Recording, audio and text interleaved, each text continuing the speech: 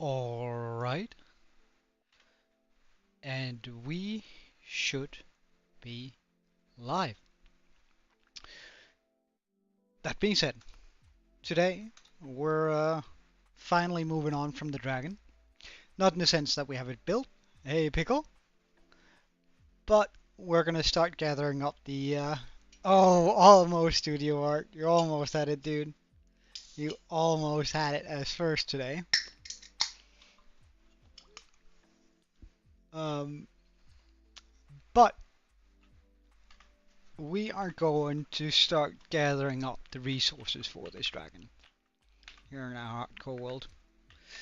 So, with that being said, let's clear out our current inventory. And I think the best thing to do might be to go and acquire some more shulker boxes.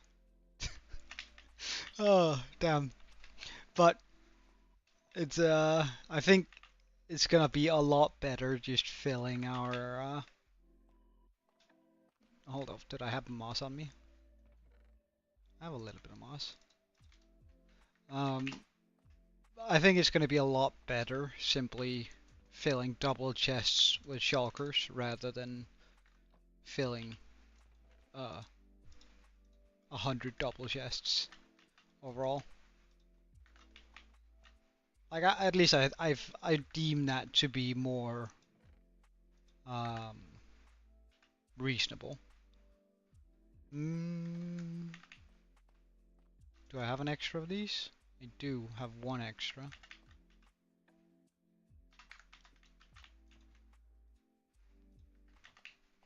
Let's just make a bunch if I have a few more ender eyes. Okay, I do. And I do have a few more, a little bit more obsidian. Hold on.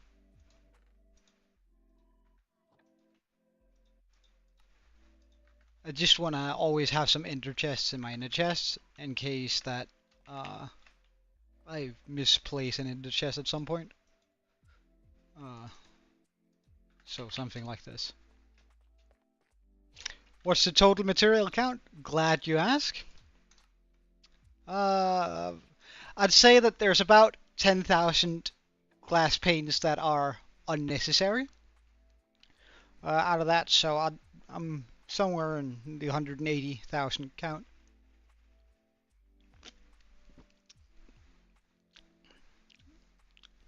Oh, you did? Well, yeah, it's not really much of an issue. It is, however, still a lot of blocks. Of course you did. Surely, it's also a one. Surely, right?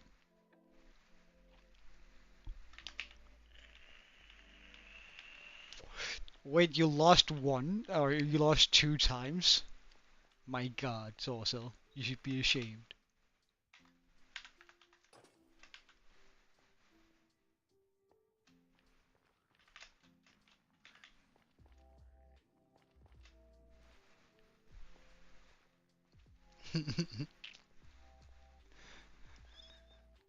Yeah, but you lost two times. That's the, how did you lose two times?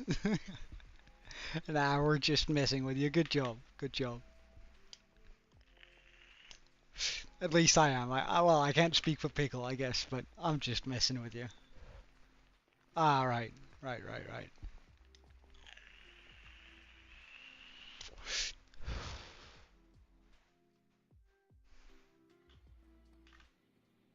Hmm.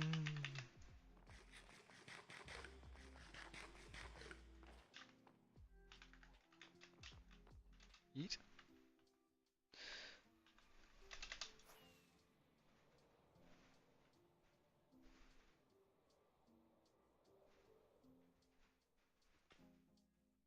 Ugh, I absolutely hate going through there, but I guess it's not. Oh, you did? I don't know. I always rather like playing as a mage. I don't think it's that underrated. Do we have any? Oh, we have 17. That's going to count towards a little bit of that. What we're going to need. So now we can make 9 shulkers, which isn't going to be enough at all. Let's just make a rough calculation at how many I need. Actually, let's make a precise calculation at how many I need. Let's just make that a wee bit smaller, yeah? So, we're going to need 23.5 plus 22 plus 81, or 0.81, 16.39, 14.71, 6.88,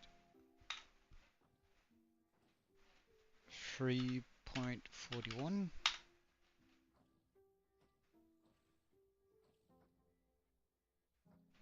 2.95, 1.72,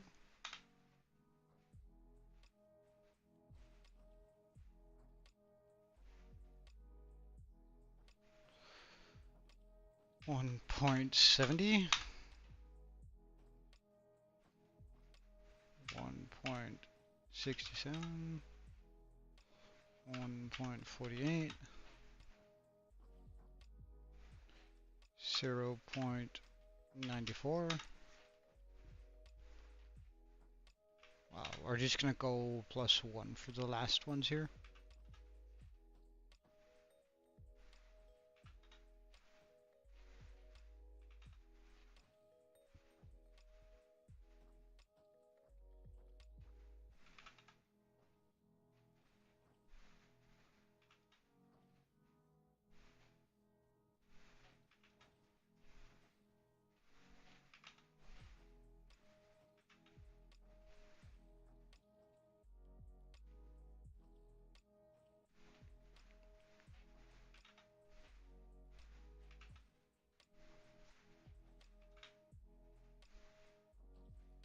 Not gonna need that. Not gonna need the snow. Blue terracotta we are going to need. Stairs. We're not gonna need the verdant. We're not gonna need deep slide tiles. This.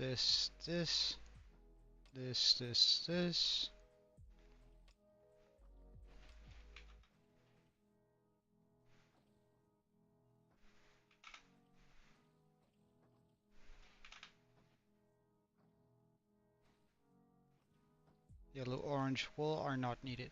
So we're gonna need 120 shulkers. That means we need 240 shulker shells. How many do we have launching down here? Ah, it's going at 4. Nice. I'm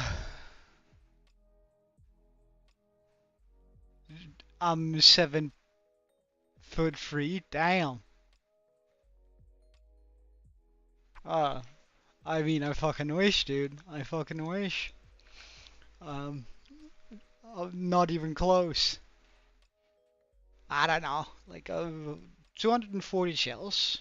It's not bad. Like, considering we've been here for, what, 10 minutes and we have, 72. Pretty much a quarter of the way already.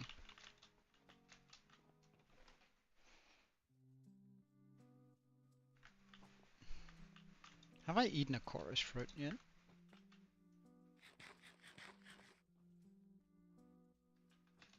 Wild. Well, now we have.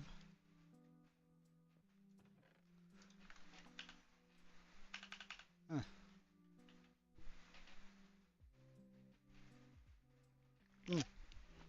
Alright, see you later, Pickle. Mm.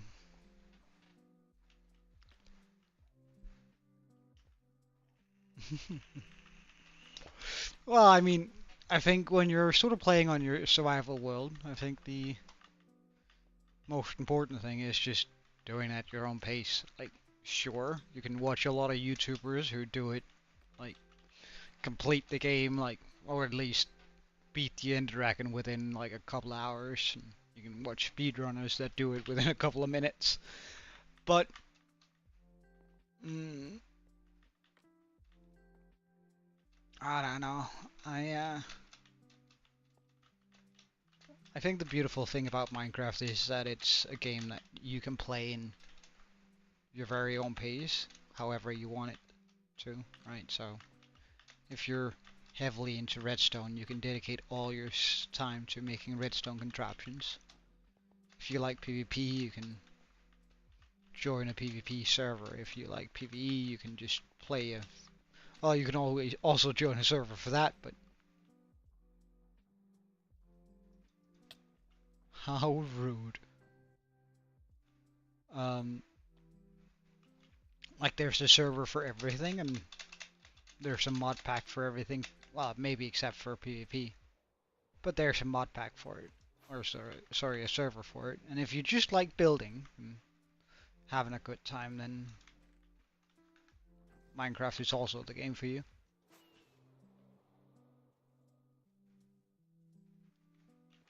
Or potentially also a game for you.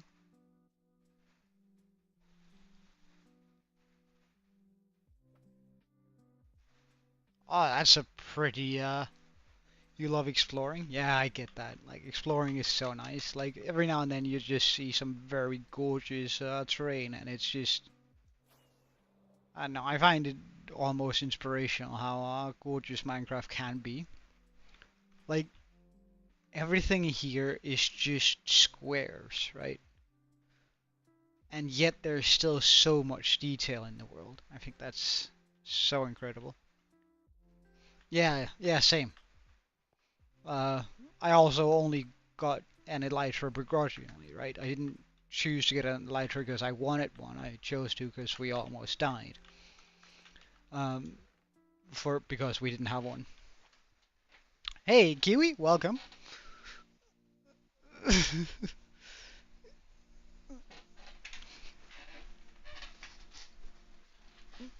I feel like it's sort of weird saying his entire name. That would be sort of like your mom calling your full name, right?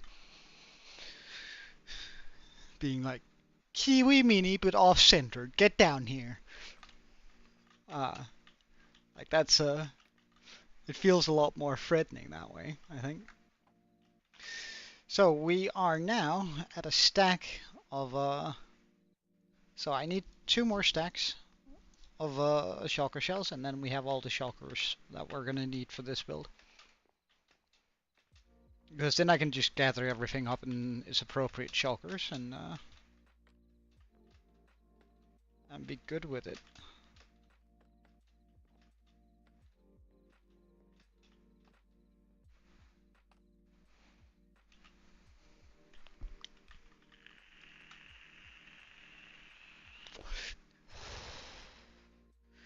We're probably gonna have to make like a whole bunch of things.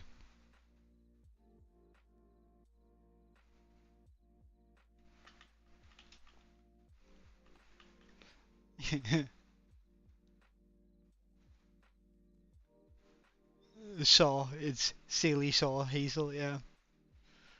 Yeah, it's it would be sort of weird calling you your full name too. Like it's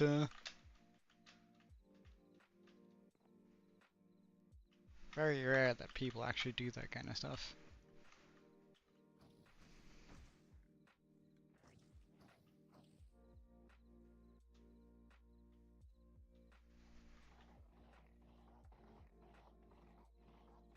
So satisfying that.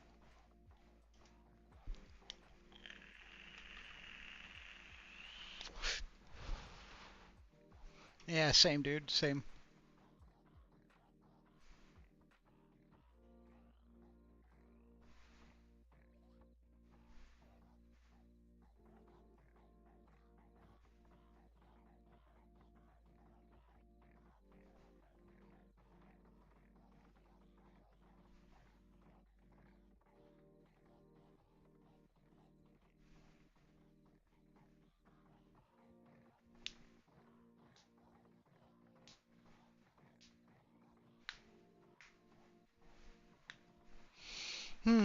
when we update the world into 1.21, I'm gonna make a two-dimension shulker farm.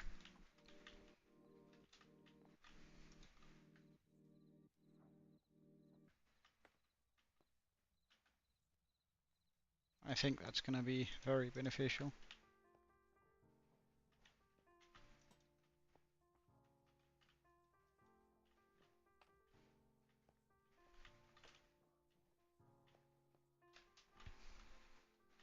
Hey, exclusive. Hey, Aaron.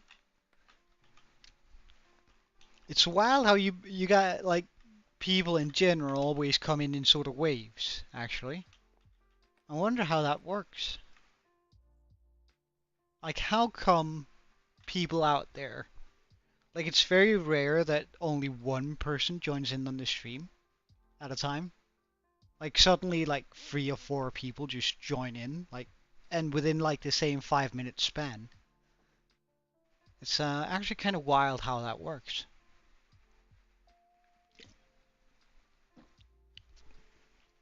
Oh, you went swimming for the first time?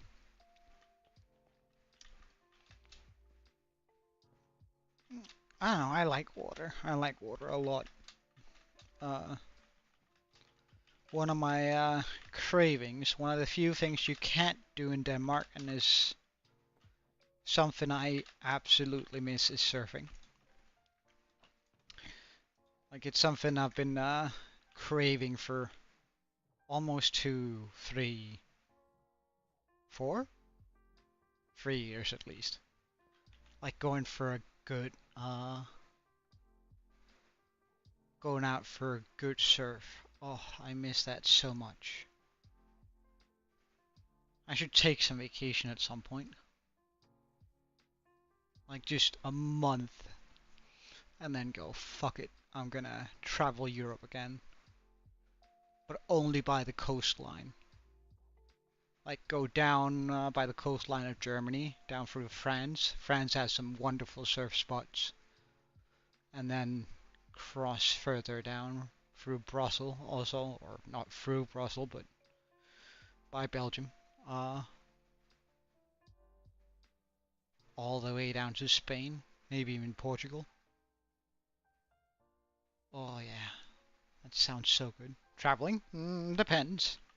Depends on how you want to travel. Like if you want to, like I'd probably just either buy or rent a big car where I can keep my surfboard on top and then drive it. Of course, like gas would be kind of expensive, but I would be able to sleep in said car and just travel Europe that way. You can also get these train tickets when you're in Europe at least. I don't know how it.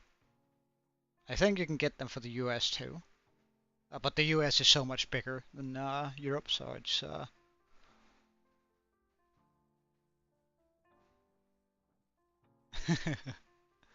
The US is so much bigger. Like there's a. I read this funny thing, like the difference between Europe and America. Like one of the base cultural things, right, is time and distance. Like everything in the U.S. is new. Like, like the oldest building, like the oldest, like nothing is much older than from the 1600 in the U.S. Right? Where in Europe it's like, well, the school I go to was built in the 1200, right? Blah blah blah blah blah. Or the building I work in, this city hall was actually built this and this, right? The US doesn't have that. But in Europe, we go, oh my god, we have to drive for so long, right? I have to go from the tip of Denmark to like down to the middle of Germany. That's going to take me 12 hours. Holy moly, that's so long. And that's like half of Texas. So, uh, like apparently that's one of the main differences between our cultures. That Europeans treat time differently than people from the U.S. And then there's China, where everything is old and China is as big as the US, and they're just like, uh, a friend of mine actually told me a story about that. Um, uh, she lived in Denmark for a while, but she was American. And she had some, but with some Chinese heritage, and she had some family visiting, right? And we have the oldest still working, still in the water steamboat in the world, um, Denmark. Uh, and we were gonna go see that, and it was built around the 1500s or something. And she told it to her. It wasn't her parents. It was just some friends visiting. Older though. That's why I want to say parents. Um, they were relatives, I think. Not that it matters to the story anyway. Um, but she was like, "Yeah, we can go see this thing. It's from the 1500s, right?" And like her friends, relatives, or whatever they were, actually got excited and was like, "Wow, really? 1500s?" And then we got there and they saw it and they went, "Oh, after Christ," and they were just like sort of disappointed by it. And it's like, so in China, there's far between everything, and it's old. Like that's such a unique thing, I think. Like having a country that's thousands of years old, or a culture that's thousands of years old, and the country is still big and livable. Like, but you could also do the same thing in Australia, but that's also a relatively new country, right? Which is also huge, but like 85% is unlivable. Sorry for those of you who are Australian.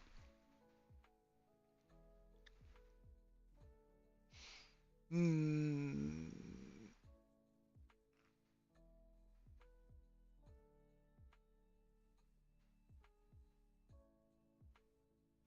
well, that's cute exclusive. The Danish car tax is 200%. Not even kidding.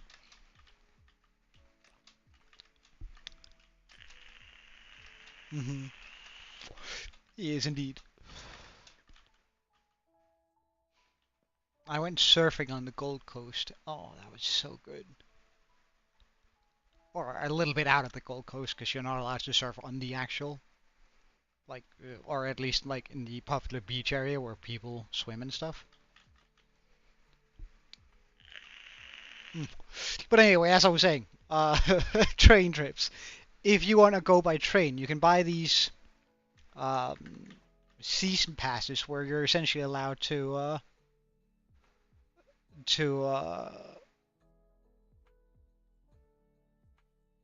to take as many trains within Europe as you want to within a certain period. And I think like for as cheap as like €1,000, you can get that train pass for 2 months. Um, and if you're smart about it, you take the train at night, so you sleep at it in the train, and then you go to the place where you need to be or want to be during the night, because then you can just sleep in the train and not have to order a hotel. Of course, there's still food costs and that sort of stuff, but like you can be very smart about it. No, you can rent.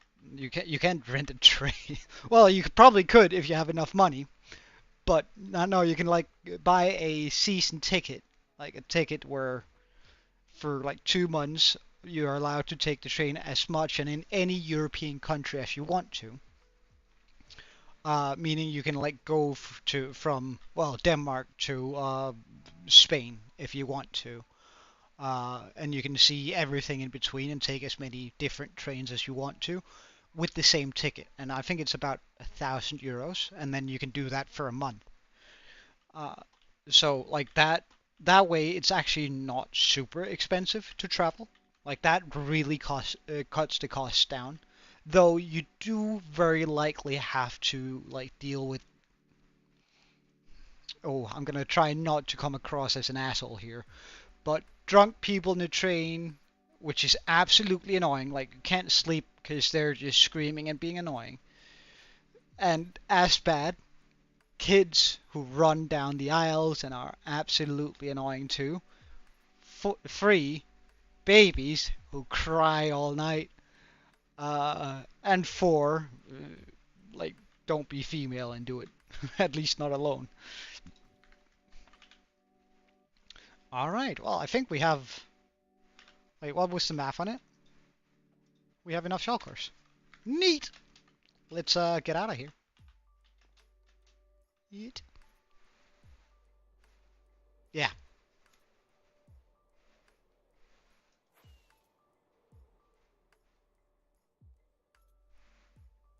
I mean, you're just gonna be taking public trains, and I think there's a premium version of it too, where you can,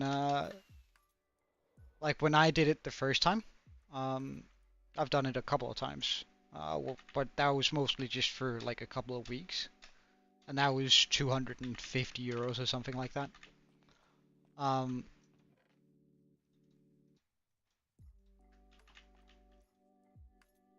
Alright, I'm gonna need some shulker storage somewhere. Uh,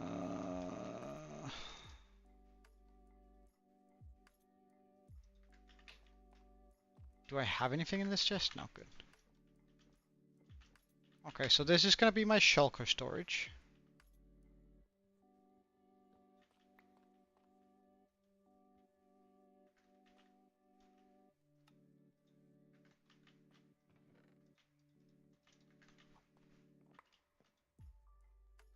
Ah, gotta make sure we click on the right one.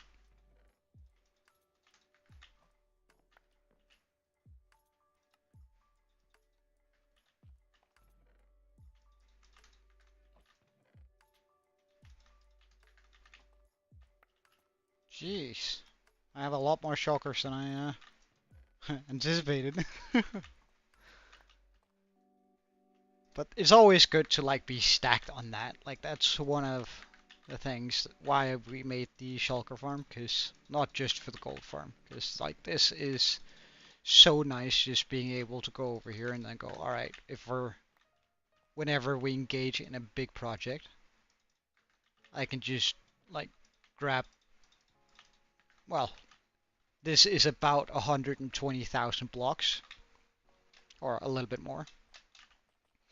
And that's gonna be so nice having to that I can simply just grab that and then go, okay, so I need this and this much. On that note, how much glass do I need? That's connecting. Can I find just white? Yeah. So for 6, I get 16. So that means plus 10. Calculator. Hold on. I also need a rough calculation on how many. Uh, huh? Oh, there we go. Materials list. Okay, so we need about. Well, let's do the calculator actually. 40 plus 4 6 4 not 39 39 417 plus 28322 plus 25 414. So we need around, well, we need exactly 33,876 glass panes.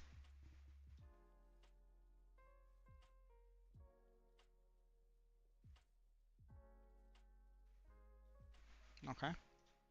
So we say 16 divided by 6. 16 divided by 6. So that's 2.70. Okay, so we take this number and we say divide it by 2.66, right? So that means I need 50,329 divided by 64. That is 786 stacks of sand.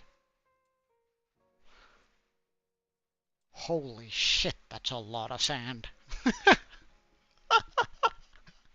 Oh, wait, what? Can that really be true?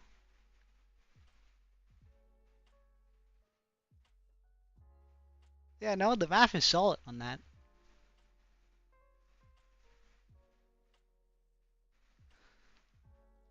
How many stacks can I have in a shulker? I can have 9, 18, 27. So this divided by 27 equals 29 shulker boxes. Okay. Did I just take off my helmet? Okay, I mean, that's gonna be... That's a lot of shulker boxes, yo. Um,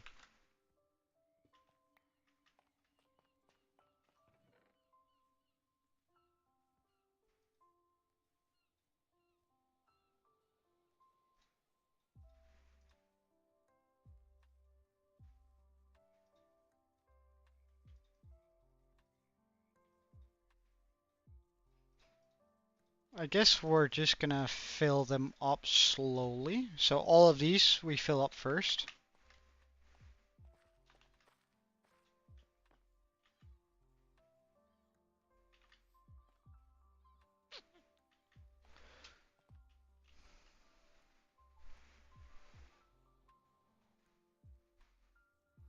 Wait, is it 2.5 billion glass? What do you mean?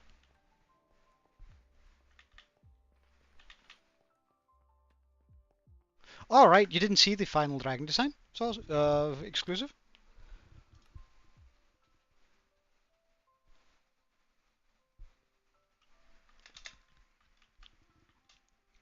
It ended up, like this is a test world, being, and of course, like it's a little bit scuffed there in the middle because I didn't like fix that, but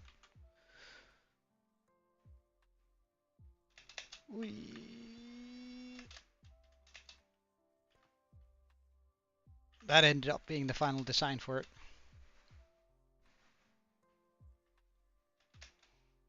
I thought yellow clashed a little bit better.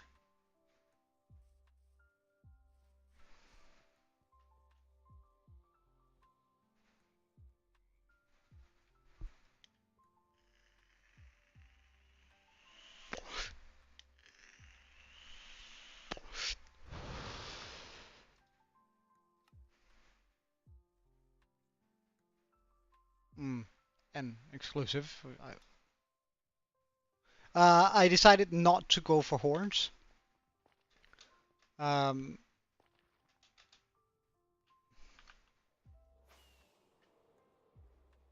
since that kind of seemed like overkill.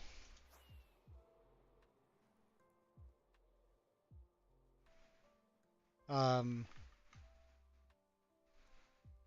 all right, 1 second. I'm just gonna first go here to the desert. All right, dragon test.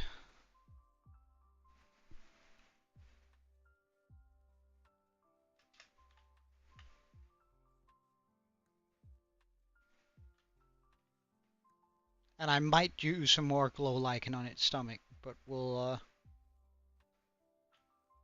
treat that as we go. Like, and again, don't mind all the extra stuff here in the middle. It's just because I had to. I couldn't fit it on. It didn't look as good as if I had it directly here, so I moved it a little bit around. Um, Essentially, I just ended up going with big eyebrows and some big whiskers.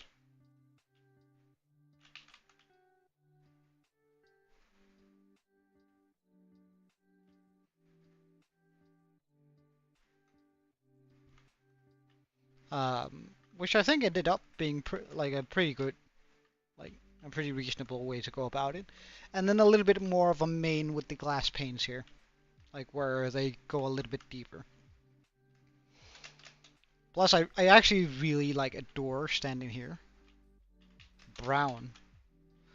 I think I tried out a couple of different blocks, but if I wanted to raise the mist of it, like how mystic it felt, uh, I couldn't go with any earth colors, meaning green or brown, and I couldn't go with any warm colors such as yellow, red, or orange, because then it overtook the body.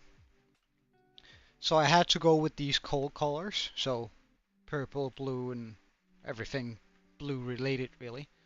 Magenta too. Because that allows us to still see the body while giving off the mystical effect. No, green and brown would remove the shape of the dragon. Like then you wouldn't be able to see its body. They're too um, heavy for it.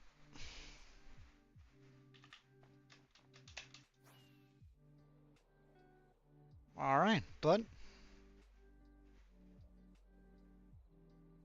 let's clear out a desert. Oh, this is such a ridiculous project too.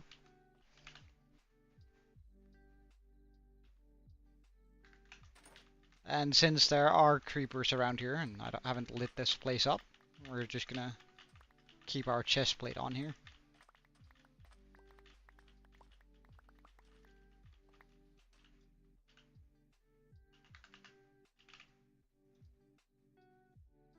I don't want any of the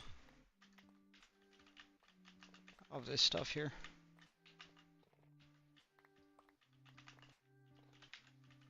We only want the good sand here.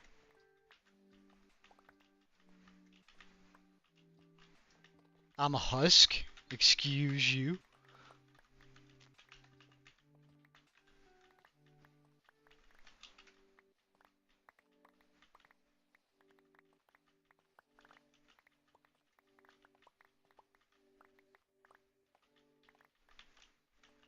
If anything, I'm a wandering trader.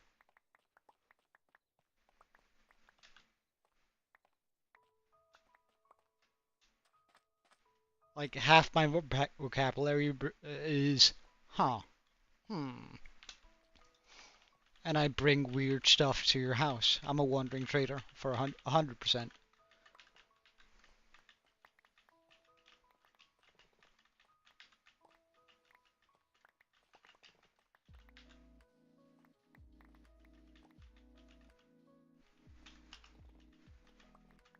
Is it bugged, really?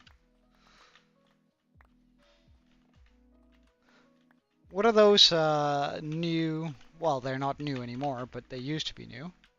Um, those that come out of eggs, like they're rather big and they're earth bound.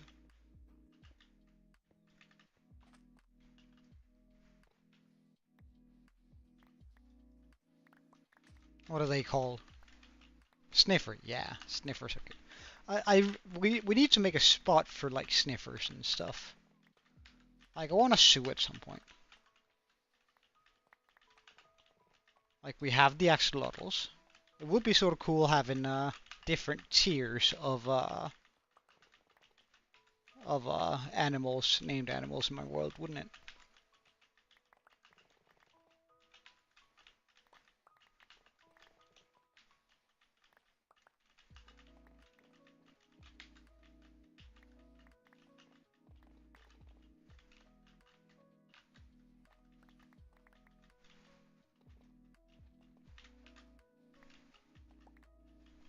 I have a point about what, Aaron?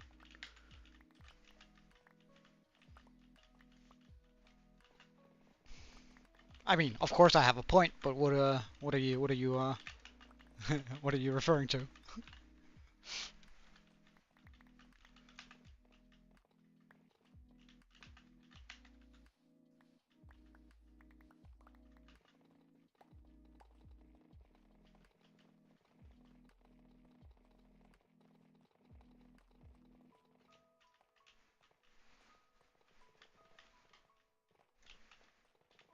Doesn't that sound more like a pillager?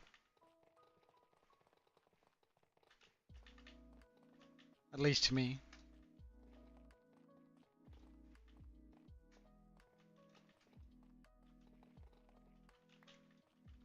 Alright, and now we're just, ugh.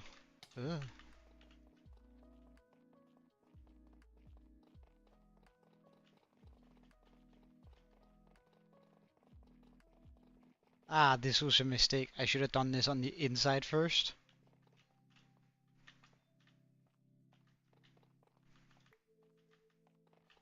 Oh, what could possibly go wrong?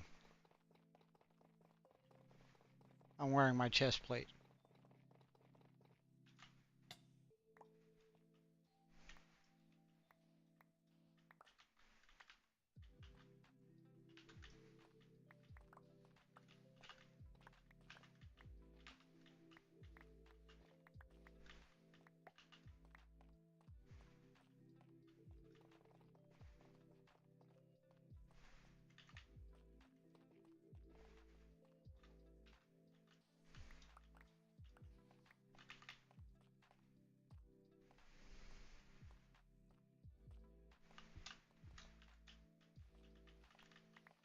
And now we can pick up a bunch of sand. Oh wait, now we can't pick up a bunch of sand because, this.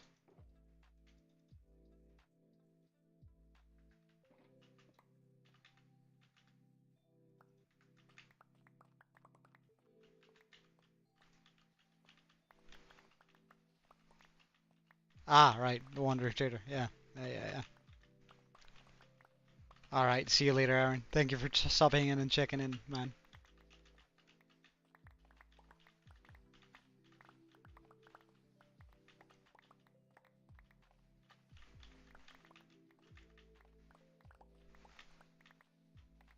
Hey, Unyo Gaming, welcome. Welcome. We're sort of just gathering a bunch of resources. Oh, thank you, man. Thank you, man. I actually do have a small thing then. Give me a second. I do have a small thing where I name a axolotl after everyone who stops on screen. So let's just go get you an axolotl. And you get to choose from the colors I have between. So if you hold on for a second, I can show you my small world here.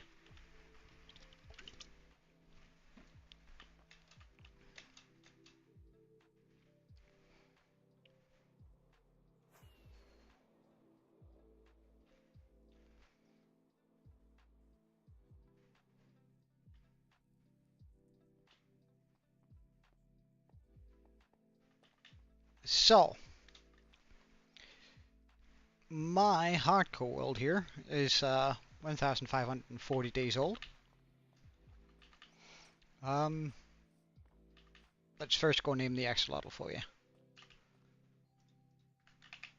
So, the colors you have to pick between are green, cyan, white, golden, and Lucia.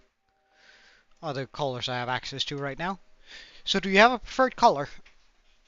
Or something like that?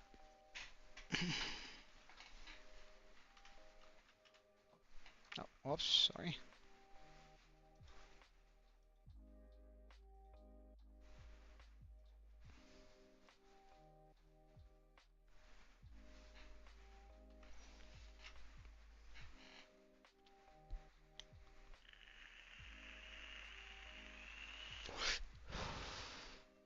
Oh.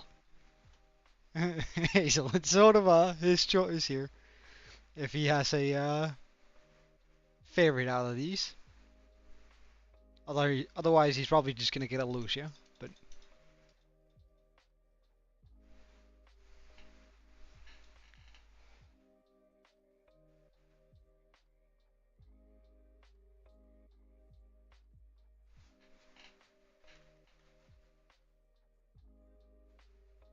if you want to, that is.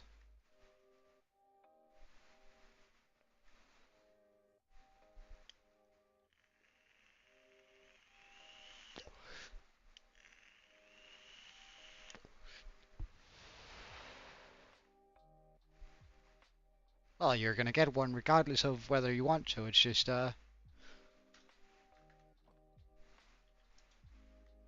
he might have, but he's getting one anyway.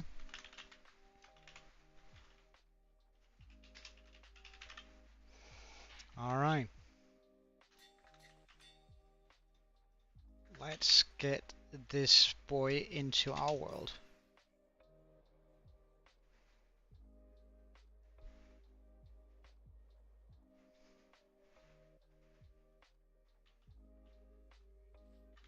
I still need to find like a better way to get in here. But welcome to the world in Ernio Gaming. Ernie, you're gaming? That's probably more a better spelling of it, but I'm not sure it's a better way of saying it though.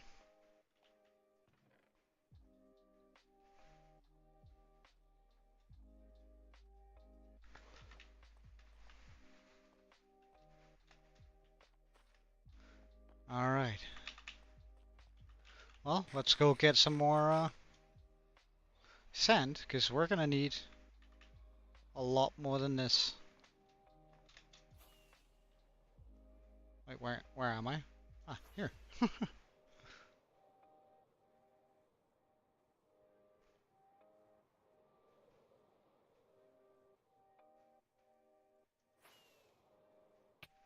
Ow.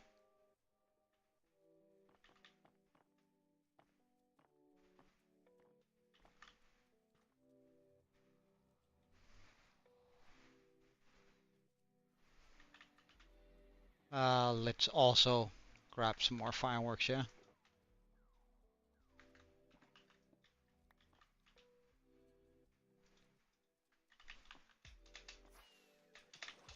Excuse you?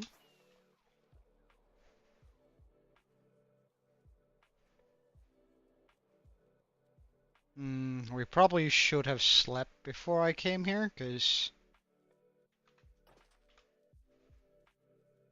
I'm probably gonna have to fight all night now. Oh, and I don't have my smite sword anymore. Oh, life is rough. Hey, Boomza, welcome, man. How are you? Don't touch me. I don't want hunger.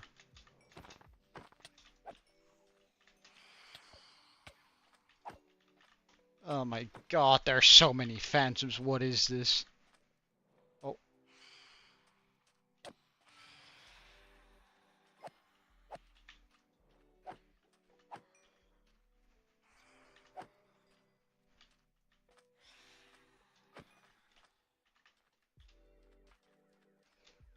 That's a creeper, and we know it.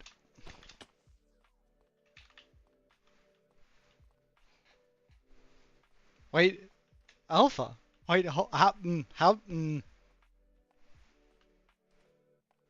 why did I not remember you saying that at some point?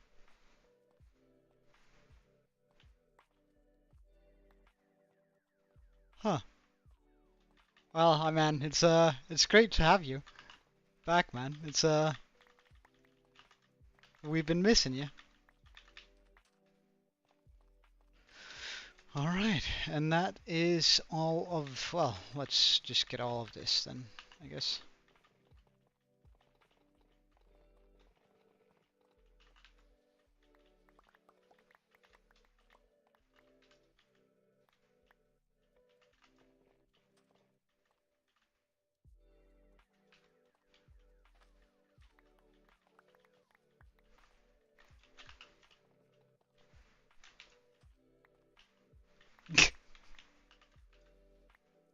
Oh, all right. Well, what a shame.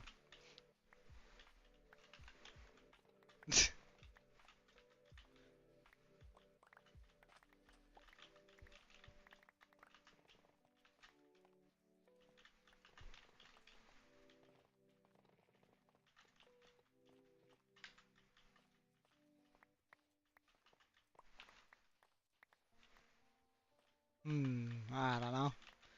I guess if he joins later, you could question him about it.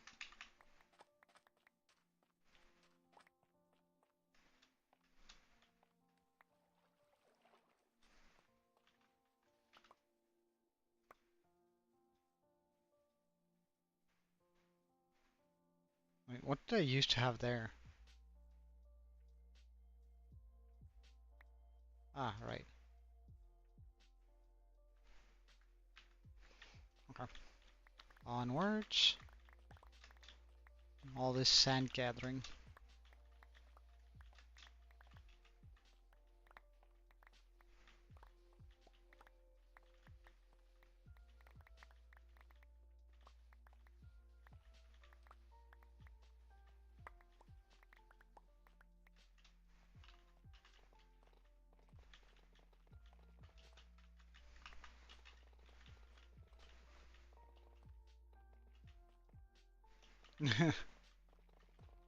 Maybe. I don't know.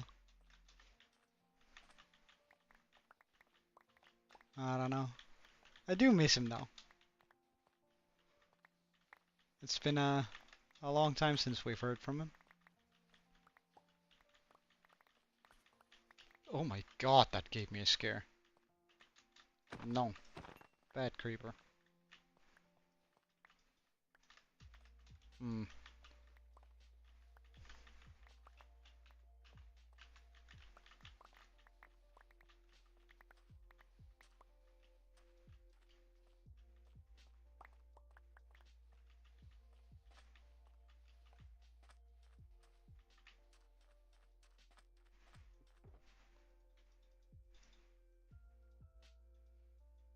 Okay.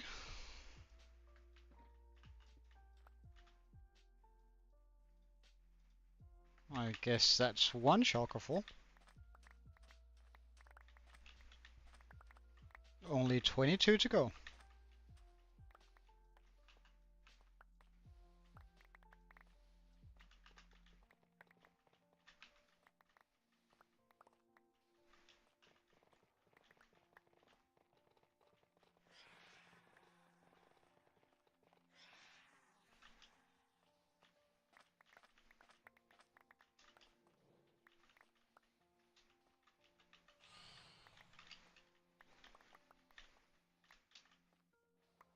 Indeed, indeed. Oh, hello, Phantom.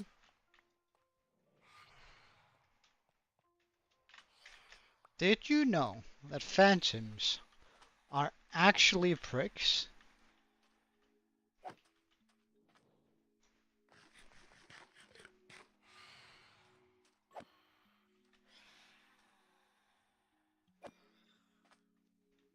Looks like the sun is rising though. Wait, what? Ah, just the sun hitting a spot far away. Okay.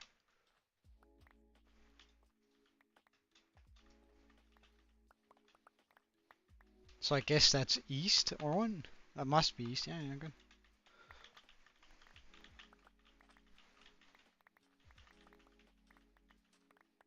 What do you mean?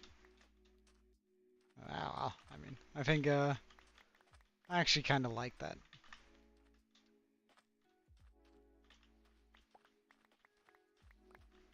The moon is also circular with my shaders, so.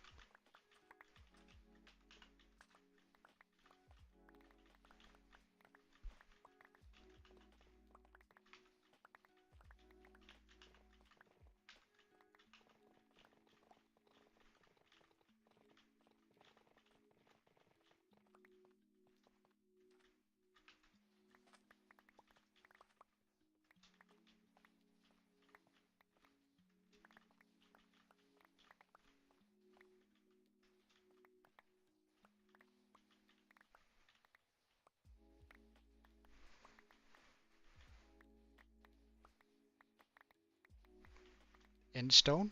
This is sand? Why am I mining endstone with sand?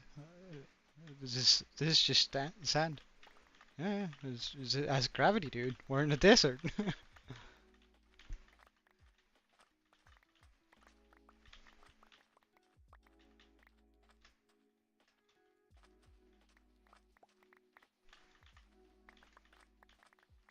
You even had me confused there for a second.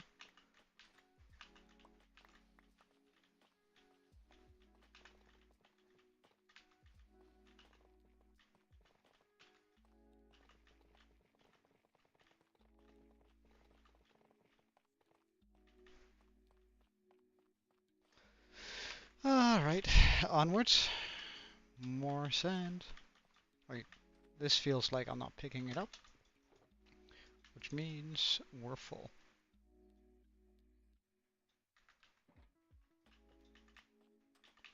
In that case, there's probably likely more here.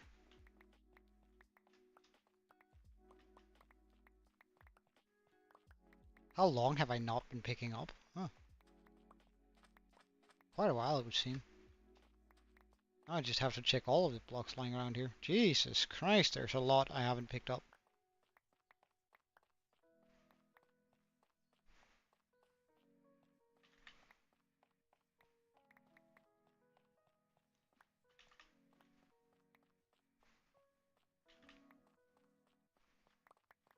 It would have been a shame just to lose all that sand.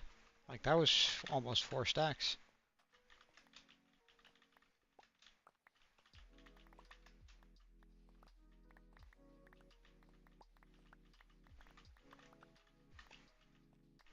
Let's play a game, alright. You want to do guess the block then, or something like that?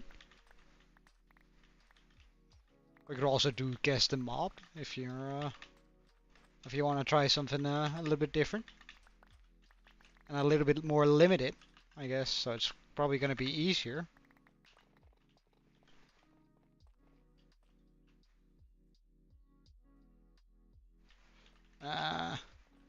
I mean, that takes a lot of my concentration, I must admit.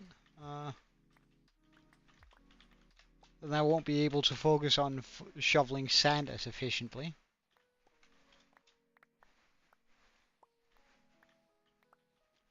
Well, I guess we can try, but...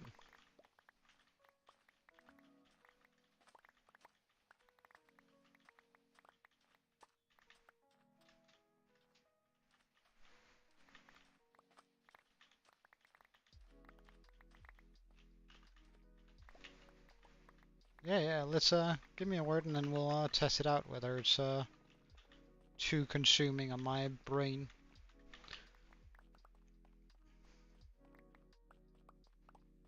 Remember, I start stream right after a long day at work, so it's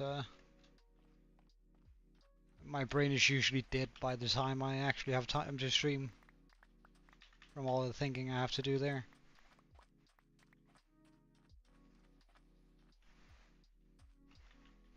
Xenon? No, I no idea what that is, honestly. Well, I guess we could. First of all, are all the English or are they? Well, I guess we could take. If we take it for Latin base, we can go Xeno, and then that takes place with the word X, or it takes with the letter X, meaning 10, and on, referring to eon, or space rather. Welcome back, Aaron. It's a gas, huh? Well, I could actually probably have made my way to whether it was a gas. A beanie? Beanie is a at least in Denmark we'd say a beanie is like a dumbass hat. I'd say no. In Denmark we wouldn't say it's a dumbass hat because there's a lot of Danish people that wear them, but I think they're dumbass hats. Like they're sort of like a small bag you put on top of your head. I guess it sort of derives from the fact that it makes your head look like a bean. Makes your head look like a raisin because it has wrinkles and it just looks weird. Wait, what? Why -1?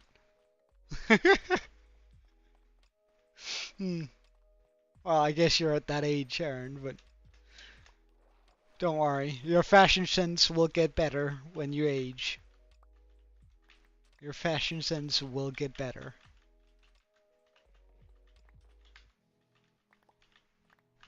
or a lack thereof, I guess.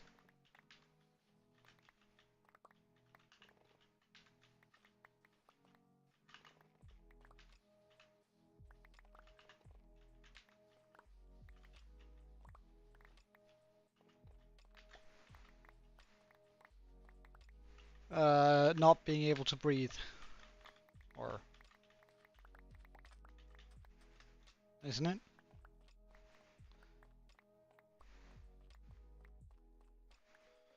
Well, no. Uh, they're not like they usually consist of a thin double layered piece of fabric, and beanies are usually not made out of particularly good material. You could do better with like any other winter hat, or even most of the time even a hoodie is as good or as warm as a beanie.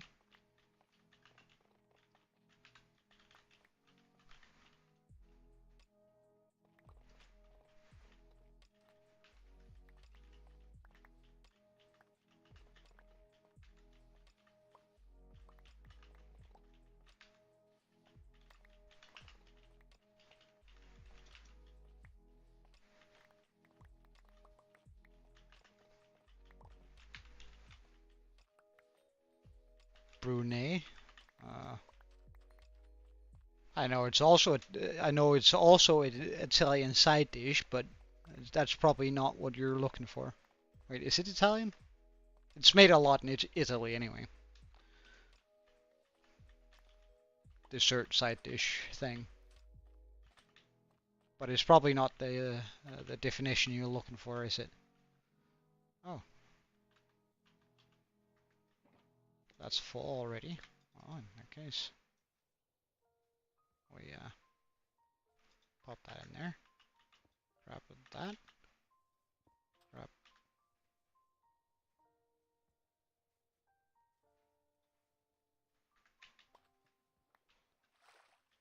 I should get more shovels, shouldn't I?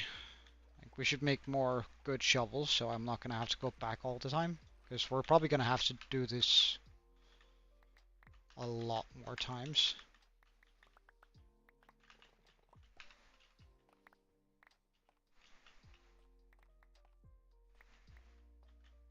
Well, hold on.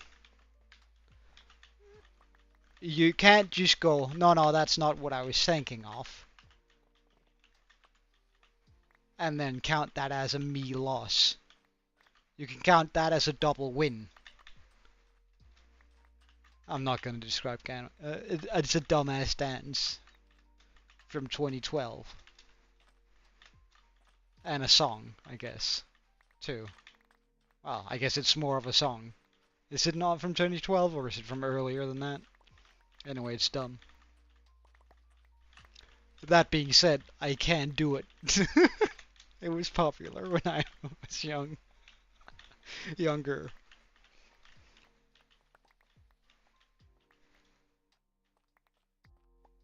Yeah, I know, Aaron.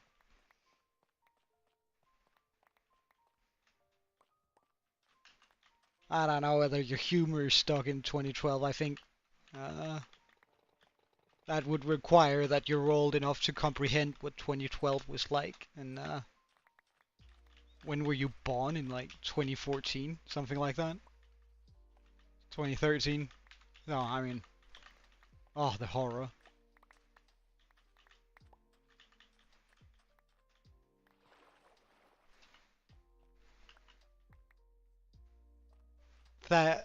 Thalassophobia? Oh, that's a good one. I'm gonna have to think on that. Phobia is very like that's being afraid of something. Um,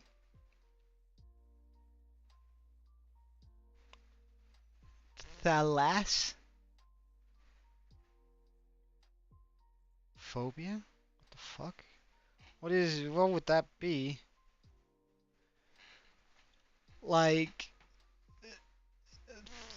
mm, I would say the fear of water, but that's not right. Because thalas and from Latin, it means dark. So fear of deep water?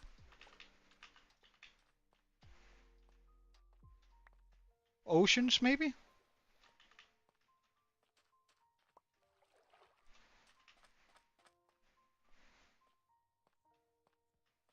Wait, hold on. We're not doing riddles too. That's like my brain was already stretched when I had to like reach deep into my brain and remember Latin from college. Like Jesus Christ. But I do actually pride myself on my Latin skills. That was pretty good, pretty decent, considering I haven't had Latin in uh 10 years, 12 years. Well, around there. Uh, I'm pretty proud that I can still do like some deductive Latin uh,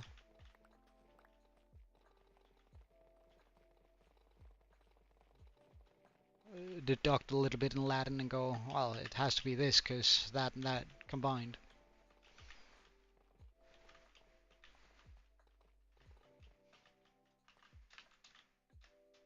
Look, I also I've had.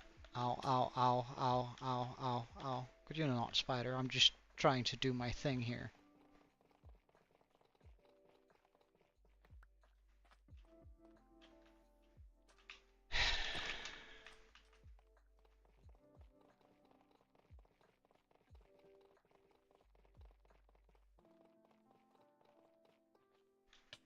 Ow.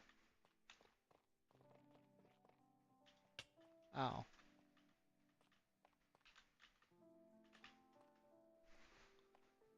Maroon to be stranded.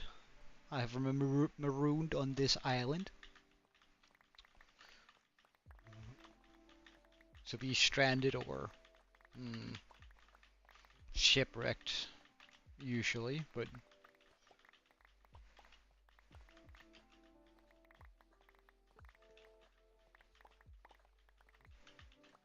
I guess. Oh my fucking god, that scared me. Holy shit. Oh, that's bad for my health, yo. My god. That actually made me jump in my seat a little bit.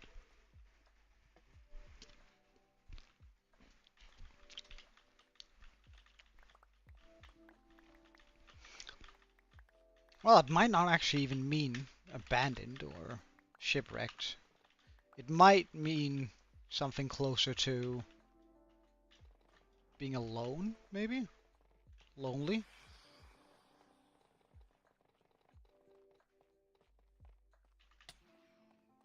Oh, fuck me, phantoms.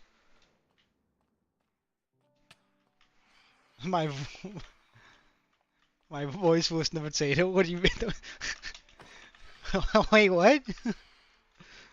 I didn't speak Danish, did I? Ah, right, the color. I mean, uh, if you're going for the color, isn't it like a red brownish thing?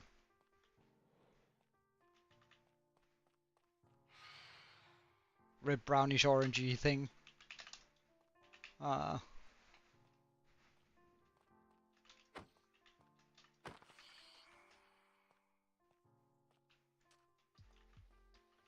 all right, it's probably you could probably yeah okay. I was actually like the color hadn't even like popped into my mind. Uh, but I guess that's where Maroon 5 get their their name from, because it's a color. It's not. I have been abandoned on an island.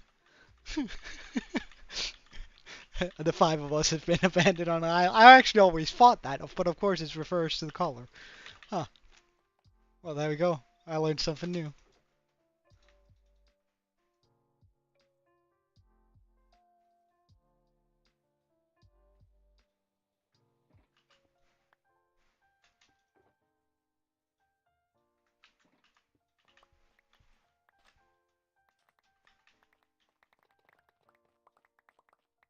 How long have I not been picking blocks up? Jesus, why do I not notice this? Ghoul? Oh, well, technically, there's like 80 different translations on it, but if we go with a Greek translation on it, it simply means flesh-hungering. It's essentially the Greek version of a zombie. But you can also go with the Native American version, which is then it's alive, but then it's not an undead. Then it is simply a. I think ghouls come from in Native American lore. It would more be like a cannibal that has eaten so much human flesh that it has and like it is tied together with the um, um, it's tied a lot together with Wendigos if you take Native and American law, um, where it is you eat certain meats for certain things, right? So you eat bear meat to gain the strength of a bear and such, but ghouls have been eating human flesh and therefore transformed into something unholy, I think. But but and yeah, if you're going with Japanese and Chinese lore, ghouls are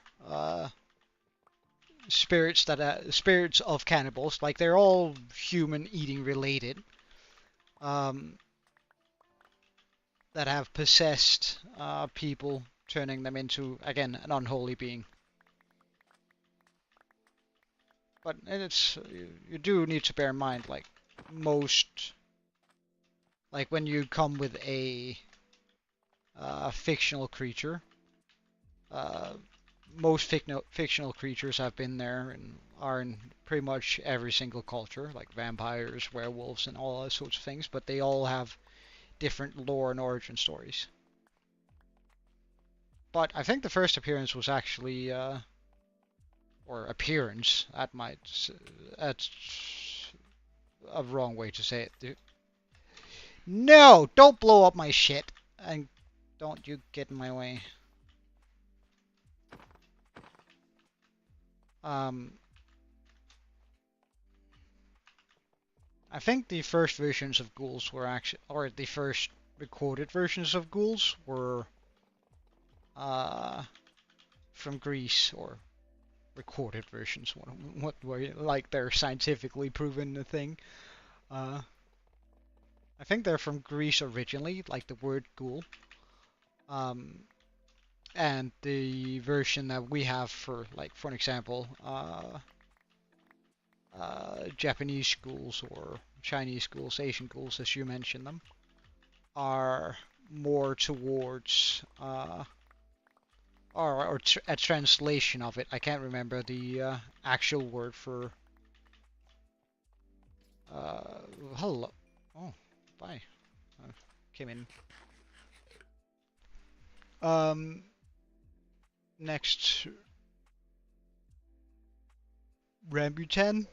Uh, mm, Rambutan. When we say tan, it's usually in regards to a gas, but mm, Rambu. Uh, we usually don't use the BUR sounds. So I guess instead of gas, we're gonna go natural, and then we're gonna go plant. But I don't think it's a plant either. I would guess more in regards to maybe fruit or nut.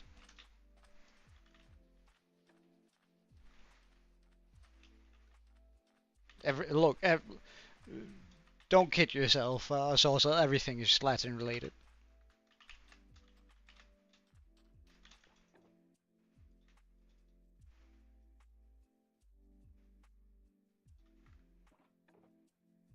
Every single word in this world derives more or less from Latin, or not necessarily, but English does. Uh, Greek does. Roman does. So unless you're like picking a word that originated from Mongolia or from uh, the Aborigines in Australia, you're not gonna find a word that isn't based in Latin. Well, it's still gonna be based in Latin. If it's a modern European word, it's still gonna be based in Latin. So is Romanian, also based in Latin. Latin is one of the first spoken languages we ever had as humans, so like pretty much everything. You're gonna have like you're gonna find like Russian, uh, Mongolian, which is where Chinese pretty much comes from. Um, Russian, Mongolian, and I think Greenlandish, but I'm not sure. Um, and the original language of the Arabini, Arabini, why can I not say that as plural? Well, native people of Australia. Everything but those cultures have Latin as their base. Well, as I said, I would guess that it's either a plant or a nut. Like a nut as in something that grows on a plant. Maybe a fruit.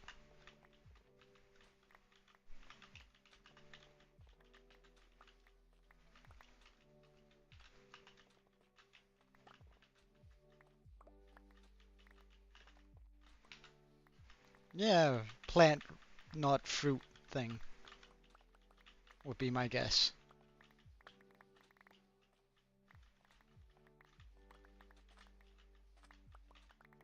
I'd probably settle on fruit.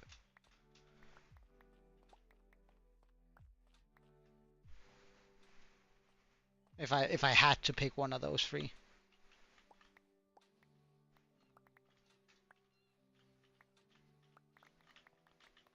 That would be my deduction anyway. This shovel is not doing well. I think this is the last line we're doing, and then we're gonna go repair it. It is a fruit? Really? Is it edible? It's probably not edible, is it? Oh no, then again. It's probably edible.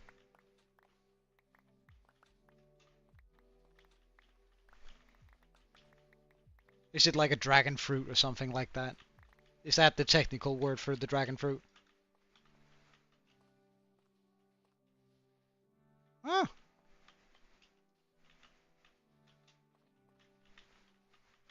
really? Uh,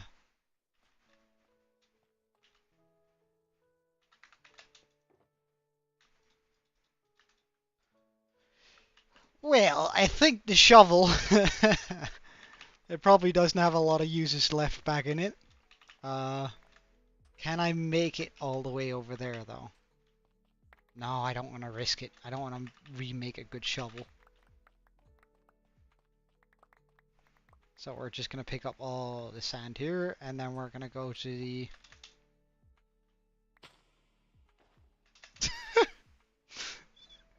to the, Oh, so it is like... So it is like a dragon fruit, I guess.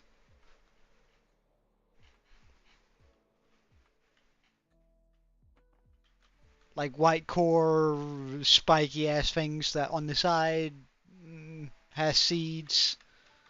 Probably somewhat related to a mango, but distantly enough that it just looks weird and actually looks sort of poisonous, so you don't want to try and eat it. And it probably tastes sort of earthy, but pretty decent. Not too terrible.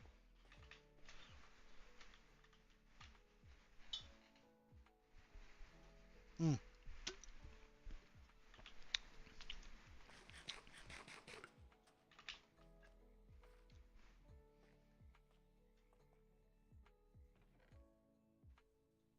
Alright, we're just gonna put the shulkers that I have managed to fill in here. So we have 4 shulkers out of the 23. So, actually, let's enchant another shovel. Do I have the right scrap for it and the template? I do have a template. Do I indeed have a... Yes, I do. Wonderful. Let's just grab a couple of this and one more stick. Because I need to make 2 shovels. We're then gonna need some lapis lazulis.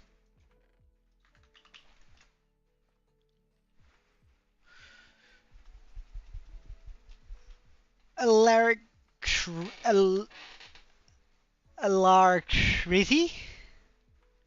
Am I pronouncing that right? Alar...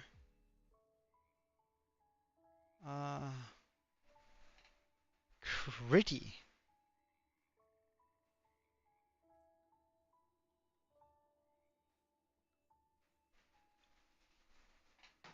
Yeah. It would be. It actually looks sort of Hindu. Unbreaking? Yes, wonderful. Efficiency 4. That's exactly what I need on it. Now I just need mending.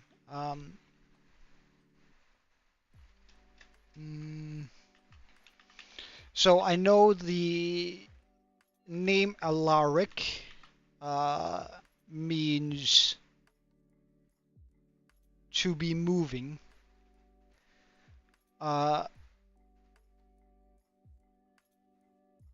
Two though, like that messes me up.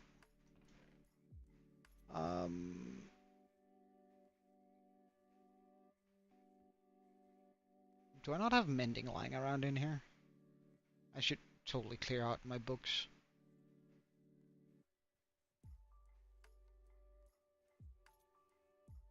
I don't have a mending book lying around? Huh.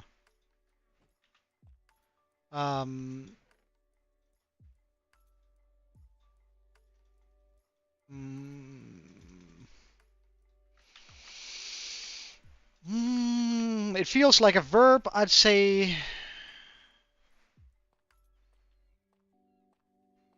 I know.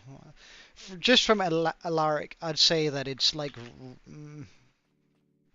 to be ready, maybe? If I had to condense that into one word, maybe readiness.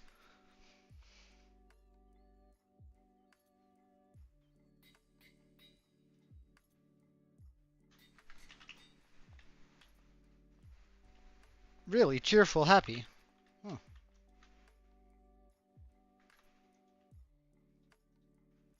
Are you sure about that? I'm gonna Google it. That feels like a mistranslation. Wait, hold on. Where am I different? That's just not the one I want to bring up. Ah, there we go. Hold on. Let's check this out, boys. What is it? Alacrity.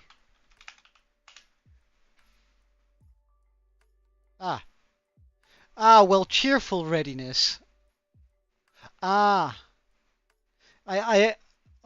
I put too much on the Alaric, and not on the, okay, so it's the alacrity. I need it to, okay. Eagerness, willingness, readiness. Okay.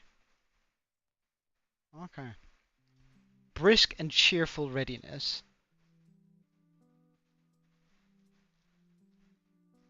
Yeah, I guess that. So no, actually, in that case, it fits with the Alaric. Okay, fine. Fine. I accept that one.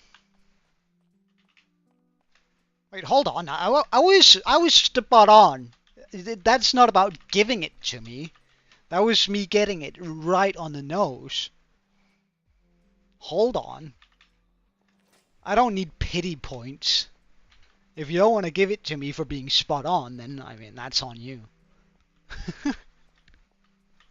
I guessed it. Exclusive get is happy and what? Happy, cheerful.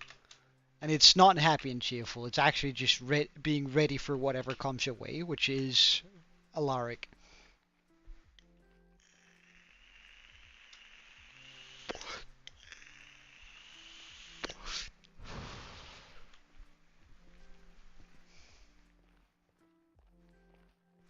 Which comes from being on the move. So I could also have guessed moving, but that felt off. What is moving in Latin? I don't even remember. Give me a second. And now I need to figure that one out.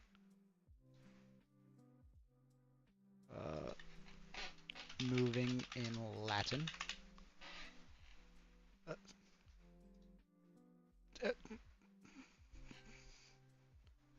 That's movens. Okay. Well.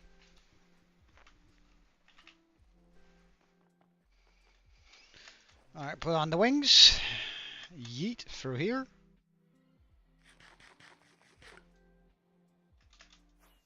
Yeet in this direction. Hello, good friends. Fix my shovel, please. Ventriculized. Wait, when... Trilo...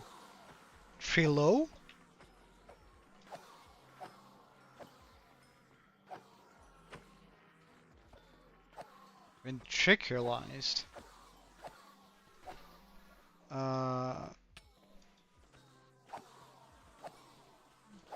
That's a...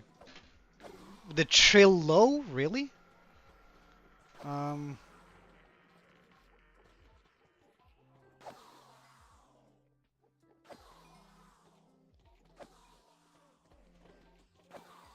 I guess we should get this one in on too.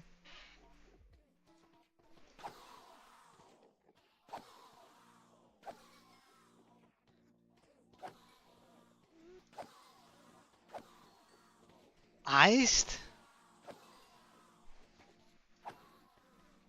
Oh, I don't know, man. Like, someone stuffs their hands up your butt? I don't know, that's like the only thing I can think of, because I've been Tinkerlist, isn't that one of those guys who have, who like, have those hand dolls, those creepy hand dolls?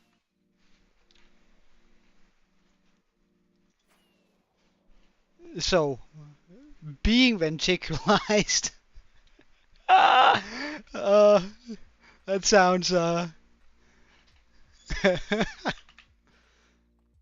alright, okay. Nah, yeah, that makes sense, Like, all my head went to is, like, as I said, those guys who, managed to, like, speak through a doll.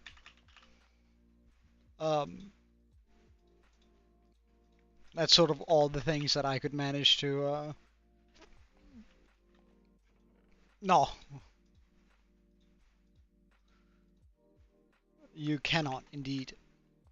It would be pretty wild, though. Imagine knowing every word there is in the English language. However, you can know quite a lot of words by having a reasonable idea of Latin. Okay, so now we have 2 shovels. I mean, now we should be able to get, like... Wait, hold on, where am I? Going the wrong way, am I?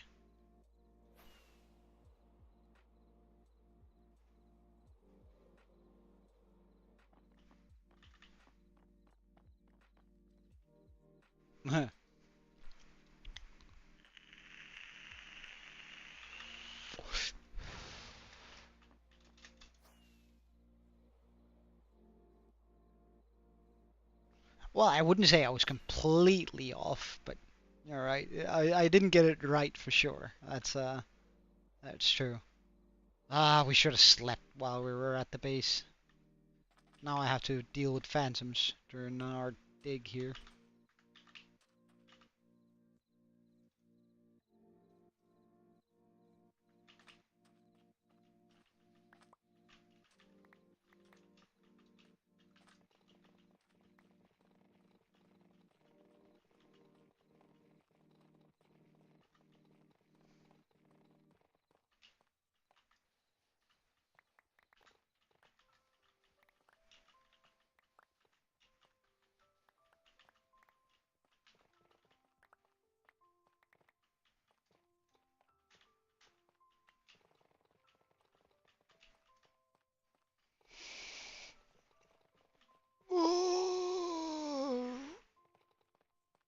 That sounds German, Latin.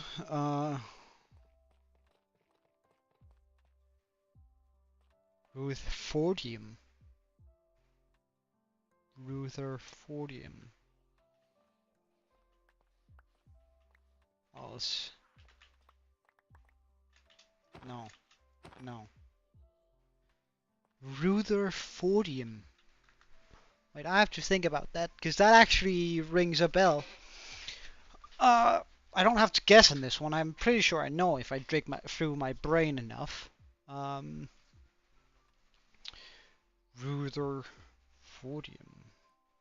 No, that's not how you pronounce it.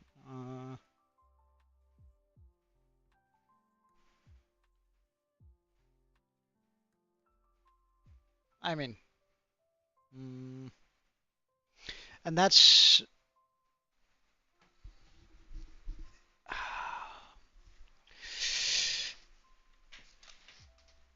I am gonna guess. Ow, ow.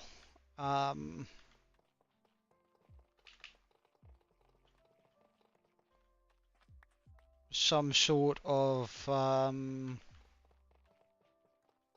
something on the periodic table. I think I even know the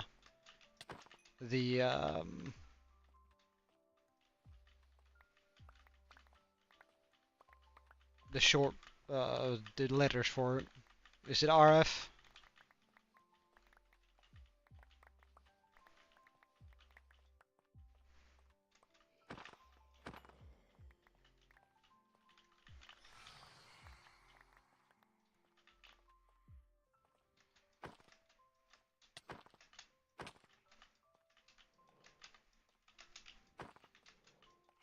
Fuck, I hate sharpness. With my entire being, I hate sharpness. I can't even crit kill a phantom. Like, holy shit, sharpness sucks.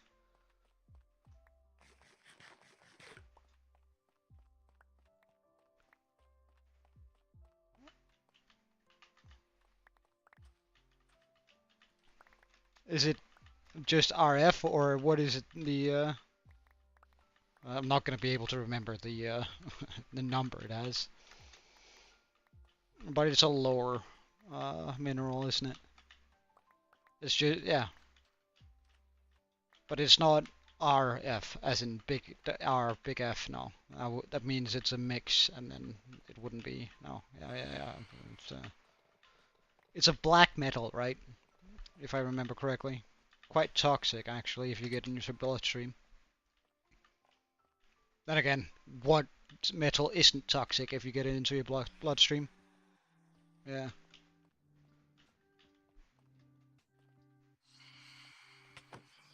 Most of the things that... Come on, son. Get me out of this. Get me out of this phantom hell, please. I don't deserve this. Come on, you should start burning any second now. Yes, yes, yes. Now we don't have to fight them anymore. Bruxism.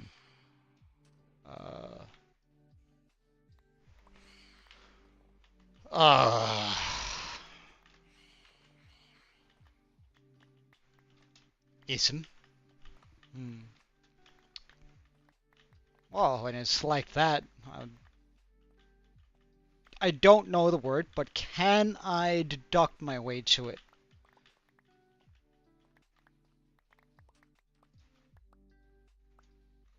about density. Um,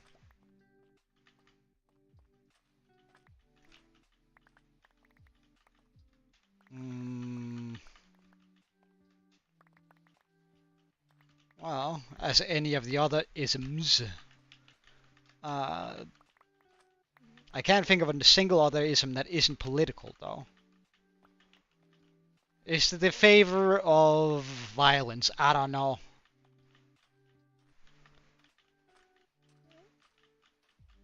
Going from the Latin word brute, or from the English word brute, and then putting a modern twist on it, and then saying ism, meaning force is... Ah, damn. Well, I mean, I was bound to get one wrong eventually. I can live with that.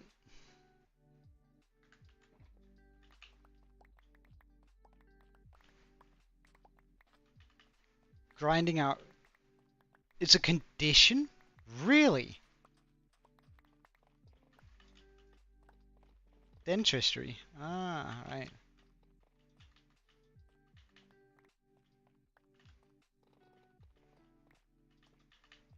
Well, I mean... that's just weird putting an ism on it. Yeah. Well, I guess it's... the reason, like, I used all the right reasoning to get to where I was, but I got to the wrong conclusion. That's actually kind of interesting. Because I reckon it probably does come from the, from its origin would probably be in regards to brute, and then it would be probably brooding your teeth, and that's where the,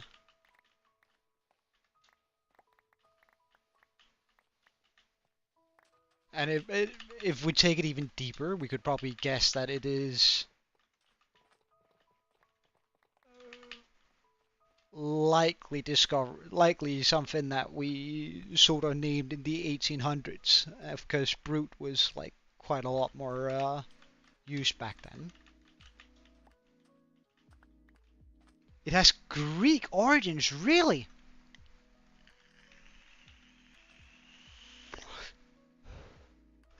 Wait, what is it Brox means again? I forget. Uh,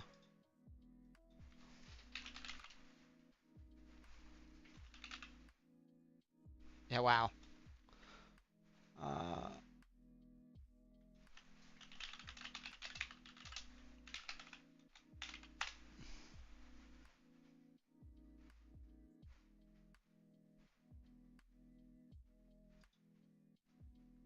ah!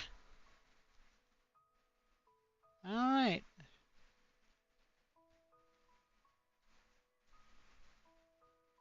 So it is a... Okay, interesting. Learn something new.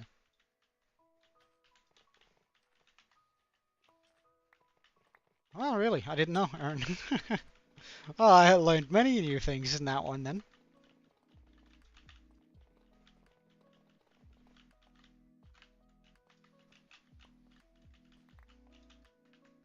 Despite popular belief, I am actually not all-knowing.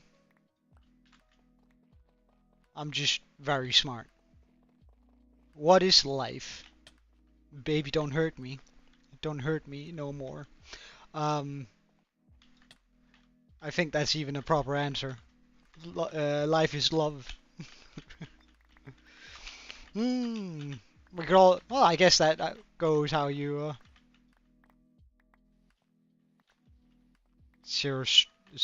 Serostromia.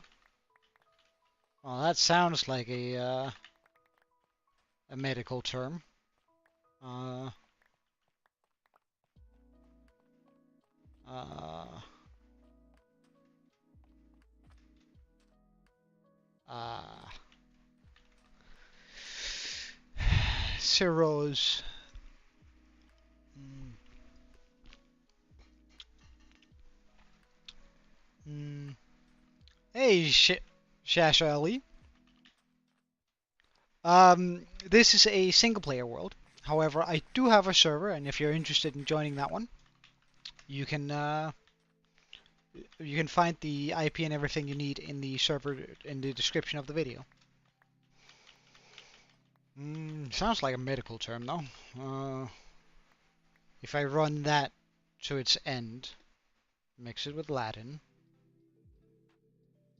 we have Stomia, which usually refers to the conflicted, and we have Zero, which is what?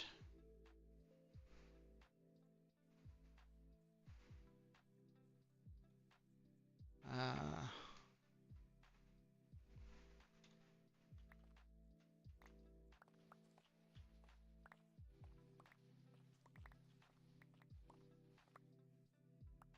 hmm, what is Zero?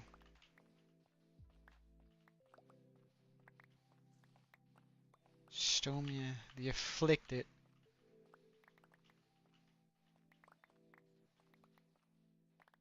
What if I take it a dentist route in my head? Does that make more sense? Chief afflicted, no. What did we do? Um,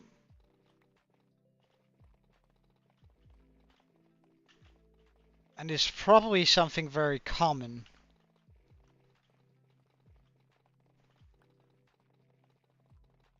Probably a minor symptom.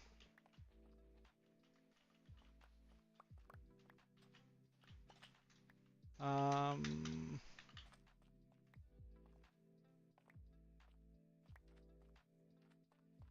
I would suppose. Yeah. Because it's stomia. It's not emia, right? And that's usually how we divide on a minor symptoms, and if we put the S on it, it's usually a minor symptom. At least, I don't know. I don't know where I have that from. Like, don't take my word for that. I just feel like whenever we categorize things, it's into stomias and emias, and emia are already always serious, and stomia is usually just a symptom. Ow, ow, ow, ow, ow, ow, ow, ow, ow. That was annoying. Um,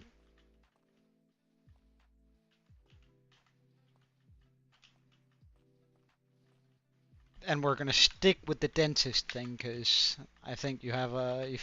I think you think you have me beat there. Um, but I don't think it has anything to do with teeth because then we would still be working with the B sound.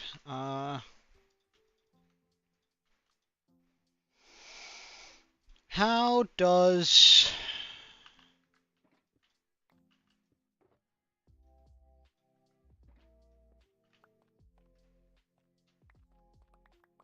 dry mouth work? No, I'm not sure. Dry mouth doesn't feel right. Uh,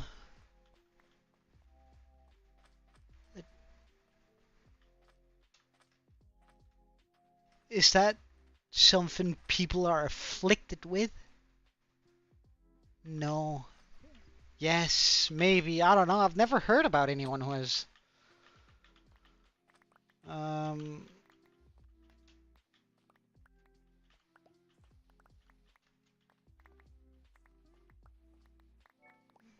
no. Yeah, it's not my final answer.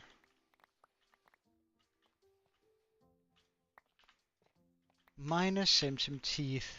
It's not toothache, because then it would be. And it's not rot either. Cavities? No. Then it wouldn't be an ism, would it? Or an Mia, sorry, Somia.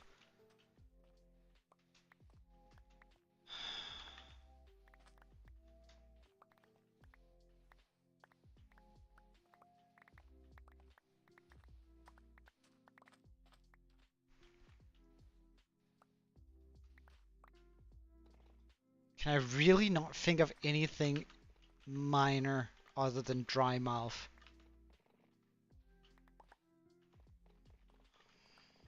It just doesn't fit the bill. Maybe maybe it's not human? Maybe I should think of a veterinarian version instead?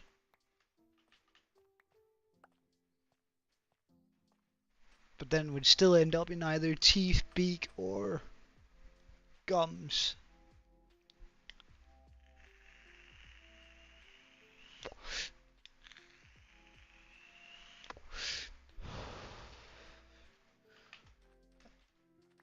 No, it's not anything to do with teeth, because then I would be able to relate it to bones, and I cannot relate that to bones whatsoever. Because most of the time bones and teeth are synonymous in medicine, at least when you go to the Latin description of it.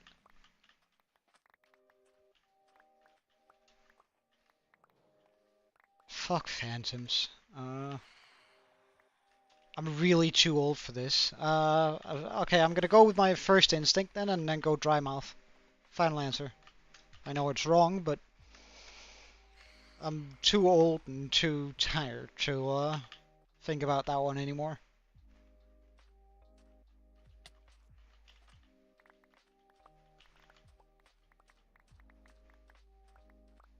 Crystal Pickle, welcome.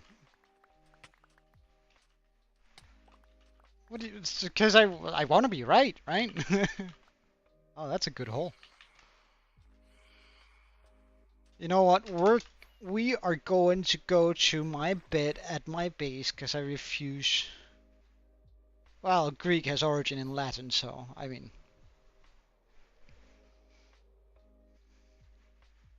Greek is very closely related to Latin.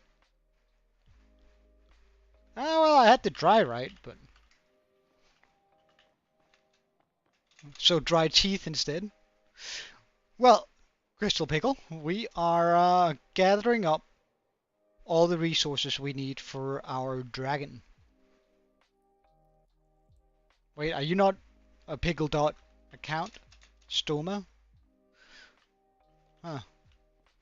I thought stoma referred to the bowel, but I guess technically the mouth is part of the bowel, so I guess.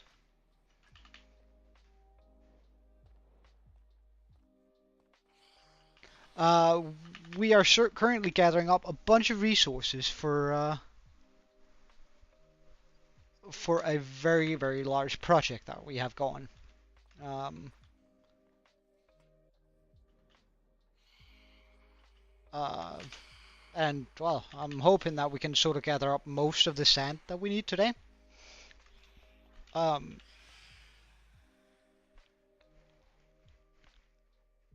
and then I'm gonna run. We're probably gonna have to make a a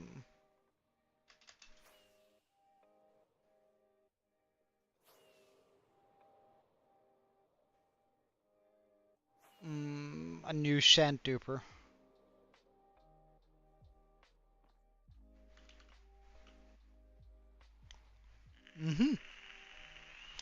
I can show you real quick. I have a design world where I designed the thing, and then I have a test world. So this is the test world, but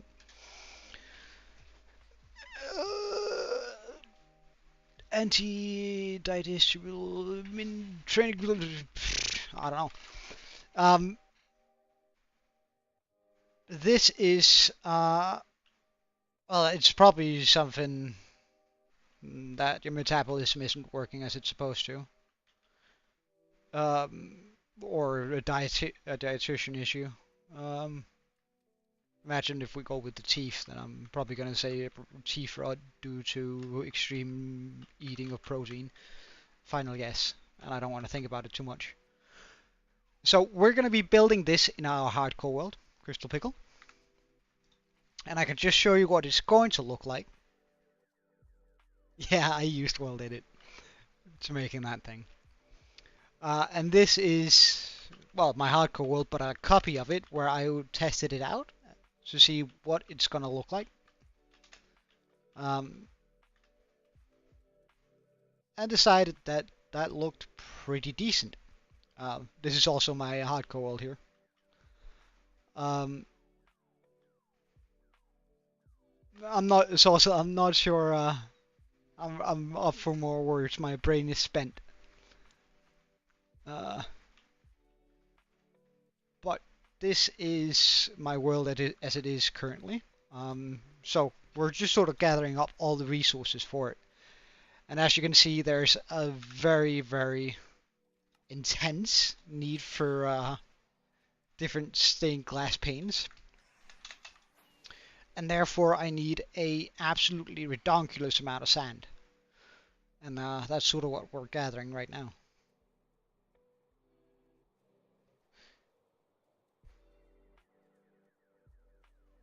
Hmm. How so? Uh, it's also, I'm not going to do any more words today. I'm too spent for it. Sorry. Um, it's just spend all day working, and then straight into streaming and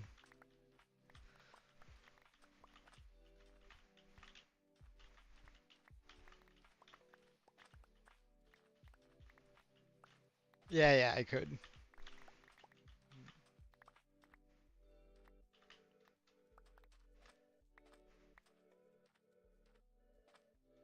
Yeah. And like it was good for a while. It's just now my brain is barely braining anymore.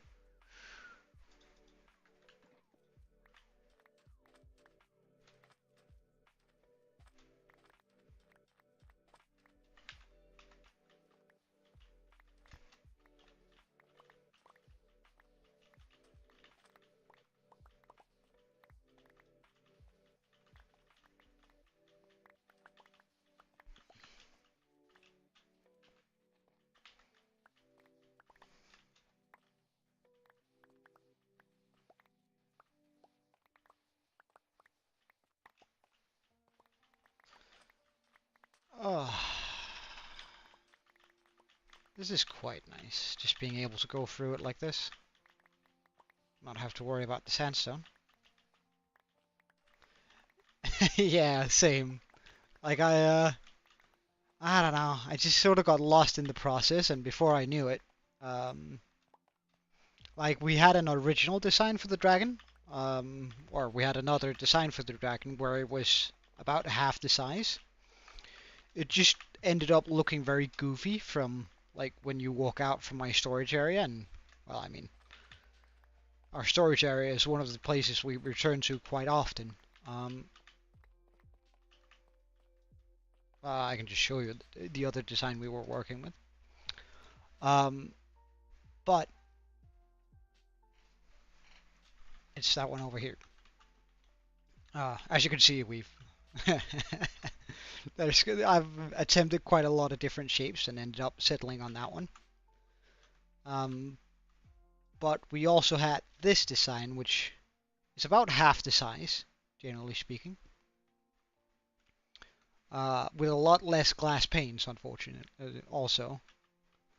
Um, mm, I don't know, maybe it's a little bit behind exclusive.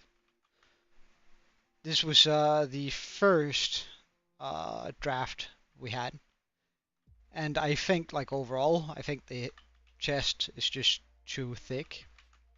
Um, but it ended up looking super goofy when, I guess, if we drop down about here, it ended up looking something like that, and I think that was something like that. This is about the angle, maybe a little bit further up. Um, which I really wasn't pleased with. Um, in the end, we ended up going for something that was a little bit more, well, sleek, longer, and it's not quite as thick. Technically, the head is actually smaller on this one. Hey, Draco, welcome. Um,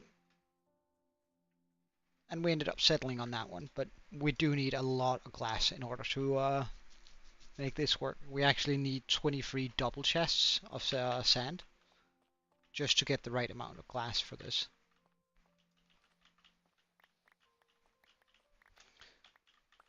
So now I'm just digging for dear life until we have the amount of sand that this requires.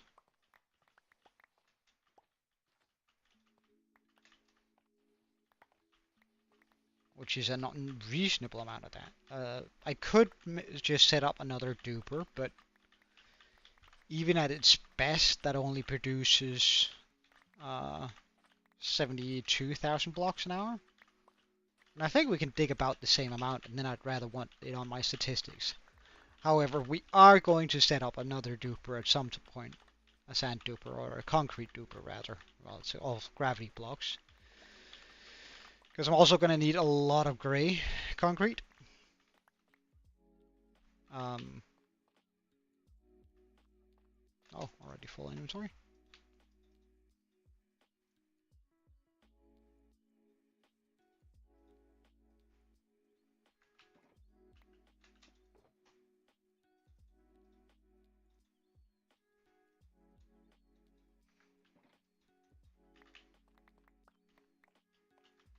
Good stuff.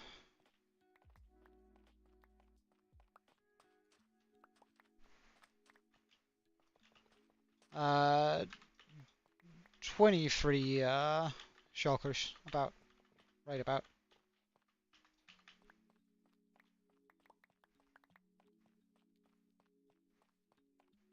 700,000-ish, I think it was. Wasn't it? Let's just take a look. Or 700 and 87 stacks, which is 500, which is 50,000 roughly, 50,500. Ah, nah.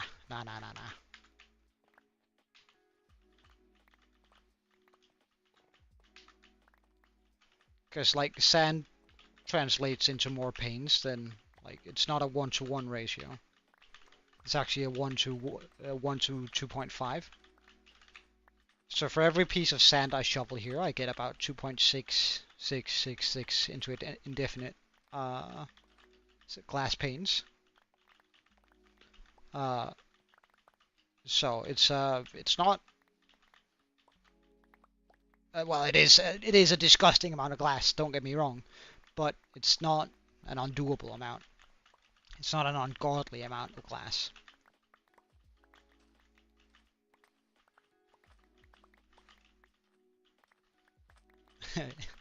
I have seen the Human Centipede, actually kind of recently, or at least this year, yeah.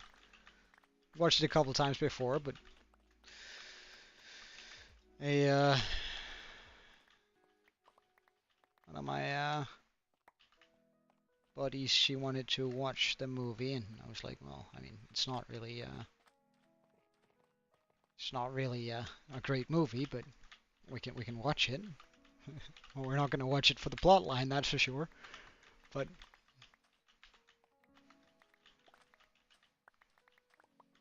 I mean, there's nothing wrong with talking about the Human Centipede. But it's definitely a movie that's out there and rather disgusting, to be fair, too.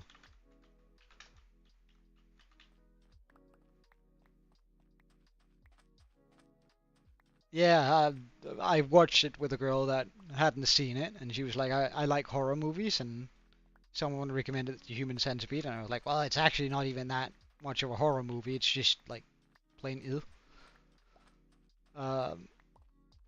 It's not horrific, it's just disgusting. um, which, well, no, I get why it's called a horror movie. Like, don't get me wrong, it is a horror movie. It's just not what I consider a horror movie. Like, a horror movie to me is the jump scares and all that sort of stuff. So, but it is horrific actions, and therefore it falls into the category. But I don't know. Seems a little bit far-stretched to me to call it a horror. At least in my like own definition of horror, but I know it fits the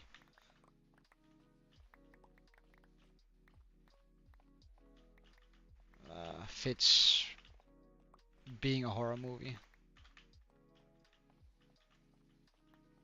Eventually, we will have dug out this entire, not on this project, but at some project. We're not going to have any more sand in this desert.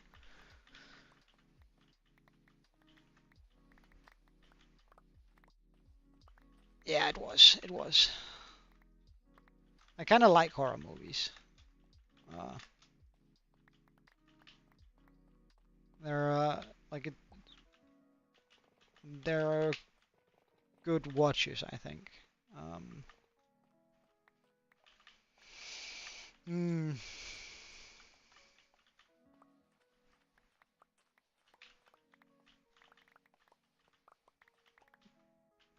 but I don't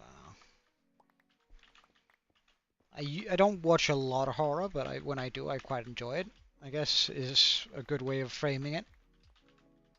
Um, I think most horror is just sort of cheesy. And I haven't watched a horror movie in a long time that actually jump scared me. Well, the Nun almost managed to jump scare me, but like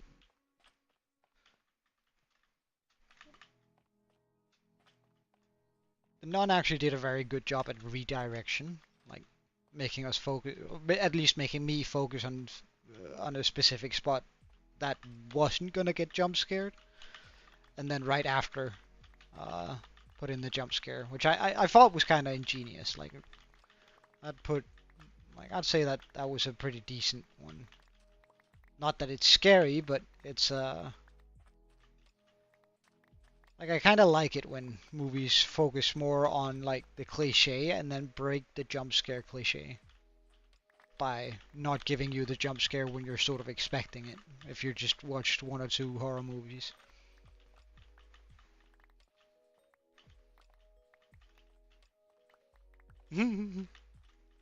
Yeah, I get that. I get that.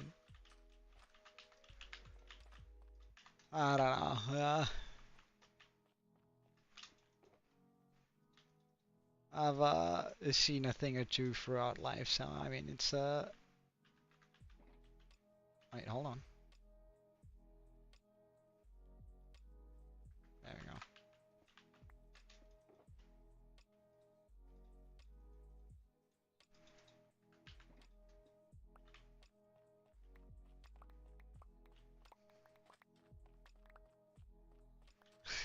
Nah, nah, I can't figure out a way to do that legally. Uh, and uh,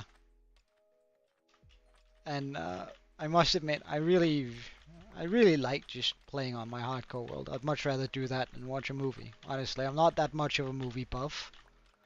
Um, I've I feel like I've watched the movies I need to watch. Um, in life, and whenever there's a continuation to the movies that I needed to watch come out, I'm more of a series kind of guy. Like watch series quite religiously.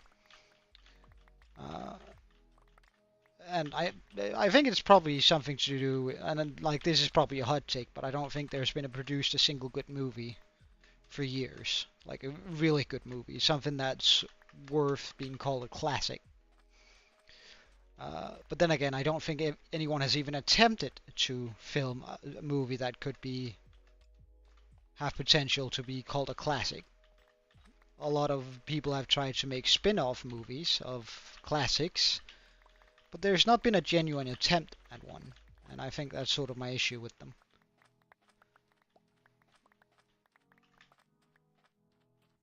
They end up spending too much time on expanding the verse into whatever the showrunner thought was a good idea, uh, and less time on character development and mm, character and plot continuity. Uh, like I think the perfect Though I must admit, I actually like I'm a big Lord of the Rings fan. Let's start there. But I actually did enjoy Rings of Power, like the series. Like I know it breaks the verse and stuff, but I enjoyed it for what it was. I could separate it from Lord of the Rings, knowing well in my head that it was never gonna get anywhere close to Lord of the Rings. Um, and it does bother me that they just completely ignored some rules in it. But then again, it's just a movie and it's a made-up fantasy world.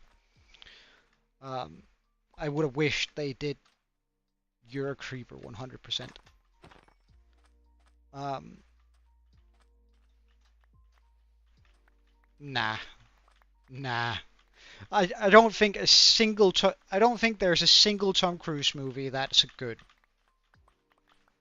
That's a hot take. I absolutely hate the guy. Like the movie is just him running and then doing something cool and then I do my own stunts, man, and being like 5'2", standing on a stool whenever he has to be next to a pretty lady because he doesn't want to look tiny, which he is.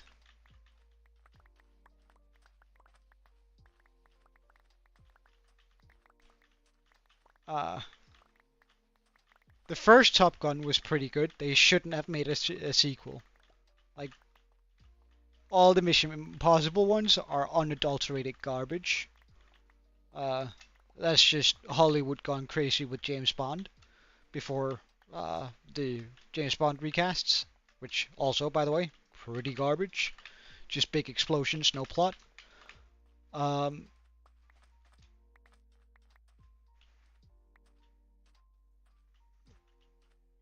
oh no, I watched them. I watched the movies. Don't get me wrong. I watched a lot of Tom Cruise movies, and I watched Maverick, and I watched Top Gun 2. They're just not good. Like the plot is non-existent. Like the entire like mm, one issue people have with Indiana Jones, for example, and I think this, but my issue with the people making this point is that most of them are Tom Cruise fans, or at least fans of like Mission Impossible and all that sort of stuff.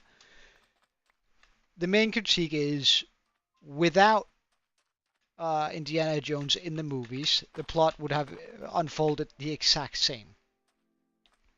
Johnny English is pretty fun, but that's a piss take uh, on James Bond, and that's more of a comedy than it is at a serious attempt of a movie. I do think.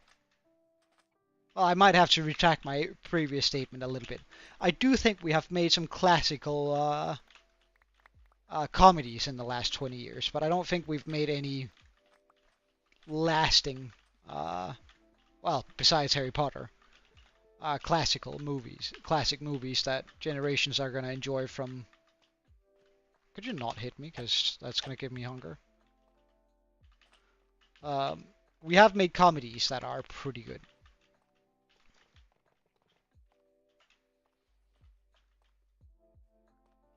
See? You mean that one where... Uh, I think I watched some of it, not all of it. Well, iRobot is from... Oh yeah, that's actually within the last 20 years.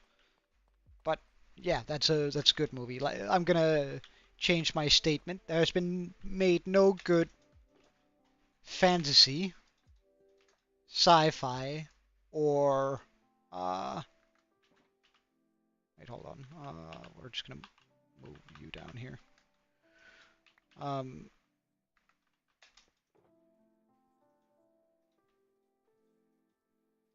the sci-fi, fantasy, or action movies in the last 10 years.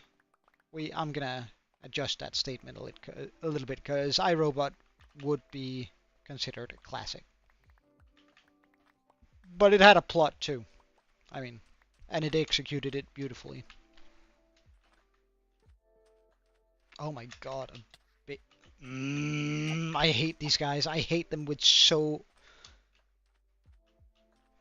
Baby husk on a chicken. Now that's rare. Okay. What's your hitbox? Excuse me, how many children are loose here? That's incredible. You have a Christmas tree already? That's nice. I like Christmas trees. Anything that makes a anything that makes a specific time of year unique and feel special. Absolutely huge fan of that. Nah, nah. Men in Black has... No, I wouldn't say they have good sequels. I'd say they have enjoyable sequels, but not good sequels. Again, they lost the plot. They ruined a good ending. I can enjoy watching it, but it's not a classic. At least the sequels. Suddenly it became more about the explosions and the comedy than it did about the underlying question, are we alone? Which Men in Black was made upon, with hints of comedy and action.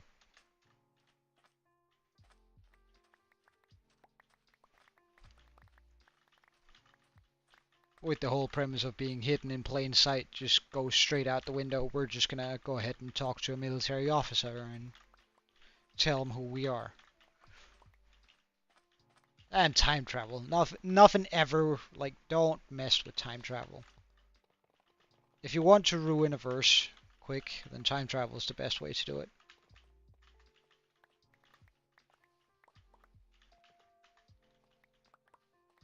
I also think that's why Marvel pretty much died. Like all the Marvel movies. Like, also, people were just getting overstimulated or had overstimulation from their market. Like,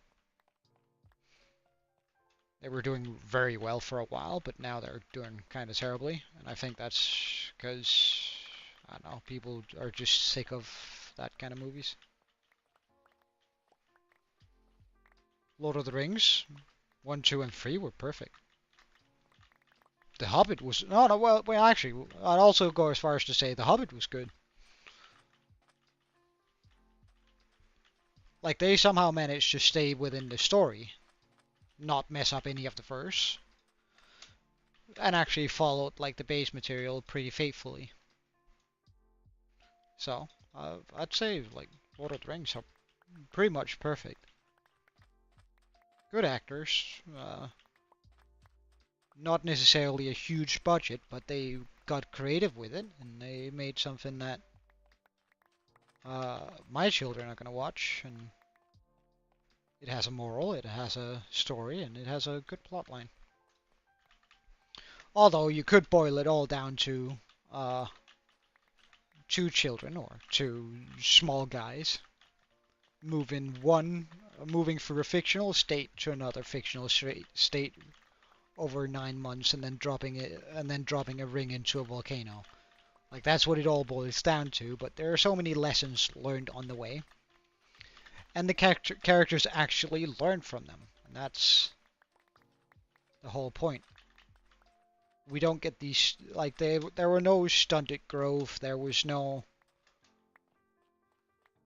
Oh, this is gonna make me sound old and bitter, but no, there was no push of a strong woman type. There were a strong woman in the movie. There were multiple strong women in the movie. And they did not necessarily need to show they were strong. We knew they were strong by how they behaved. They weren't being all, I can mess you up, I'm just as good as you. They were brilliant characters because they weren't afraid and they were brave. They weren't brilliant characters because they were strong. Which is why 90% of the modern takes on movies where we need a strong female character. They just make her strong. They don't make her brave or courageous or virtuous.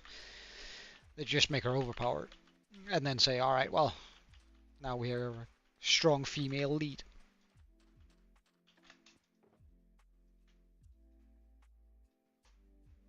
And that sort of thing bothers me to a certain degree.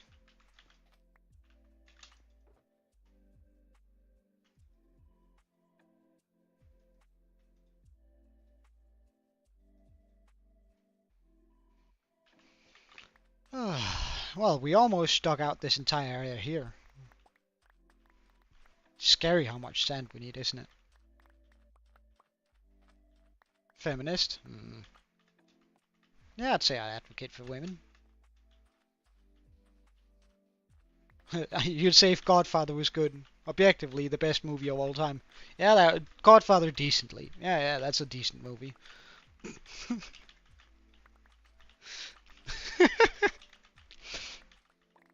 That's a wild statement. No, I wouldn't. I support women. Sure, I do.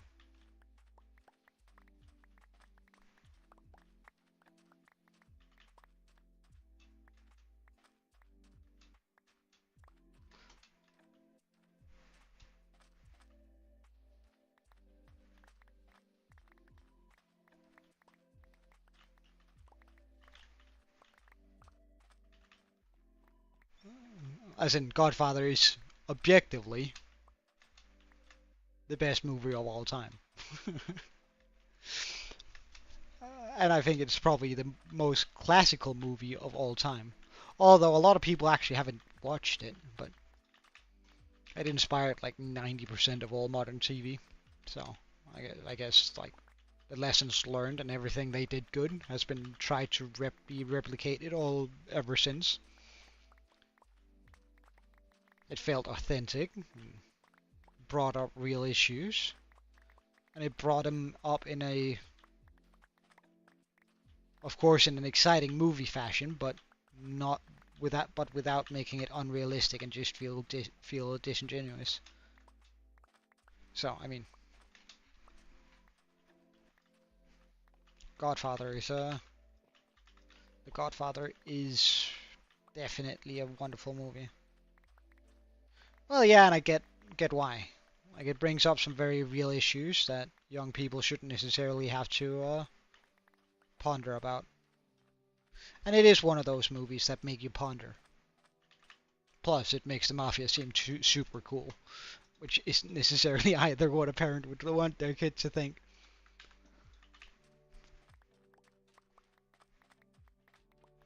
At least I probably wouldn't want my kid to look up to the Mafia.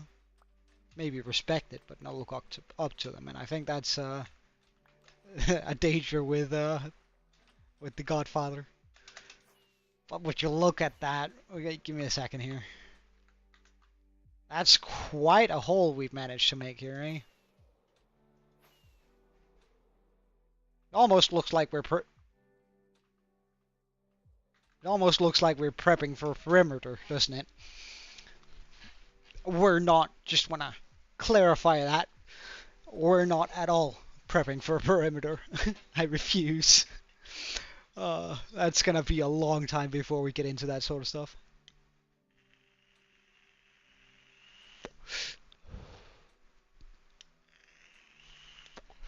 Interstellar, eh? Yeah. Yeah, that's actually a pretty decent movie. I'd give you that one. Interstellar is pretty good. Like I'm not a super big fan myself, but it's a good movie. It has a solid plot line. It's beautifully made.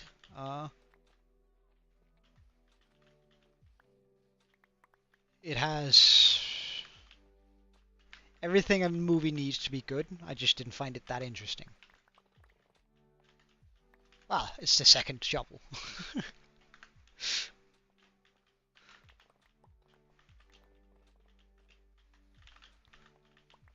I totally should just make a lot more shovels, but But I think 2 shovels, surely that's gonna be enough for like most projects. If we ever start like doing a project where we're gonna need 10 shovels for digging out sand or dirt, then we'll slowly increase our amount of shovels as we go on. Well, it's not necessarily that it was confusing. Of course, like it was hard to understand because I mean it's supposed to be hard to understand. And then it's dumbed down enough that we do somewhat understand it, all of us.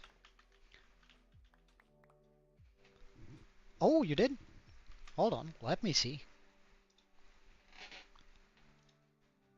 Oh, that's actually really nice. That's actually really nice. I like that one. I like your tree a lot, Fawn. I don't even have a tree this year. I couldn't be bothered dragging a tree all the way up the stairs. We don't have an elevator again, so I mean, which is why I can afford living in a penthouse. I don't have an elevator, so I have to walk down 100 steps of stairs. And I really cannot be asked to move a tree up and down. Oh, I do have some decorations myself. I've hung up a couple of lights. I have a couple of elves on my shelves. I thought that was kind of funny. Uh, my mate didn't think that it was as funny as I did. When I looked over him, grinned and said, "Hey, look, I have an elf on the shelf." And then he went, "Ah, you're dumb." And then the conversation sort of ended. He was being so rude.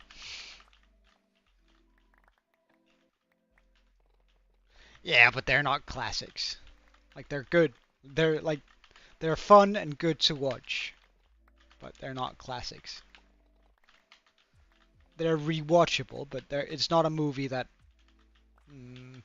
I don't think there's a single Jackie Chan movie that I would watch every year. Uh, but if you told me to go watch Star Wars once a year, or told me that you watch Star Wars once a year, or heck, even Harry Potter, or Lord of the Rings once a year, I'll go, yeah, fine. If you told me you were watching, what is it called, Road, whatever that Jackie Chan with the hostages and the, what is it? It's not Eddie Murphy, it's the other. Oh wow, I'm gonna say sound racist here, but it's just because I'm terrible at remembering names. The other comedian who so happens to be black. Can't remember his name. I honestly don't care much either. Um, what is that? What is that movie called though? I forget. That's so annoying. Uh, if you watch that one once a year, I'd go, "Hello, what's wrong with you? Why?"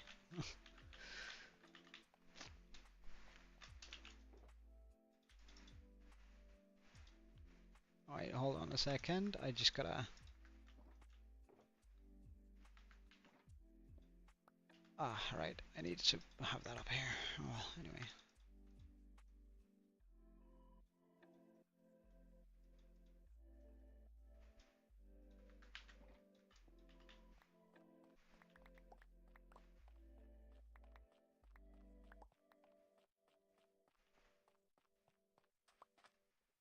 I wonder how much our sand statistic is running up at.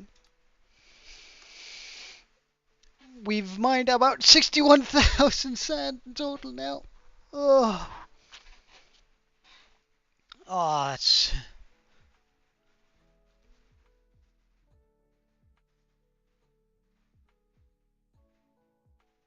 Star Wars Episode 5.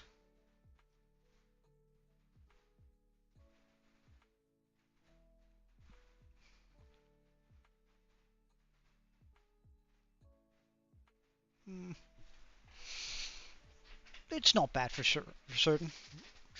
I don't know, because I'd rather want my statistics to look nice and cool.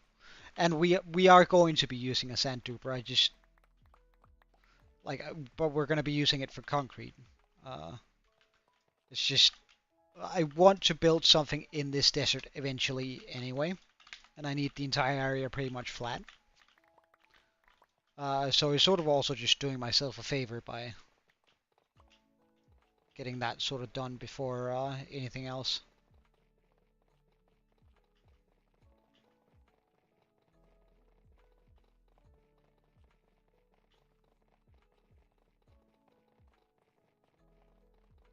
Jeez.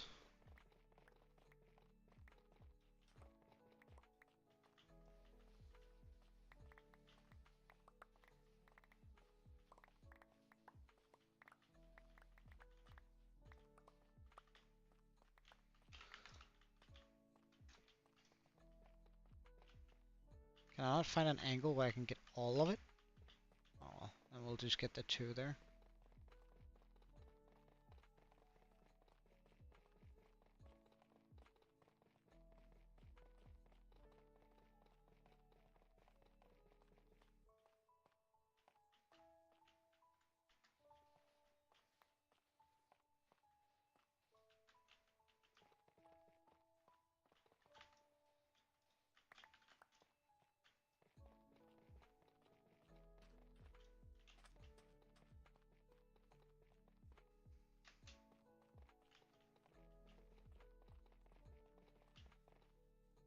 Jeez.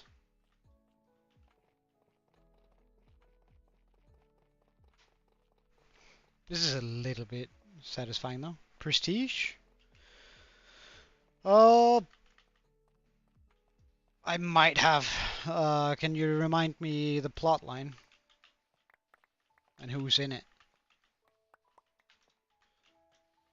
I'm not particularly, as I said, like overall names terrible.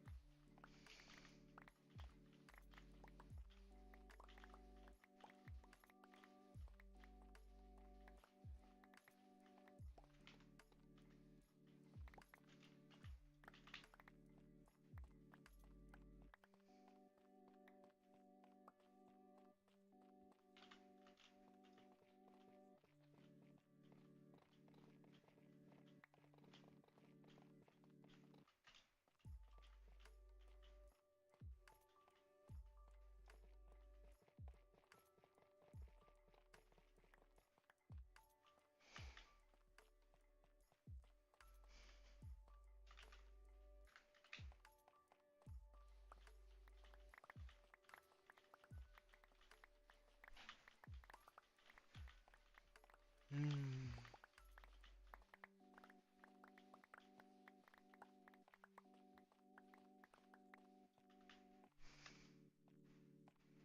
So that was one line, and now we get to another.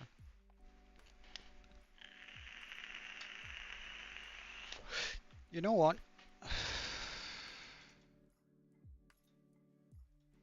Let's change this a little bit.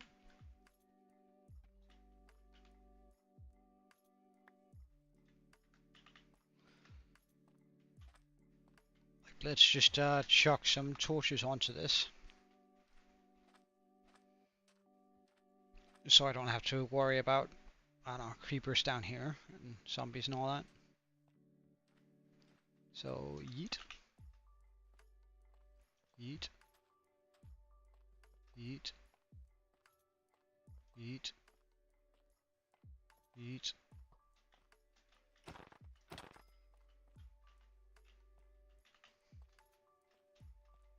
Yeet.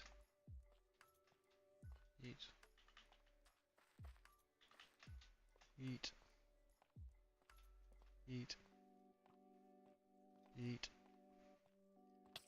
Oh, eat. Eat. Eat. Eat. Eat. Eat.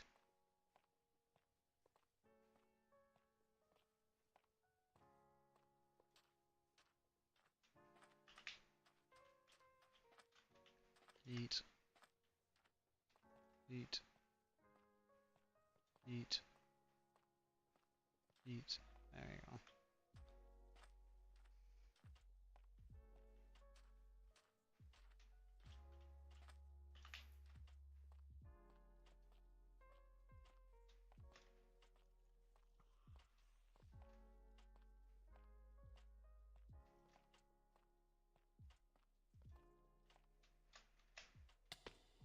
Ah, we're wearing all lighter, I forgot that.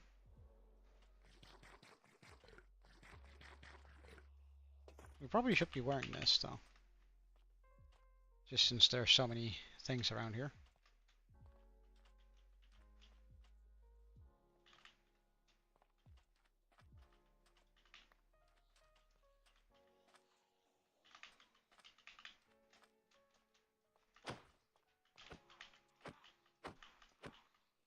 Bye.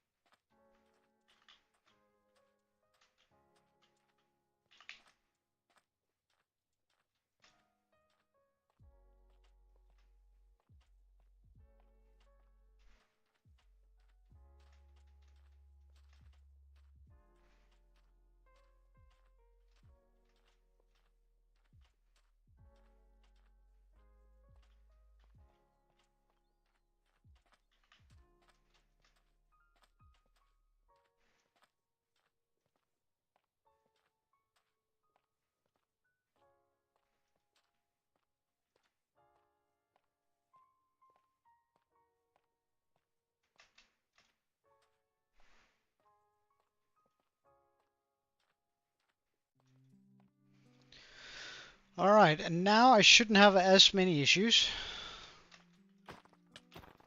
with wait, hold on. Mm,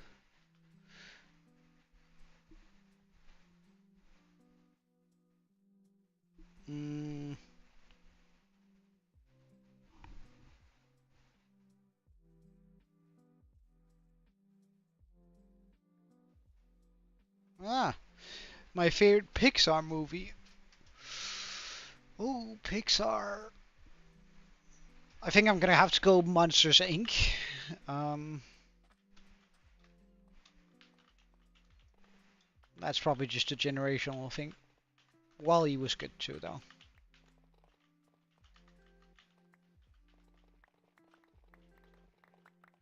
Wally was very good too, though.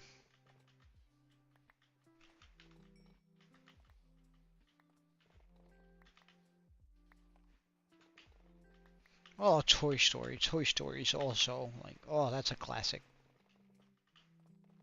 Although it's kind of creepy when you're sort of watching it back nowadays when as an adult. But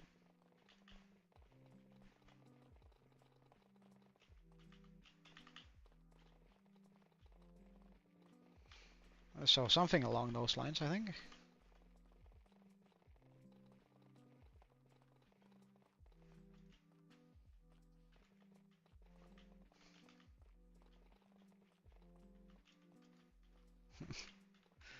I don't know. I think it worked with some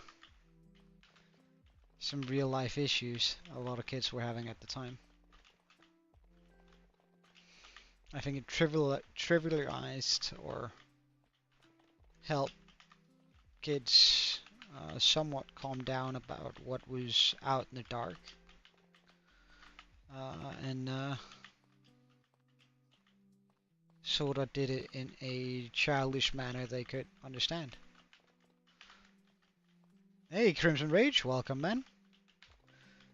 Today we're just gathering a bunch of resources, so it's not super exciting, but we're chatting as much as we can on the way.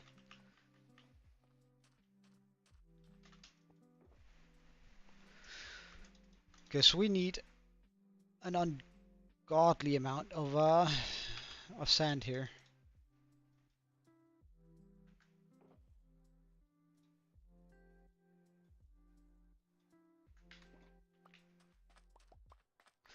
Well, I am, but I sort of want this area cleaned out anyway. I'm gonna make a sand duper and use it for my concrete, because we're also gonna need a wicked amount of concrete. But I sort of don't want to make the sand duper for, like, first of all, it's gonna look cool on my statistics when I have like a million sand mined eventually. Not that we're gonna do this time around, but I do just think that it's sort of it's nice being able to flex your statistics a little bit, being like, all right, yeah, I mined out this much sand, emptied out a desert. Um, Plus, I want to build something in this desert eventually, but because I've always been fascinated with like some of the pyramid designs out there are super cool, and I'd much rather just like remake this entire area here, so it fits that vision of eventually making like a pyramid here.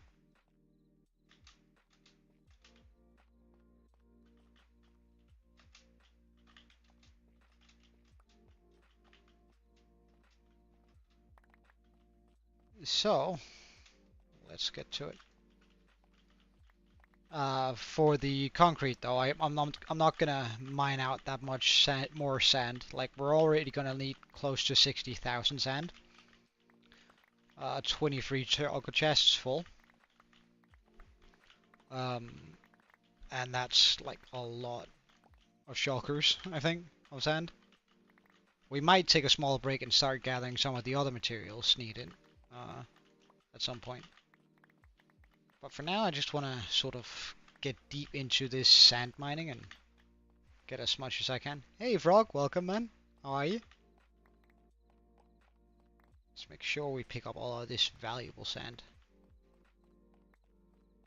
It's the movie.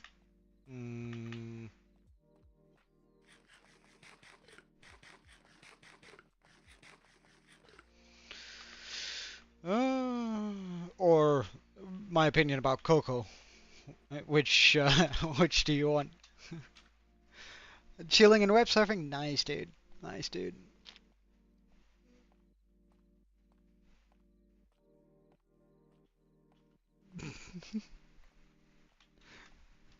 Yeah, right.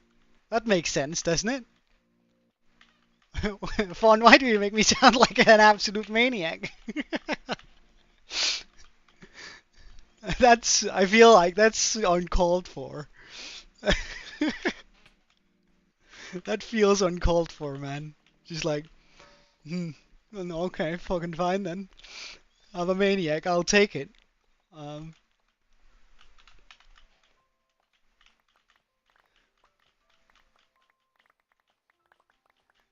but, I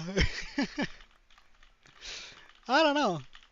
Like, the sand, like the statistics is just a benefit. Like that's a plus point. It's not the reason why I'm doing it. I'm doing it because I want a nice flat area to build a pyramid on eventually. Uh, Not because I want to have a million sand in my statistics. Though that would be pretty cool too. Like don't get me wrong. Alright, let's just pick up all of the sand here. And then go home, get more shulkers. Get a new load of shulkers.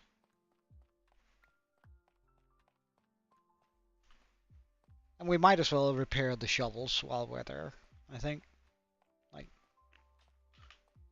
it's just weird not doing it right away, you know?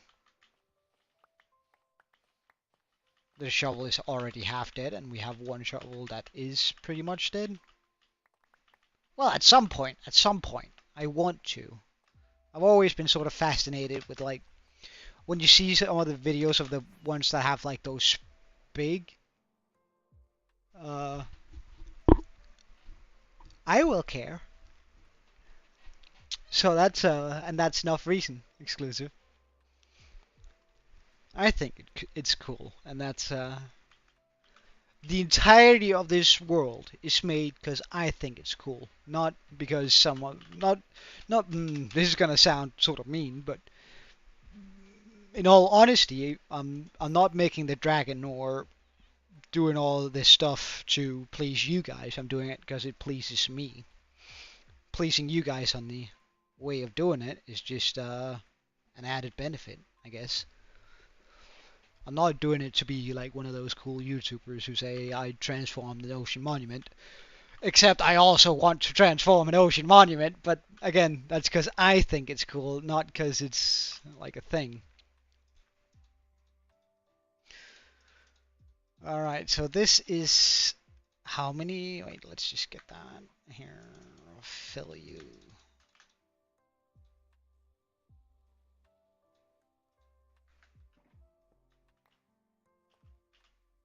You go up here, sir.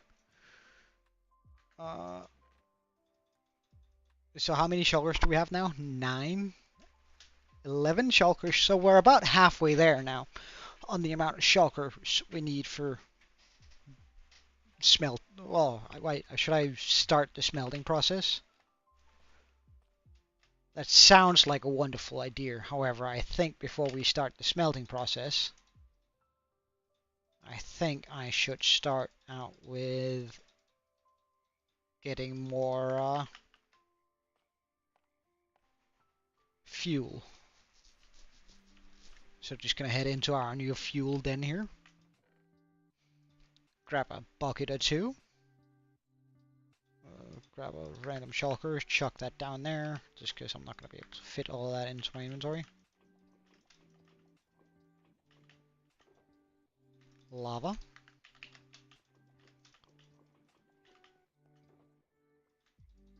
So we had exactly, oh, there's 16 here. That's actually kind of nice.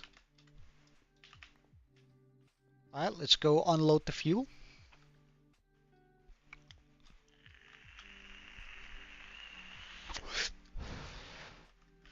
Question is if I want to make like that would probably be a good idea, wouldn't it? To make like a an actual good auto smelter.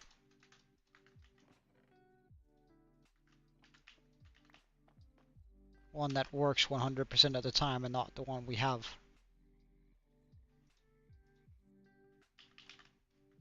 Alright, let's go fix up our stuff first here.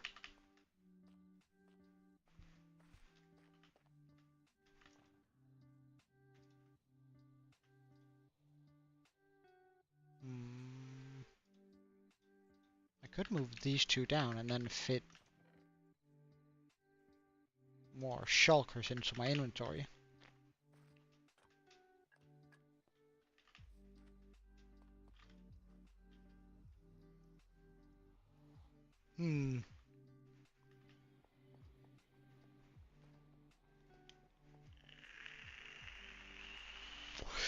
really.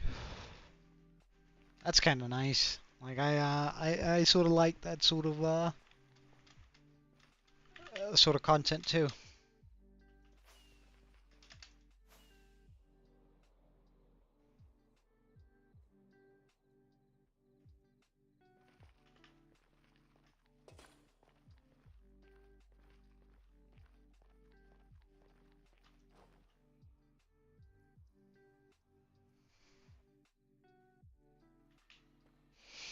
Hmm.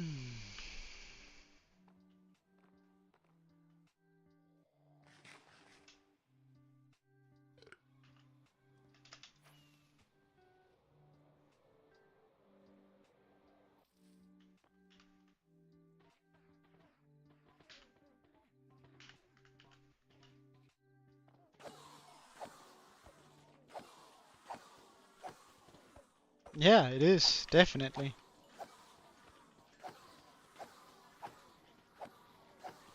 And exclusive. You are indeed right. There's a million ways to self-gratification, but and I get why sand would not be your preferred way of doing it. It's just, mm, as I said, I want the area cleared out anyway. And if I can get some gratification out of doing that in the process too, I think that's just cool, you know?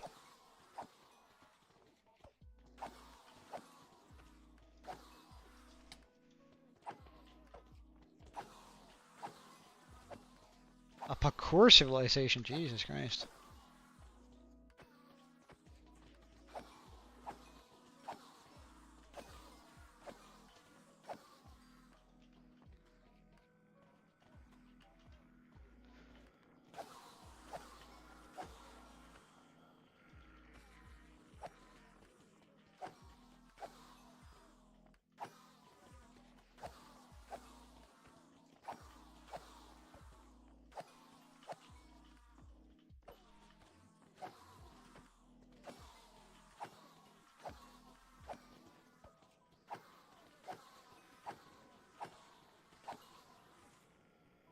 And just for good measure.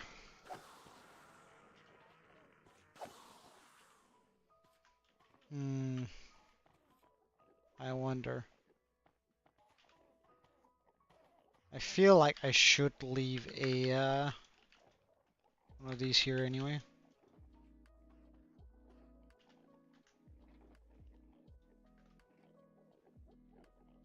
Let's just get Bob back in here. And also, let's fix up Fork. It's been a while.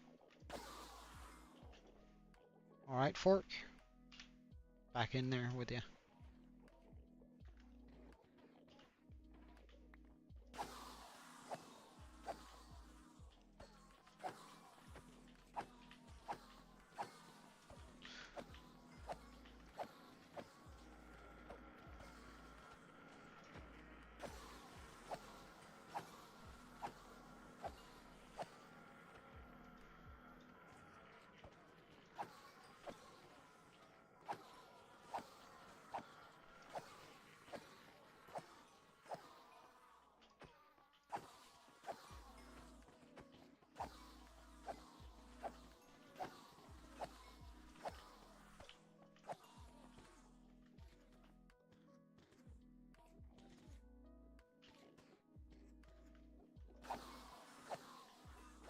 Hmm.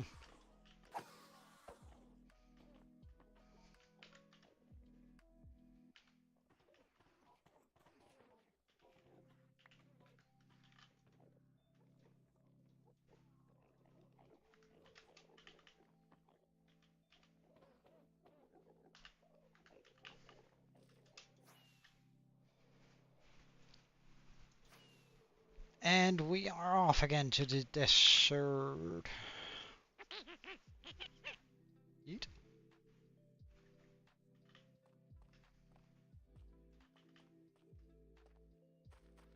Hmm.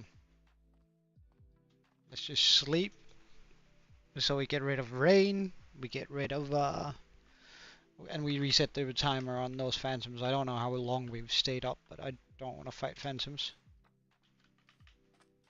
It's bad enough that we're gonna have to fight a bunch of things.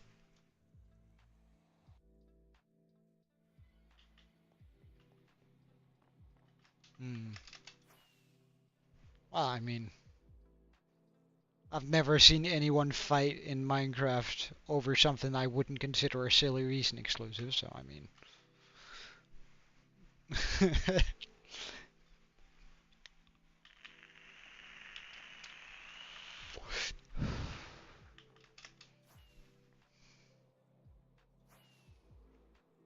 Alright, so we're finally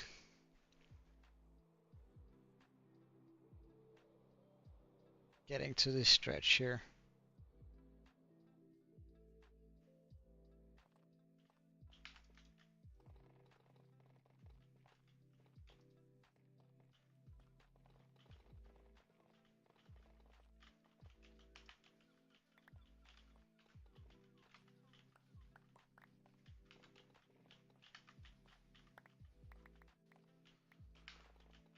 I know this is gonna change in just a second, so there's no reason to do the top layer first. Yeah, see, there we go. Already, there we start on the 3 layers.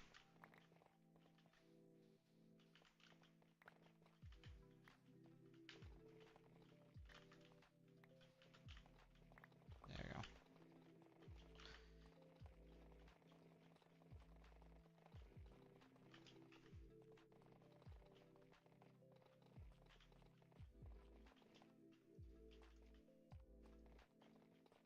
Yeah, I think that's a perfectly valid. And I'm homebound. Ba-da-ba-ba-ba-da-ba. Wait. Why? Is is your girl into Taylor Swift, Aaron?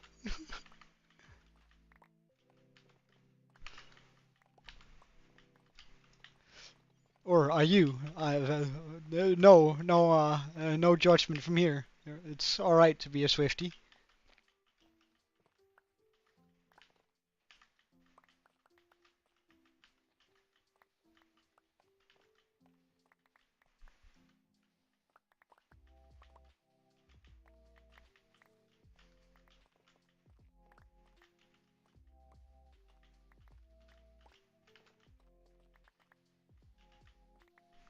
I think it's the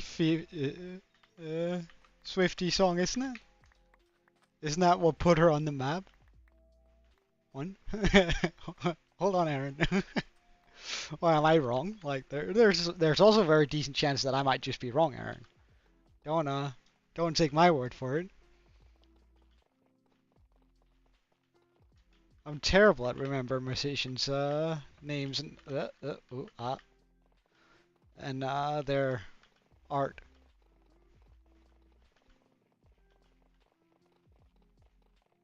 Why do I feel like I'm making a mistake right now?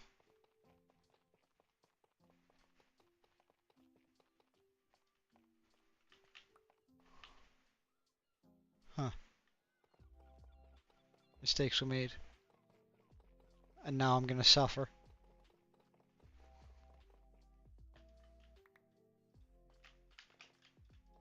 Why did I not continue this line? That's so weird. Anyway, let's just continue it then.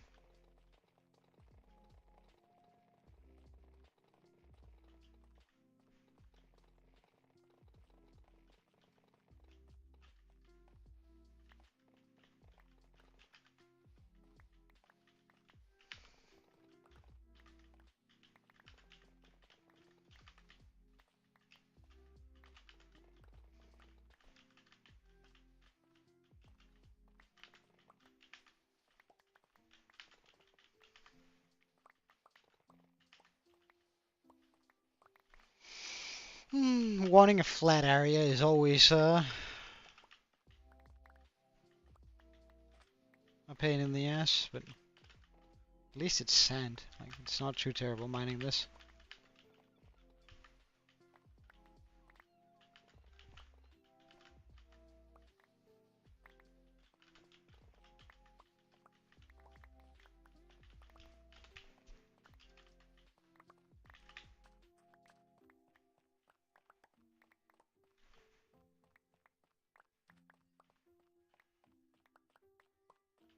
Okay.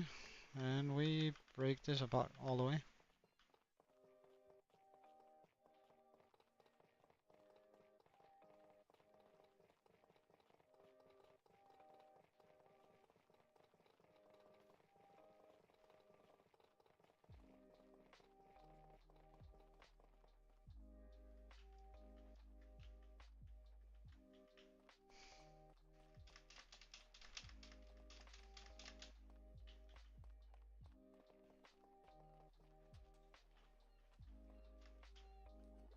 Oh, whoops.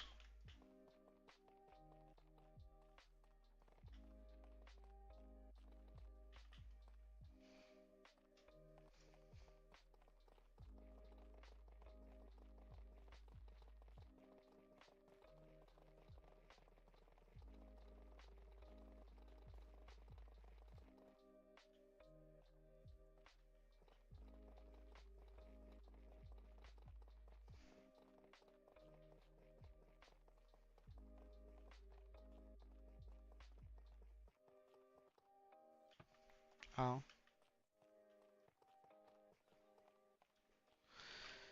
And now we take care of all the sand.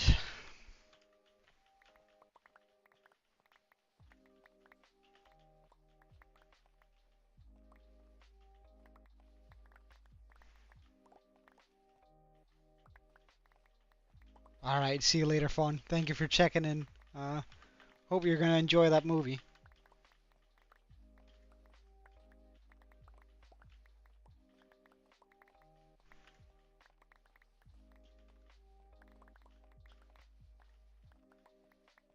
Oh, right. Well, I mean, sand addiction. I wouldn't quite call it an addiction. That would entail that I enjoy doing this, and I most certainly do. Oh, eh, eh. I most certainly do not. Putting it bluntly.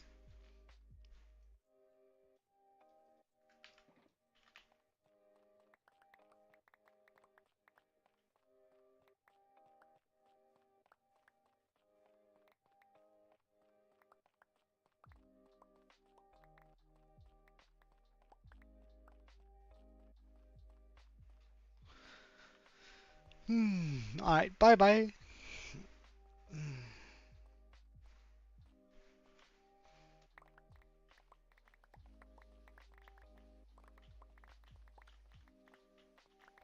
And we might not continue so terribly much longer today either. I am a tired kitten today. Kitten? Holy shit, I'm really tired. I just auto-translated something I'd usually say in Danish. And it sounds terrible in the English. My God.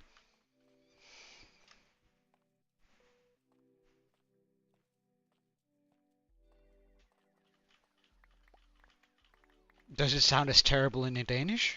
I wonder. Huh. Wonder what that sounds like to everyone else when I say that. Not that it matters.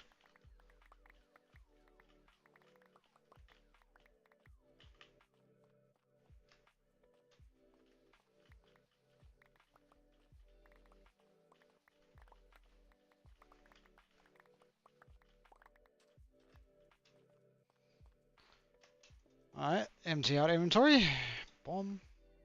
Wow, that's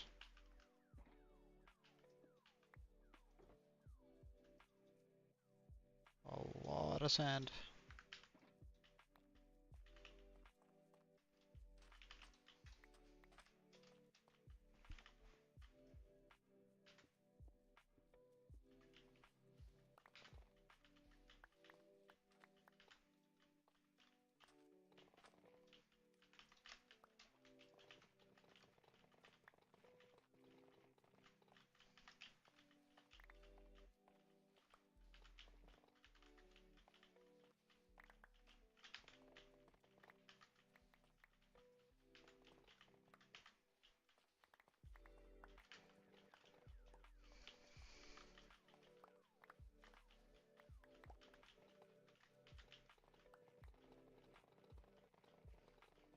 Hmm.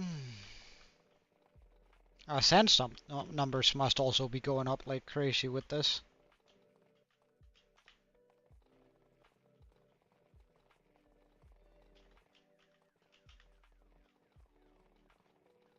I probably should start putting down some new torches here too, just to make sure that nothing spawns while we're while we're working.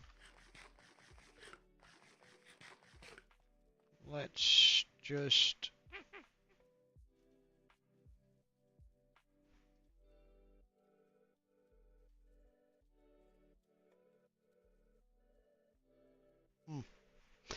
right, I can do that though.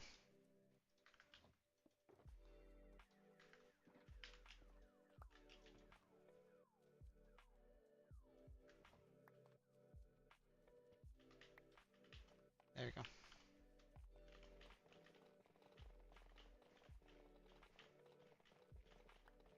go. All of them. And I think I play a Kaizo at least once a year on either Fire Red or Emerald.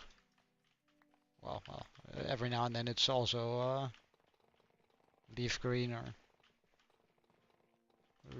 Sapphire or those. I tried a Soul Link Kaizo with one of my mates. That was terrible. Turned out he was terrible. Yeah, it is. Especially when you go Kaizo, like when a Pokemon faint, it's supposed to be dead. Only allowed to catch one Pokemon from each route, and only the first encounter, unless it's a duplicate encounter. So if you meet a Zigzagoon, you're allowed to get another, like if you already have a Zigzagoon.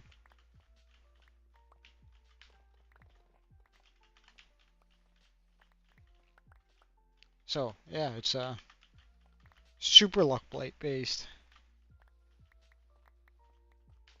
Yeah. I don't know, I actually managed to do a full shiny hunt a couple of years back, where I managed to catch every Pokemon shiny. Uh,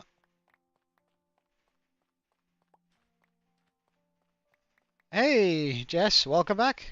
Jesse. Y you had the what? I didn't. You have returned. You have returned. Right. Alright. Welcome, man.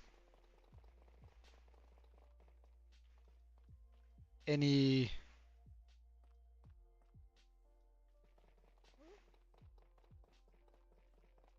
What do you mean, Reggie? Isn't Reggie Rocks and Reggie blah blah blah blah?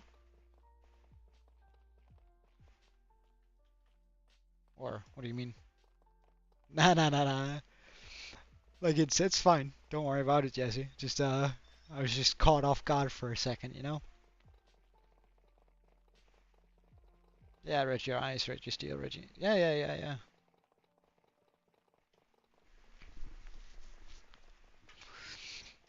I have. How dare you? Here I am, just minding my own business. Jesus Christ.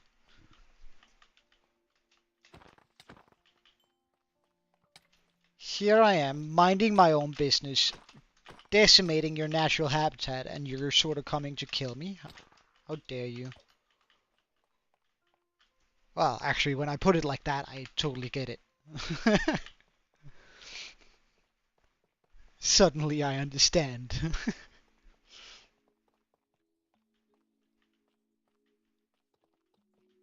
Yeah. They do.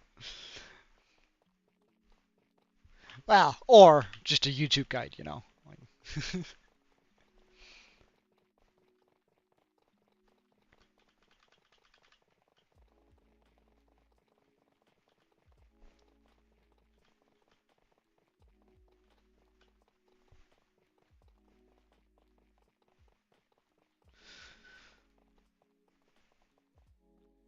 Alright. I don't know. Someone was probably... Uh, some prob... It's actually a good question. Because I can't imagine why a blind person would like to play Pokemon. Like, I imagine that that's probably... That doesn't probably do a lot for them, and if anyone is blind, I'm sorry. It's, please do correct me. I just can't imagine that a video game, the emphasis being on video, it does a lot for like a blind person.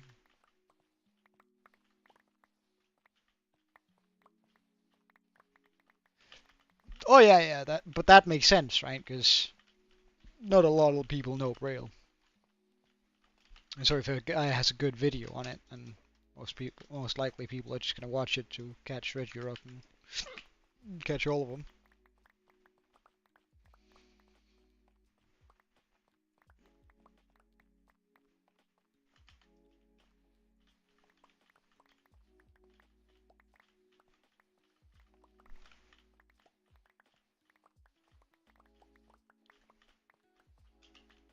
I think I once did the math on how long it took me to get the full shiny run, as in getting every Pokemon, every single Pokemon, also evolutions and stuff, right? And shiny. I think I once calculated it and it took me about 1800 hours. Now that I think about it. It was a project I did over multiple years and just had a save file.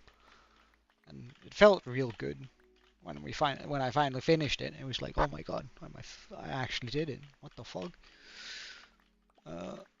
But it's something you can zone out to quite a lot, like Pokemon, and I kind of like that, like just playing some of those games.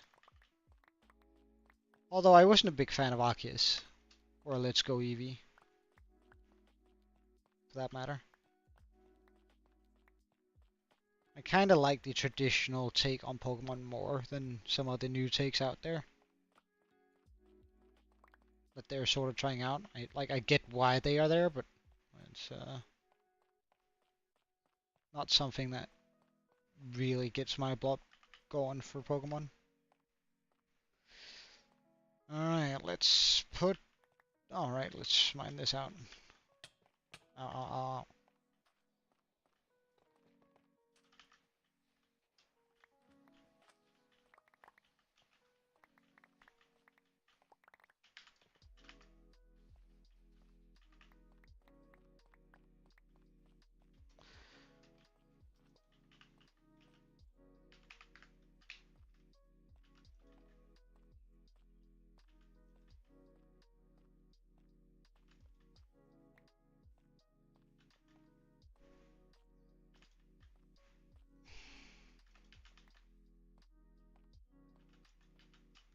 hold on.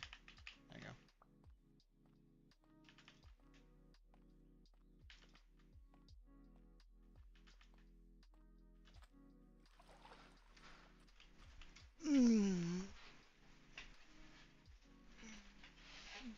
Well, you're allowed. Permission granted, I guess. If I deem it too silly, I just won't answer it. Or I'll tell you why I deem it too silly. But you're more than welcome to ask anything, really. I do reserve the right not to answer, but...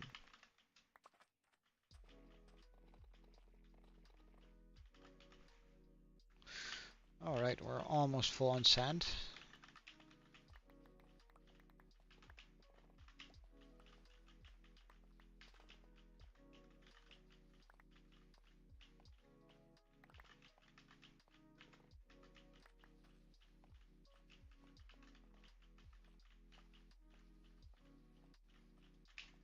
We stopped picking up sand.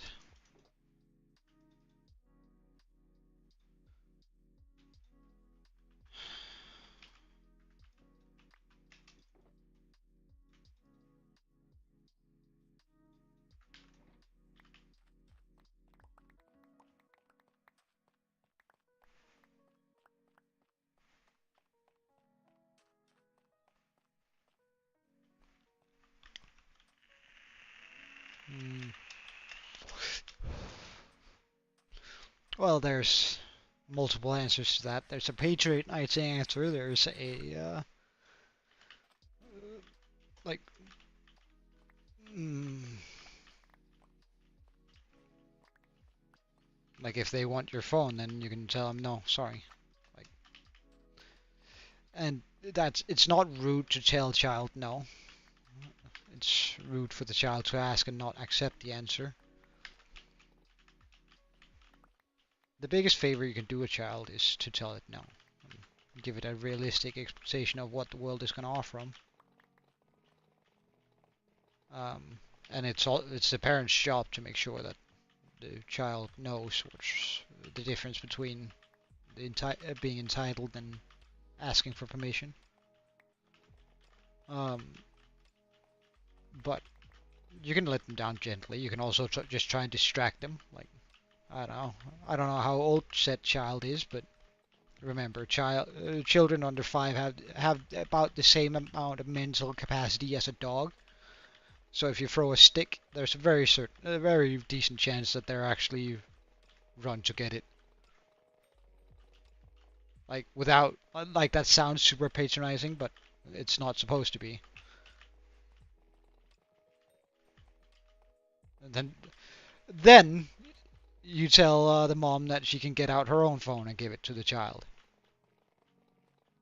That you're not risking your like that you need your phone. You have people who might want to contact you.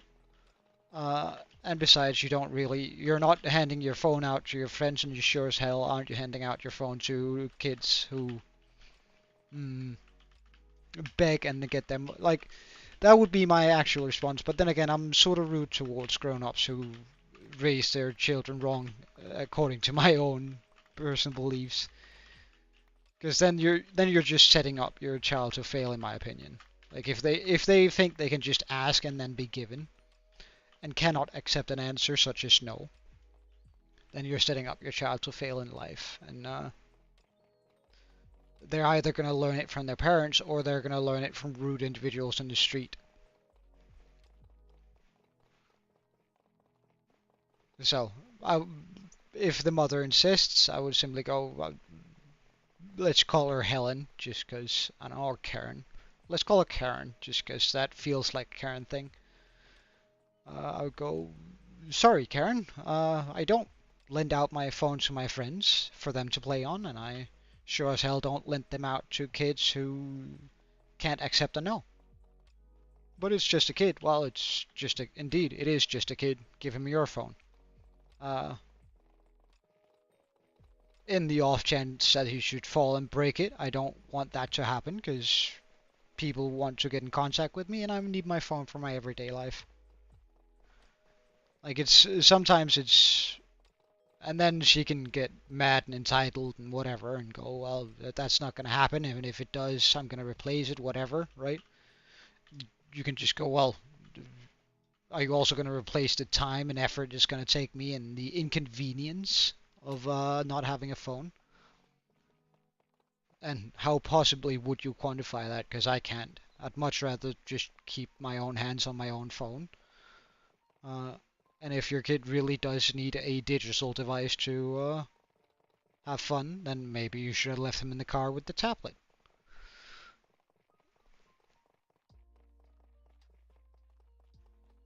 Like that's I mm, I get very short with parents who raise their children using devices. Like I just my life is too short to deal with that.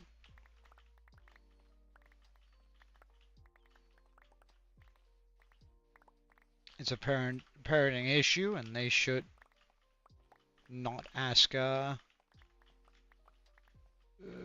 relative friends or anyone to sacrifice their belongings for their kids. Well, but you moved out, didn't you? So, I mean, what's she gonna do? You're not allowed to come back. Well, good luck with that, Mom. Sure, I won't.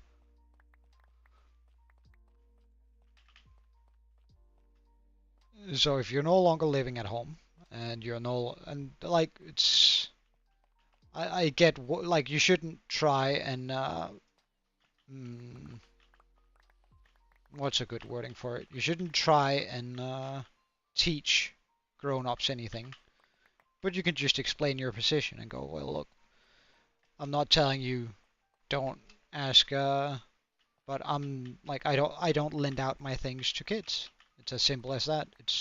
It has nothing to do with your kid, no matter how well behaved he is, and especially not after I've said no once. Like I shouldn't have to defend the choice of me wanting to keep my phone within close to me or on my buddy. That's not a decision I should have to defend, and it's not a decision you would defend if I asked you to borrow your car when I was 5. If I wanted to drive the car, you would tell me no. Why? Because I would crash and break it. Now, my phone is related to my job, and a lot more. I can get by from day to day without my car. I can't get by without my phone because it is needed for my job. Well,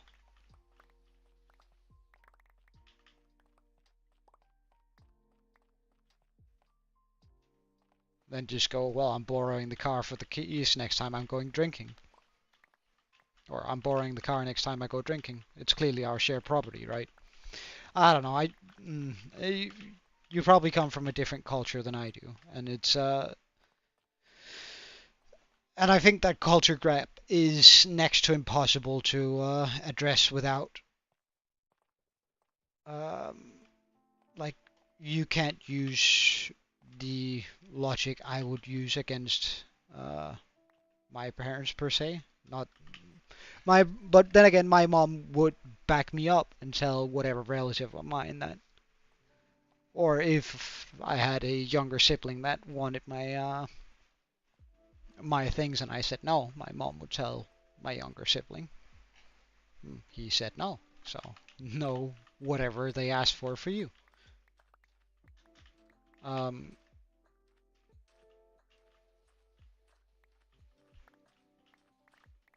or tell them to wait if it's something we actually do share uh, as a family. Like, let's say it's a PlayStation and I'm playing on it, and then kids comes along and wants to play on it too. Completely fair, but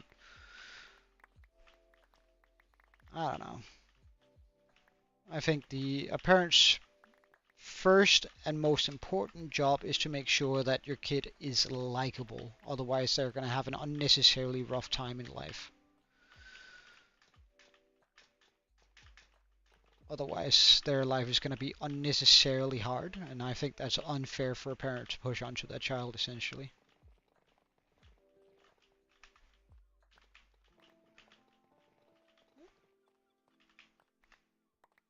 They don't have to be happy about it, no, but they do have to respect it. Well,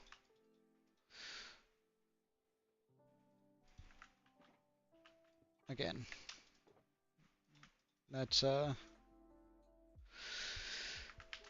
guess I'm from a first of all, I think we're slightly generation shifted, you and I.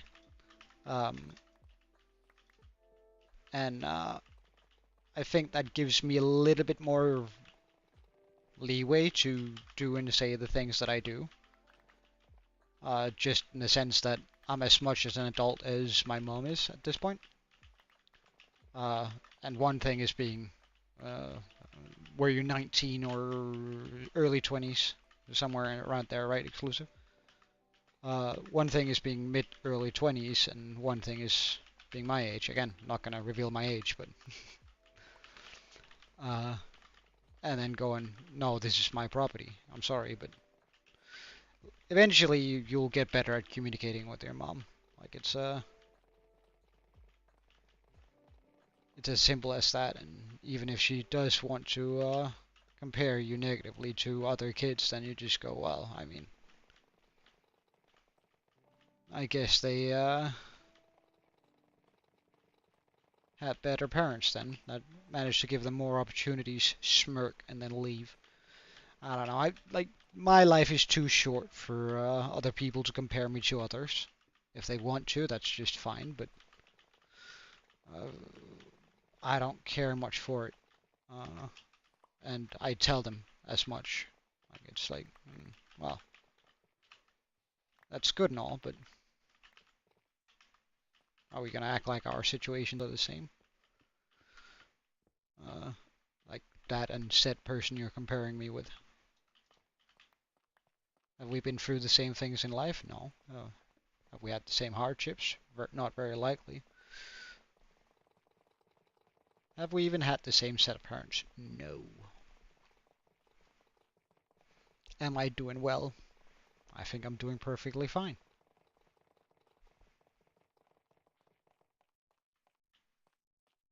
So why should I care about your opinion? Pretty much is what that says. Well, and to a certain degree, they're right. Like I think they're way too much focused on mental well-being. But that being said, uh, just look them in the eye and ask them, "Hey, are you opposed to me being happy? Like, is that an issue for you?" Um, because I must admit, when you're acting like that, it does seem like, to me at least, that you have an issue with the way I live, and I must admit I'm pretty happy with how things are right now. Uh, if you do have an issue, please do let me know, and then that's the one time we're gonna talk about it, because I might have issues with the way you live too, like, but I respect you enough to not say mean stuff to your face. Right? I ask that you give me the same respect as you would your brother, your mother, and your siblings. You may be my mother, and you may be whatever, the person who raised me, but I am no longer underneath your house, and I am happy with my life, and I'm happy to have you in it, but I don't need you in it. And I don't need to stand and listen to the disrespect to your disrespect. So how about we part amicably now, and then you figure out whether or not you can manage to keep your tone with me. And once you know, let me know, and then we'll sit down and have a talk. Yeah. Be as respectful as you can if you want to do that, if you want to go that approach, but also be aware that you could end up losing your relationship with your parents.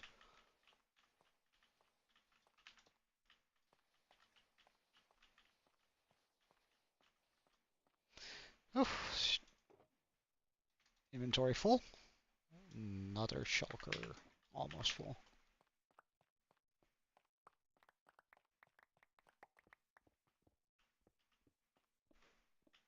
Would you look at that though? We're really just getting in there on all this stuff now.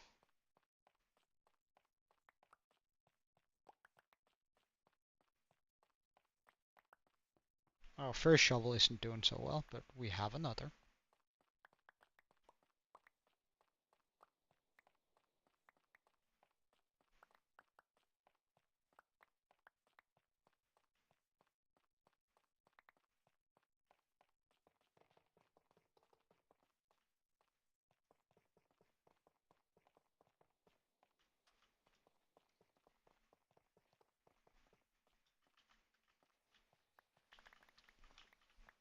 Hmm.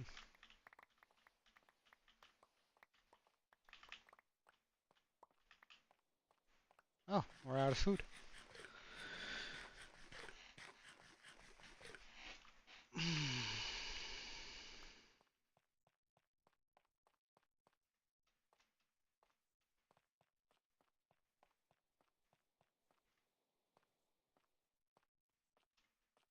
Oh, a creeper came down after me. Well, sir. Huh. Would you look at that, though? That is pretty wild.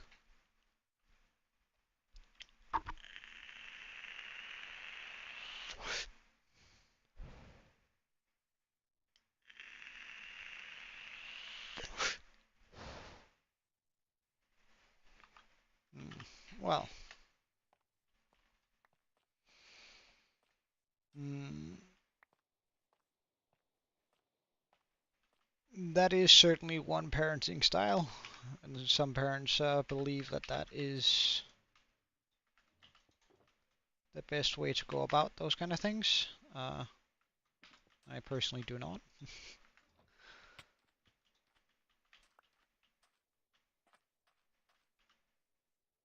Here I am, minding my own business, and some fork guy decides to try and mess with me. Did you drop your fork at least? What a wuss.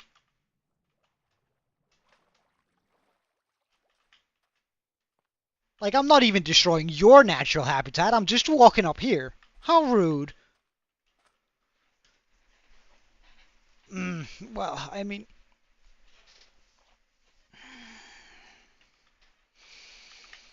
I guess, I mean, tough love is a very good way of motivating kids a lot of the time, but mm, mm,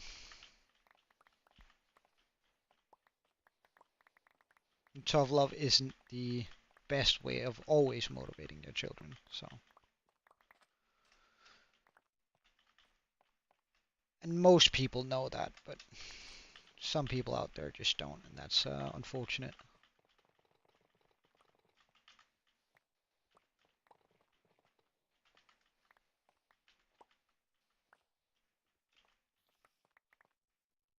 Oh.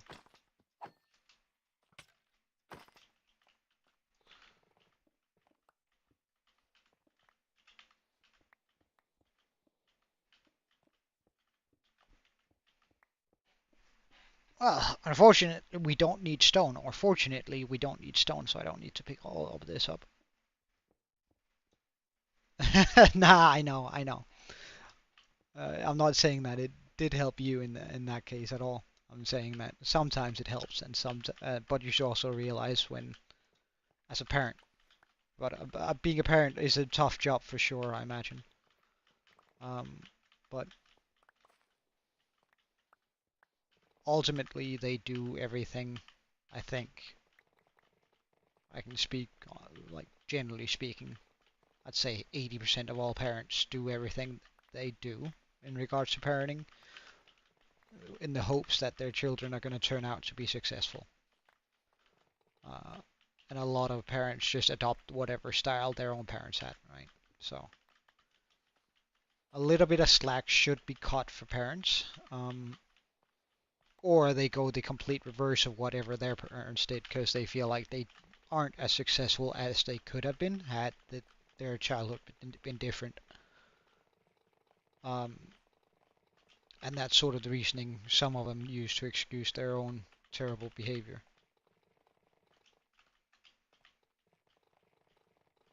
And I suppose it's very difficult if you've been practicing only giving tough love to a child their entire life and suddenly they need something different because people's needs change. I imagine it's probably quite difficult switching from from tough love to just overbearing and unconditional. But mm,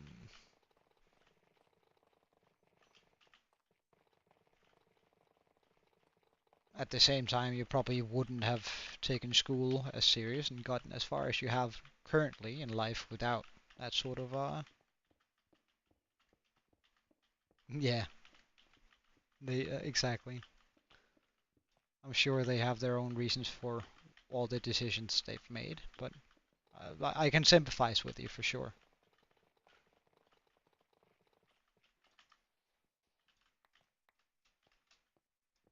And as I said, like tough love can be very useful, can be, but you have to make the distinction of when it is needed and when it's more harmful than good.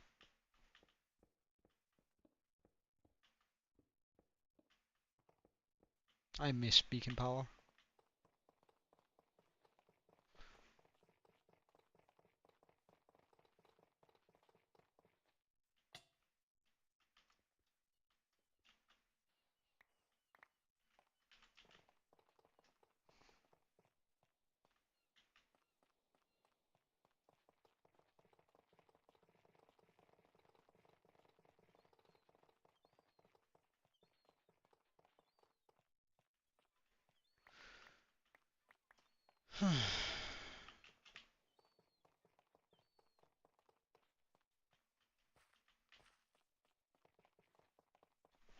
Plus, I'm not gonna say anything bad about your parents, like, necessarily.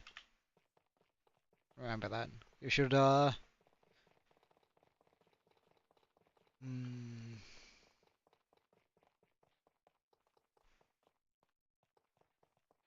you should always look for people who will defend for the people that you'll love, because at some point you're gonna need, uh, people to defend them, in a sense. Because it's inevitable, it's always inevitable that you're gonna, at some point, become at odds with anyone. Uh, anyone in your life. That includes girlfriends, boyfriends, and all that sort of stuff. Uh, if, no matter how you swing or what gender you are, you should always look for people who will sympathize but not accuse your the people that are important in your life of doing certain things, or maybe even pushing an issue further than it needs to be pushed. If that makes sense.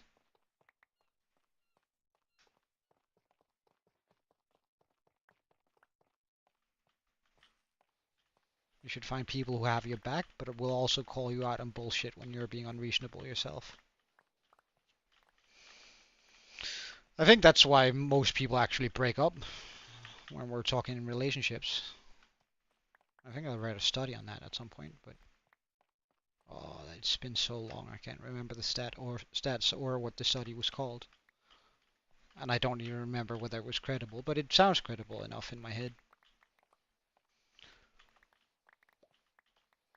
Because we've all had that one friend that whenever we were in a relationship that they would go, well, but she's not good for you, right? Why don't you just get it over with, break up, because it's clearly not, things aren't as they're supposed to be. And while they ultimately were right, because you're probably not with said girl anymore, um,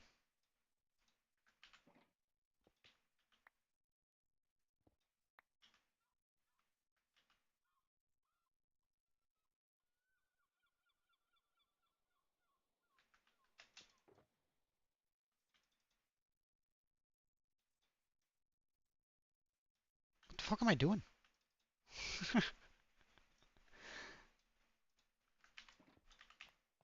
There we go.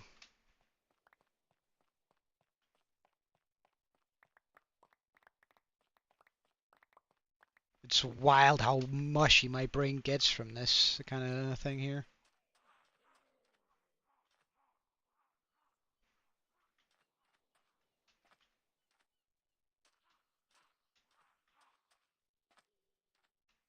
Oh, well, there's zombie in there, probably.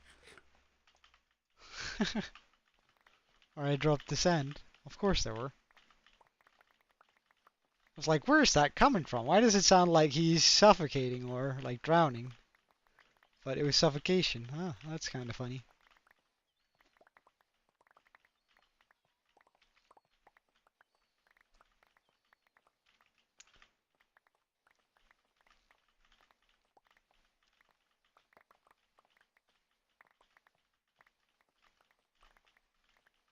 And we might, I think tomorrow we're going to spend a bunch of time building an incredible auto smelter. Like getting one that works. I'm going to find a good design. Hmm. I think, I think that's the eternal goal, dude. I think that is the eternal goal. And I think most of the time people are. I think most of the time you're a better parent than your parents were before you. Um,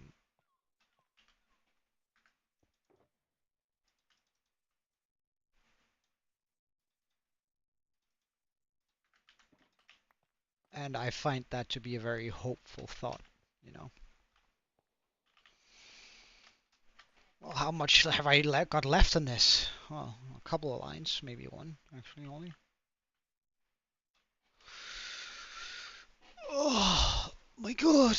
My Gandhi. Oh, my Jesus. Ah, that was a good stretch. Jeez. Wow, actually. But I do think instead of going that way, I should just take out that area there instead. Because, I mean, this is becoming gradually more and more cobblestone, and this one over and what we have over here is so much more flat. So let's make a line.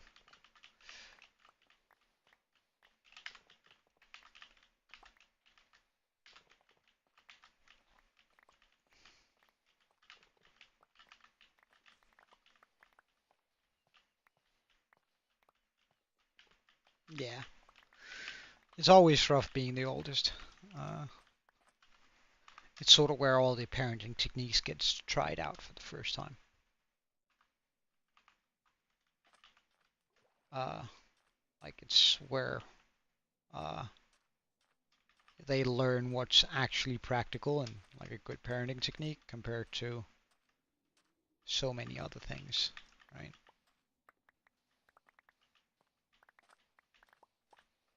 And your siblings are only gonna like it's always the first one that has the most rough time. It's where they figure out all the scares, all the signs, all the things, right?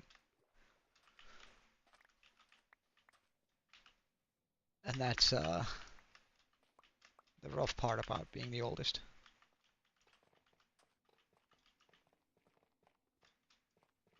I should just be able to run all this way and then eventually hit water, right?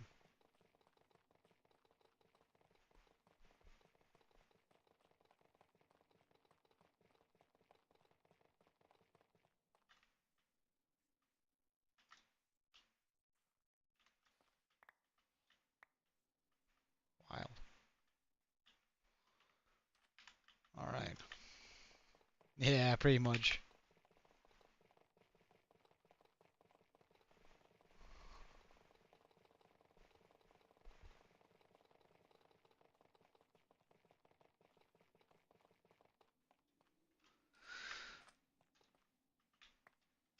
Wait, really? Did I not get all of it? Oh, that's such a bummer.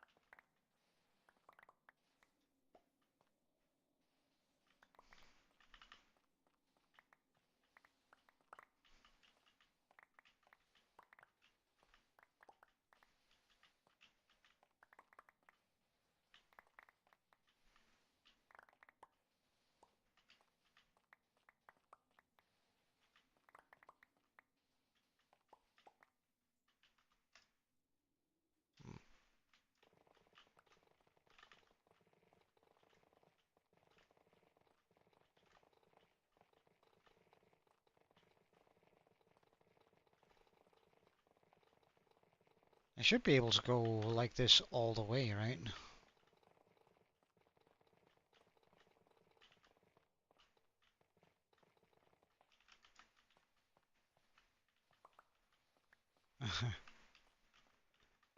Hmm.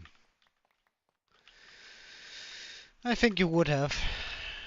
People are surprisingly strong when they need to be. But only when they need to be.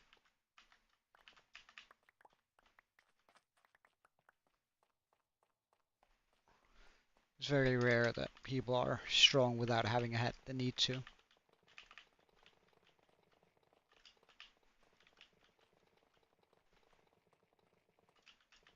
like figuratively speaking, there are all those like when people compare others to like a sword and stuff, but you don't know whether or not you're a strong person before you've been tested. Sort of the same mythology I use when I say when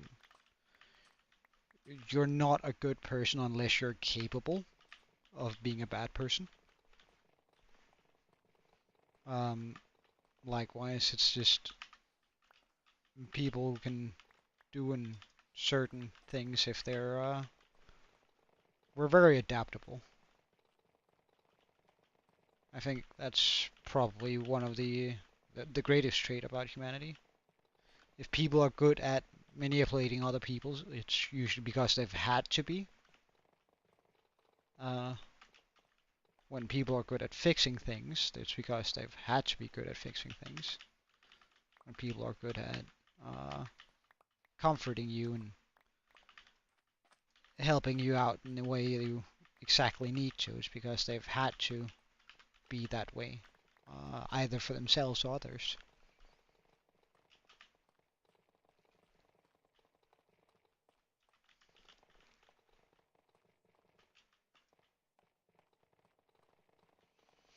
Yeah, and that shapes you in a very various ways. That sort of upbringing, but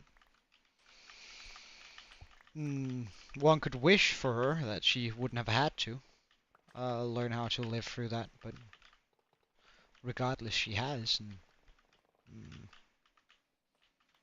to a certain degree, she's stronger for it. But I don't think it's necessarily extraordinary. Oh, hello. It's oh,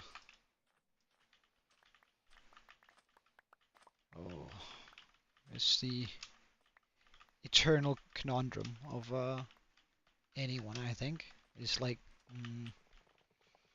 you want to be strong and you want the people you care about to be strong, but in the same sense, how strong do you really want them to be? Because surprisingly, I think there's some truth to that whole religious thing that you're really only tested or brought to your limits of your strength, of your character.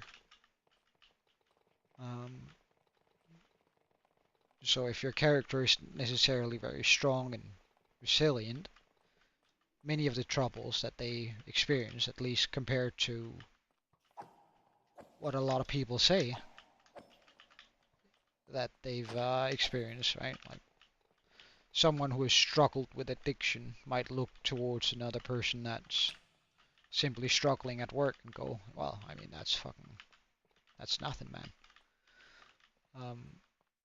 And that does not mean that their struggle is nothing. It just means that struggle is subjective.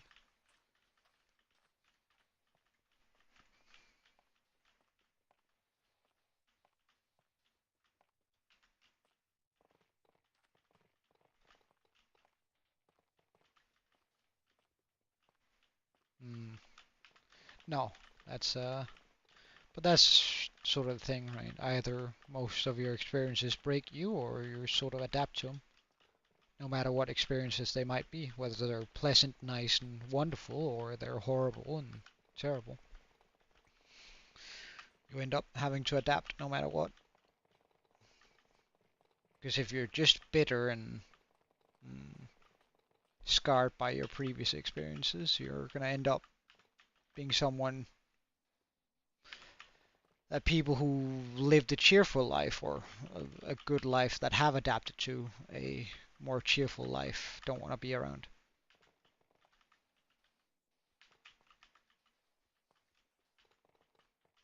My inventory is full of sand. Let's empty out and get more shulkers, or into more shulkers. Start picking all of this good stuff up. Oh, boop. All right. This is the next one.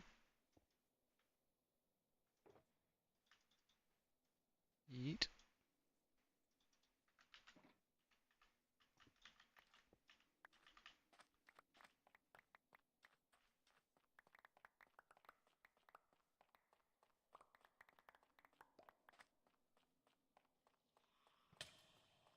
Oh, there's a lot of guys in here.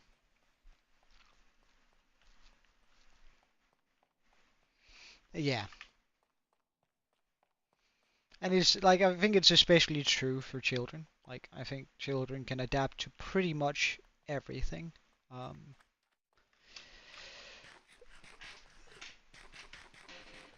on one side, that's absolutely incredible, right? Being able to adapt to anything. But at the same time, it is absolutely devastating to think that they have to.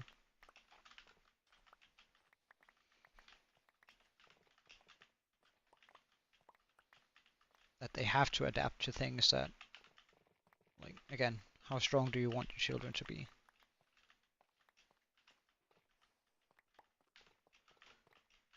Preferably, you would like your children to be able to walk around, have a gel spine, not be able and never be hurt, right? I guess that's the motivation for many parents when they raise their children to be mm,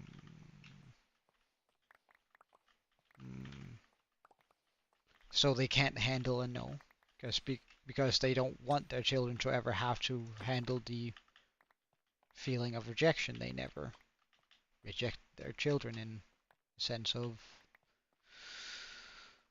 uh, whenever they ask for something, they got it, and then are never they never adapt, or they adapt too late in a sense to handling a no.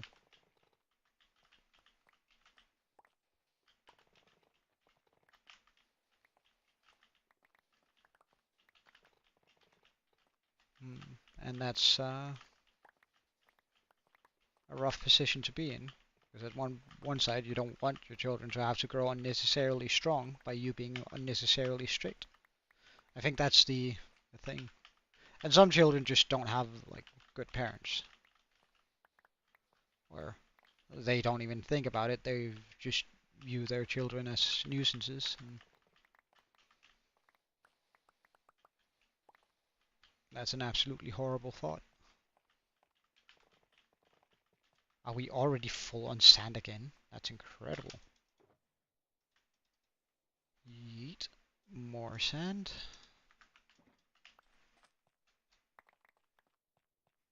Pick this lovely stuff up.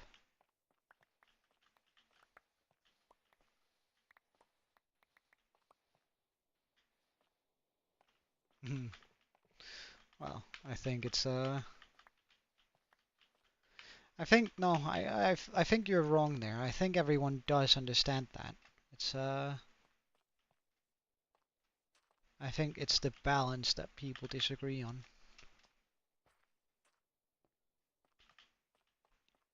How to balance that with each other. Because it's well, it's next to impossible to do. And I get why. I don't have the answer to it. It's the one thing I dread about being a parent one day. Like having to find that balance without, because wanting your children to succeed is and be strong and independent, and not need to rely on others. But like, imagine trying to teach someone that you should be able to be independent and handle yourself, but you should also have this self-respect and the inner strength to ask for help. I think that's like borderline impossible to teach anyone. And imagine trying to do that with something that came from you, something that you would give your life to protect.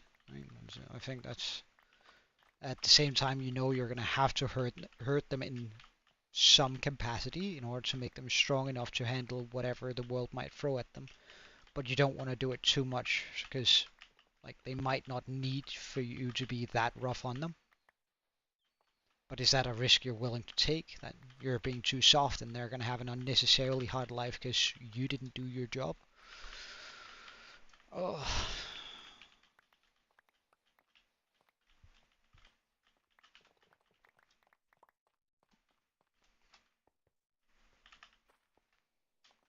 Like, that's a horror movie if you ever ask me. Being a parent. And it's only a horror movie because you care, right? So.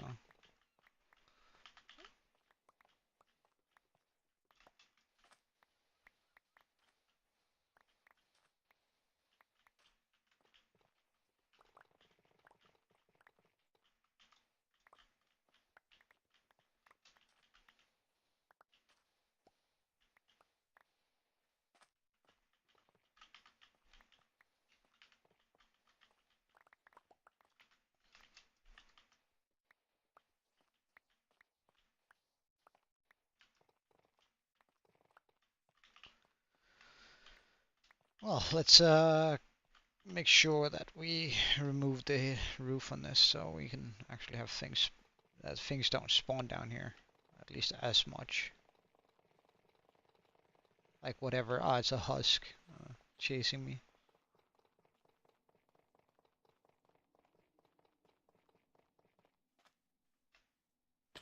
Oh, that was far. Damn.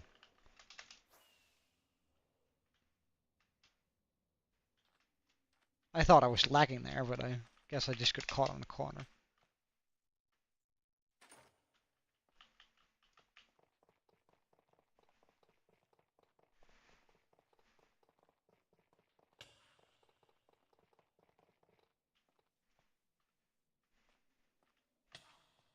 Oh, wait, hold on. You haven't given me hunger yet? Thank God. Wait, hold on. That's a lot. Hey, Frogman Master. 1, 2, 3. Hello?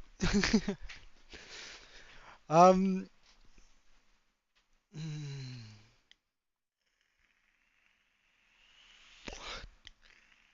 Hmm. Yeah, but then you might not be prepared for the real world.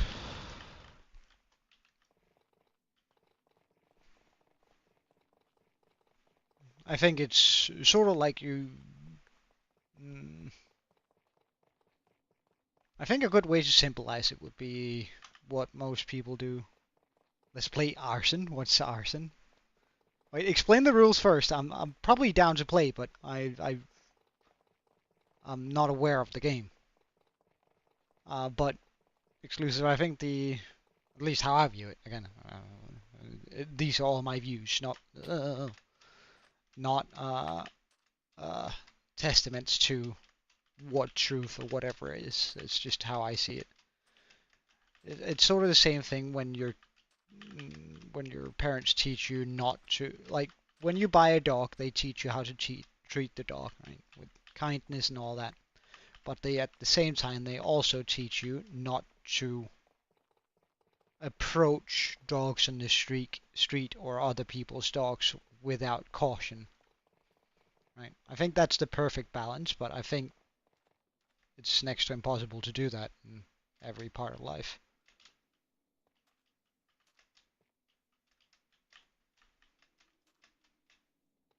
There we go.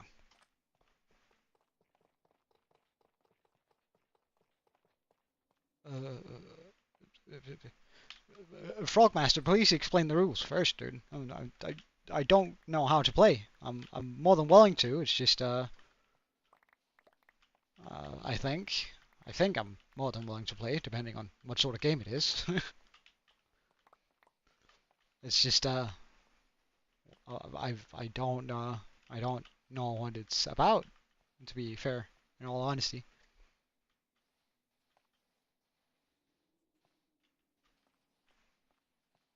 You have a torch now?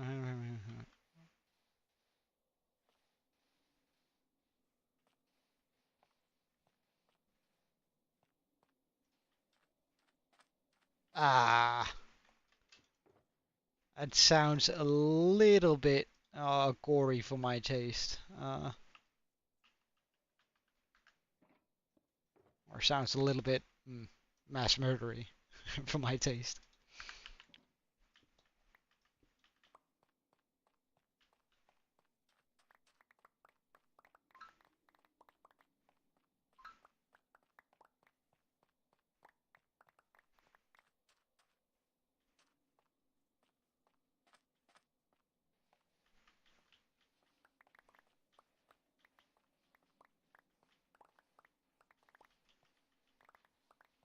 Ah.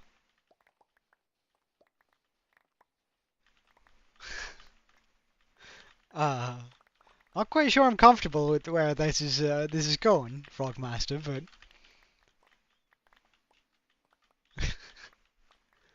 uh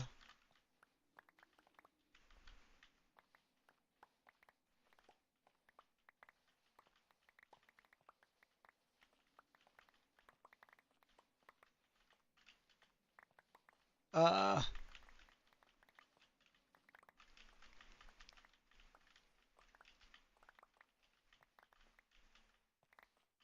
uh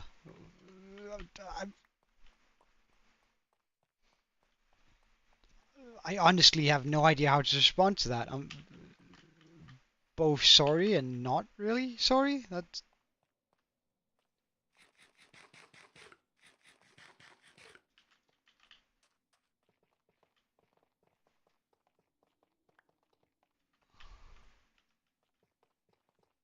oh, hold on.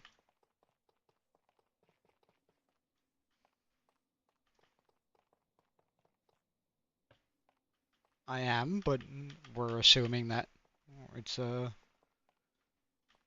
as long as it's just a game and not real life, then congrats on a good KDA, and if it's real life, then go get some help, dude.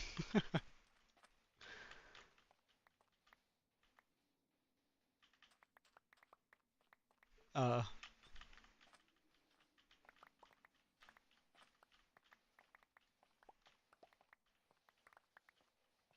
yeah. Well, as I said, not really comfortable with where that's going, you know.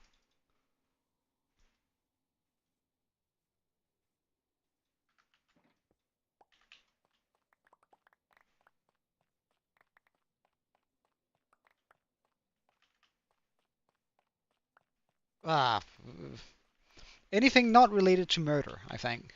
Murder and what would usually be considered heinous acts of violence or abuse. That's I think that's where I sort of draw the line, you know. Usually.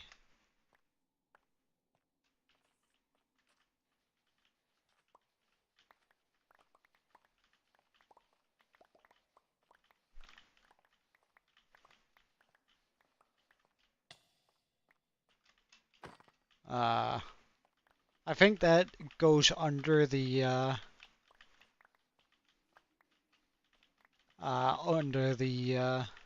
heinous acts part of that statement.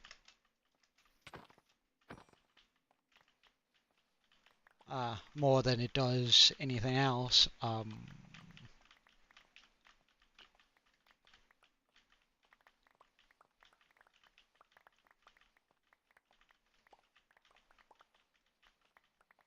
So yeah.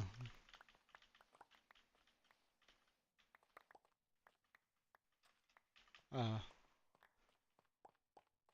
Although, if you have a good story about you screwing over a salesman on the phone, I'm more than willing to listen to that. As in, non-violently and just wasting their time sort of screwing over. That's always kind of fun. Let's just break that. Because then we can quite easily run back and forth.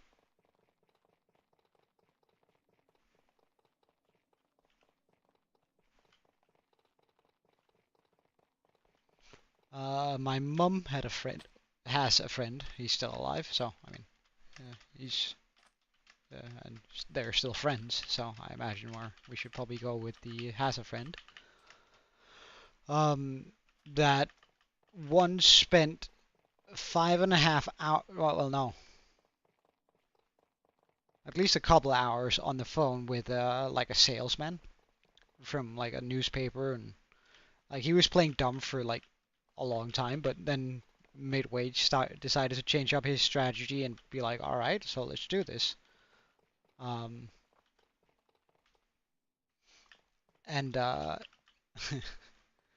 I said, all right, let's do this. Send me the magazines and blah blah blah blah blah. I had him explain all over what the magazines contained. And then they ended up with saying, oh, and of course I need that in Braille because uh, I'm blind.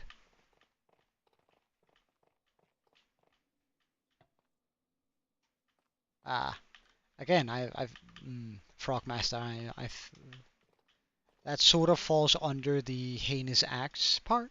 I said that I wasn't quite comfortable with.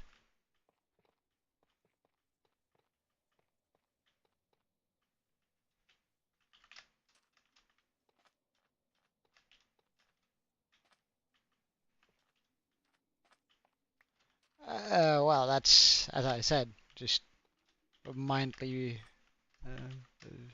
So a few pranks are all right, but heinous acts are not okay here.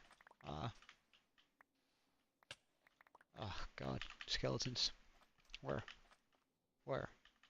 Where? Don't know. Don't care. Oh, for sure. I guess.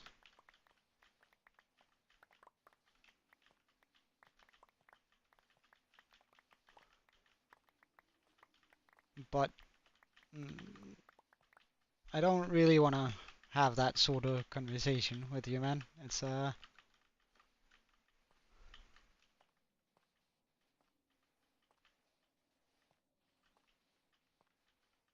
that's again heinous acts.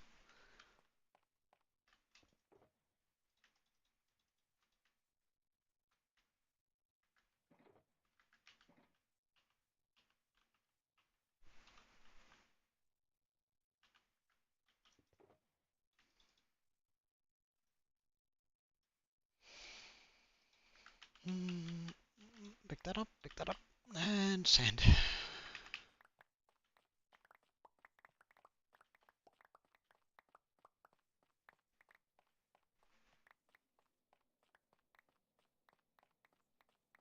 Mm,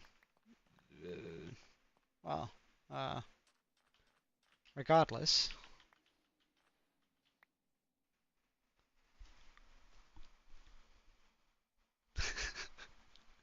Hey, Oni. Uh,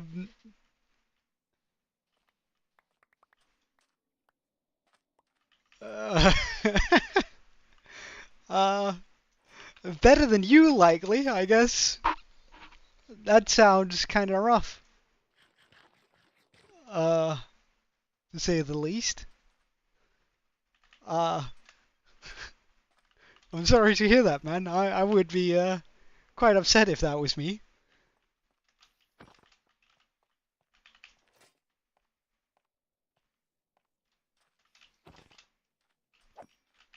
I would be quite upset if that was me, to be fair. Upsetting to have your balls stuck in a. Were you trying to jump in? Why?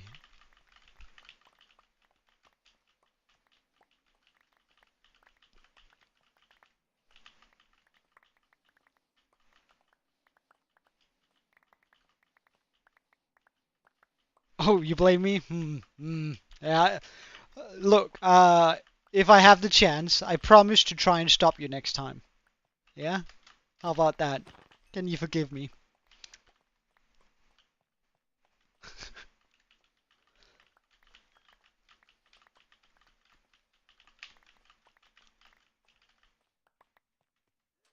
Oh, Jesus, you gave me a scare. You're 100% a creep.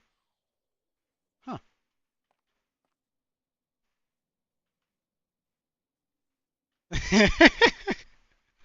I'm gonna try my very best not to let it happen again. How about that? Yeah. Like you're probably right. I can't promise that it won't happen again, but I can. I'll try my very best to. If I ever see anyone standing on top of a fence trying to enjoy their morning coffee, I'll tell them to get down so they don't get hurt. Oh, hello, creeper. Oh, hello, husk. Oh, hello, zombie. Hello, creeper. Hello, spider. Jesus Christ, you guys are rough on me.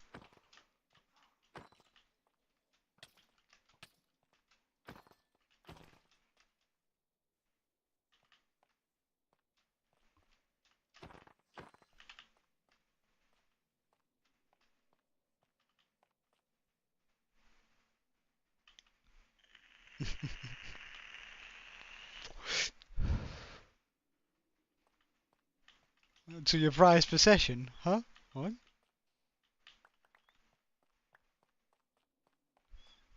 Pardon? Nah, I'm good. I'm good. With the gold bar, stoner. Ah, right.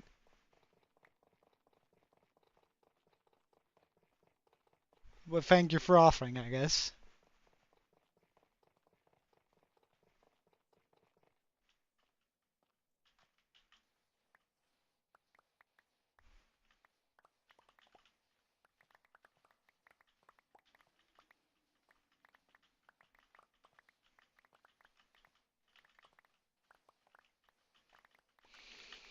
Okay, so about 2 hours ago, or maybe 1.5, we were at 100 and...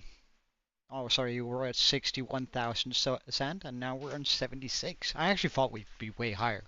Huh.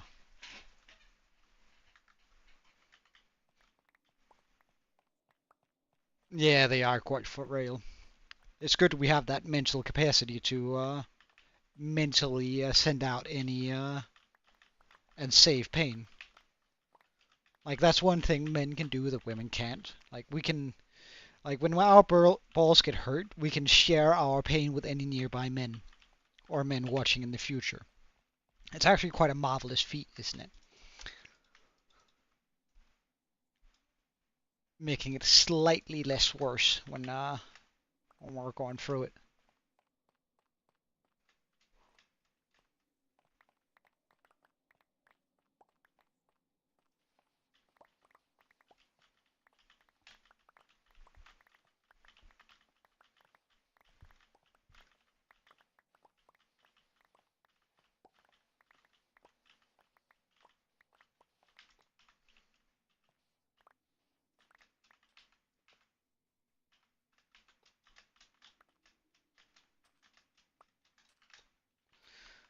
All right.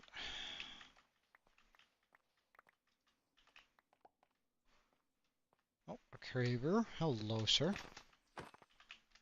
Another creeper. Let's just get him out of here. Oh, and another creeper. That's wild. Wait. Hello. Figured for sure that would be one.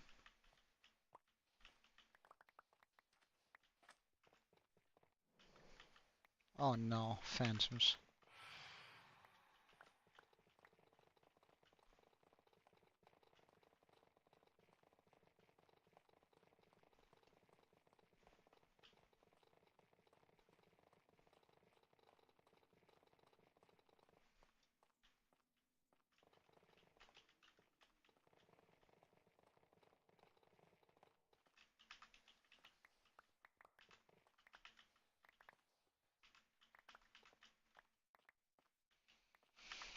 Hmm.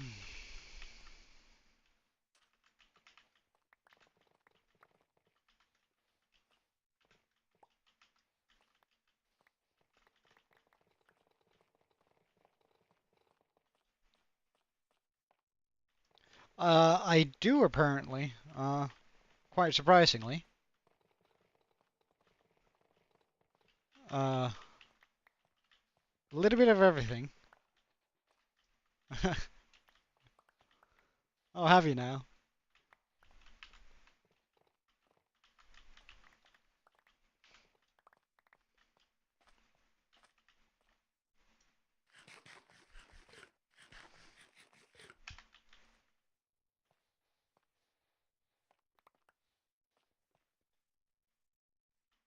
September? Hmm.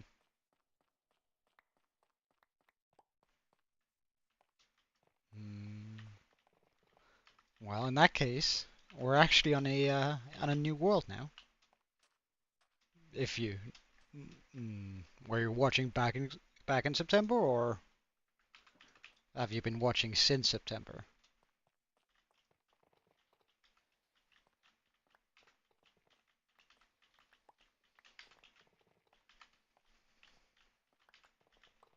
Since. All right, all right.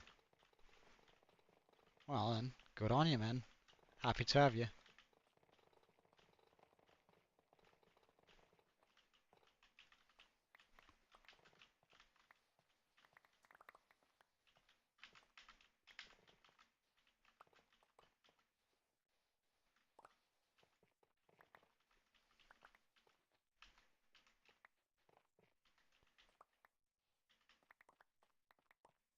What do you mean?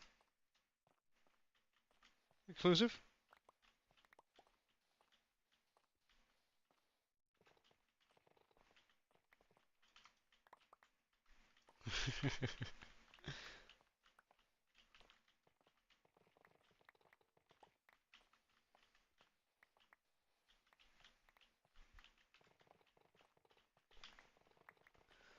Oh, this pickaxe is about to be bust too. That's kind of rough.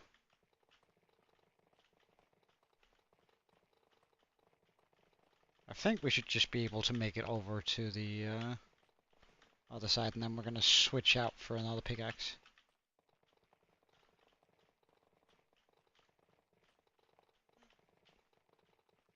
Because, oh boy, this is a lot of digging, I think. Although we are sort of prepping to just being able to do like all of the sand in almost one go. In one easy go. Okay, so let's get you down here. You in here.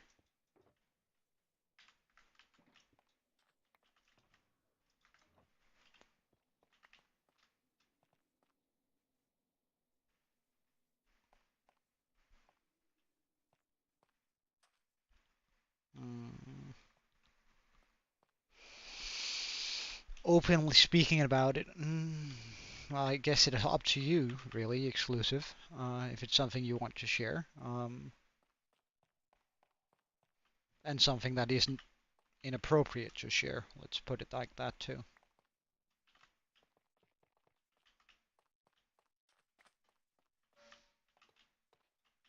Wait, hold on.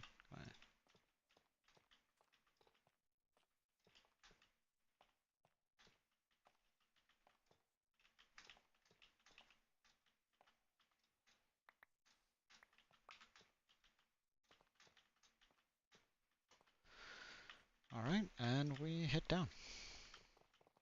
Very inappropriate. Well, in that case, probably don't, in the sense that it wouldn't be stream friendly, I guess.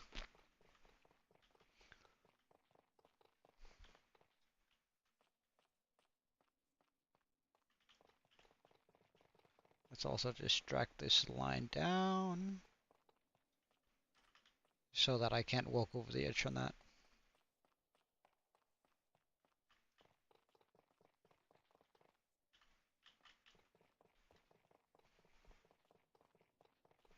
And then I think we can shovel our shovel to death here, or almost about death, and then we can go back with all the shulkers.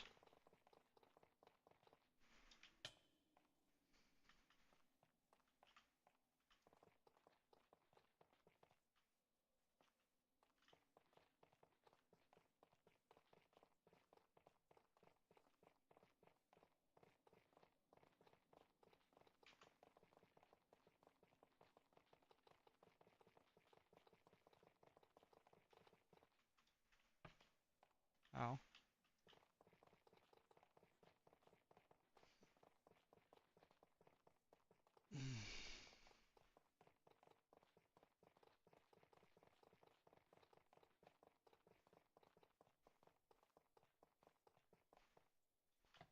Oh. Perfect.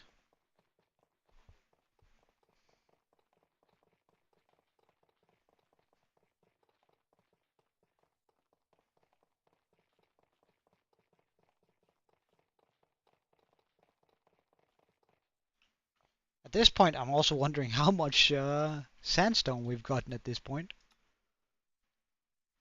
Almost 40,000. Well, we haven't picked up a lot of it, but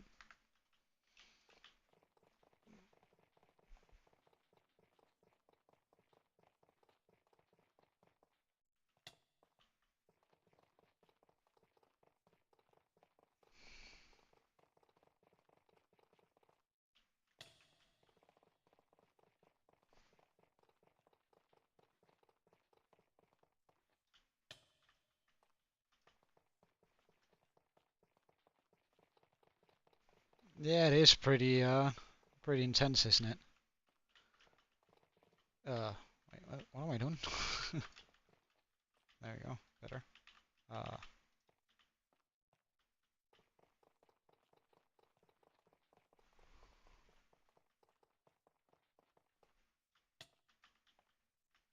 oh, we're almost out.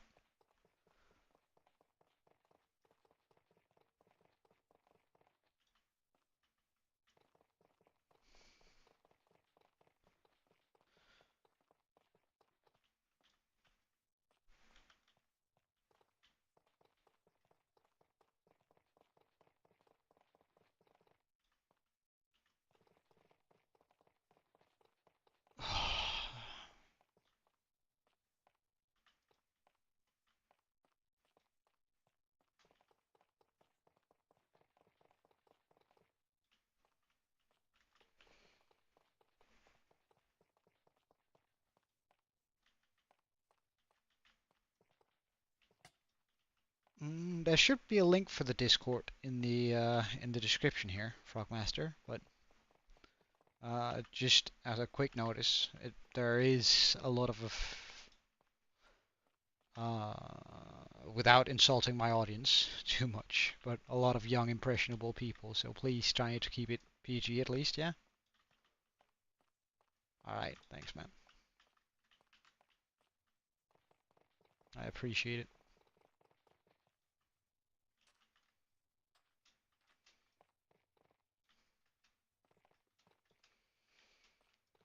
And now we can just shovel sand for days, I think.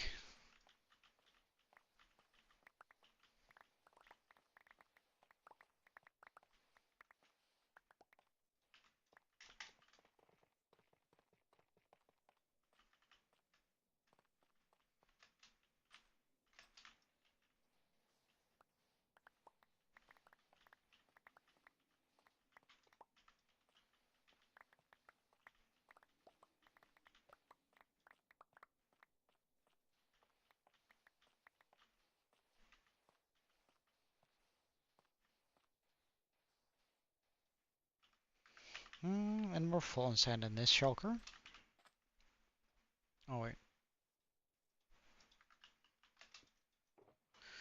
The sand. Oh, and this is the last shulker I brought with us. That's actually kind of perfect. I don't think my shovel is gonna last for all of that.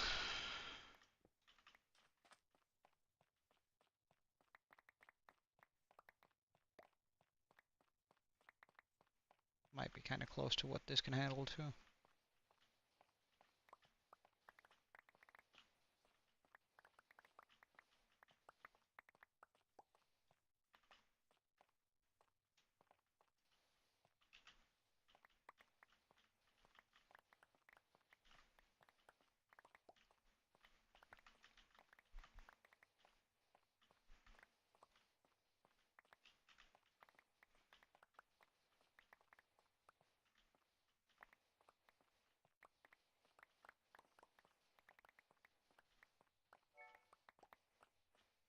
Alright.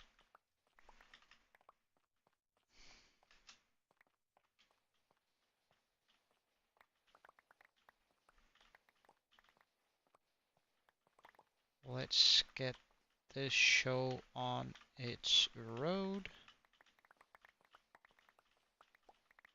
Fill up that inventory.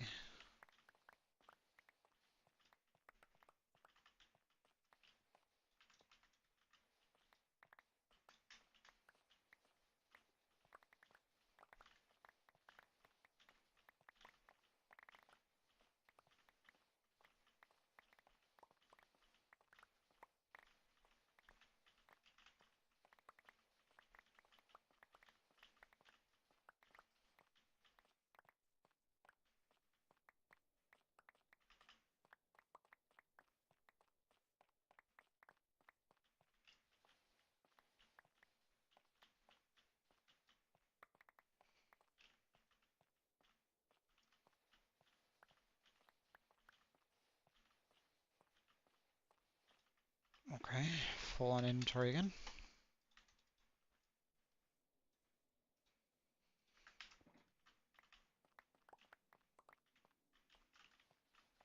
I wonder how many shulkers we're gonna need after this. More of sand.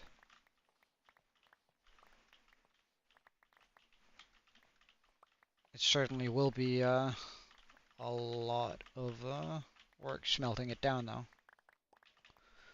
We're probably gonna have to go grab a bunch of lava from the nether.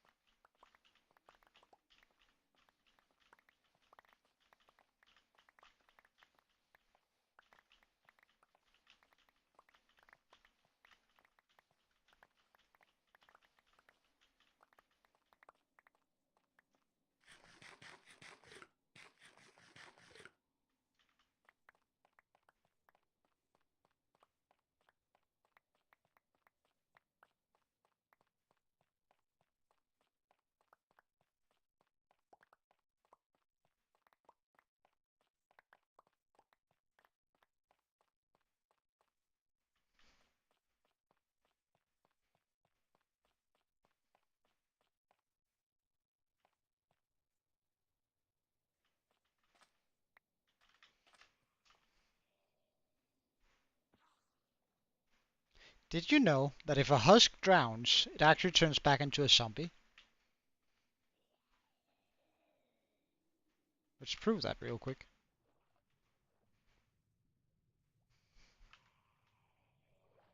I would very much like for you not to die on that though.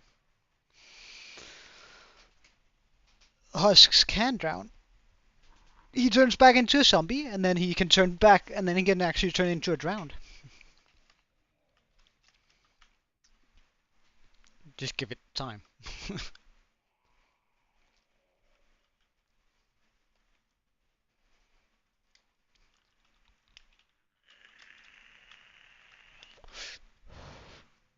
Ah, see, there we go. Converted into a zombie.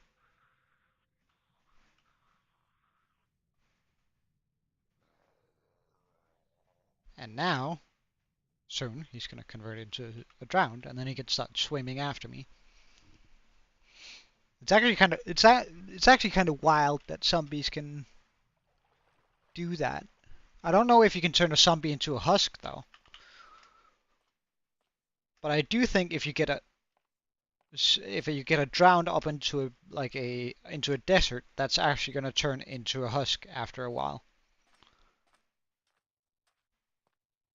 Because you can turn zombie drowned back to zombies somehow. I just don't remember how. I think it's the desert, but oh, we have a wandering trader up there. Hello, sir. Do you have something interesting that you're selling? Where are you at? Here. I literally could not give less cares about. I don't care about that kind of stuff. So let's continue for a wee while until our inventory and our shulker is absolutely full. I think the shovel can just about handle that, like that, but that's stretching it. He's not doing too well. Our second shovel here.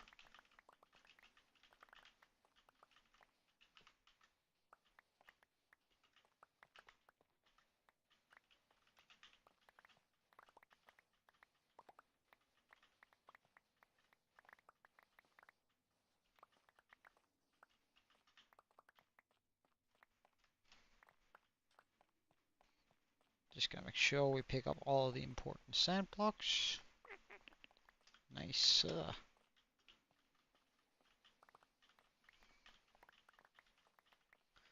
The oh so important sand blocks.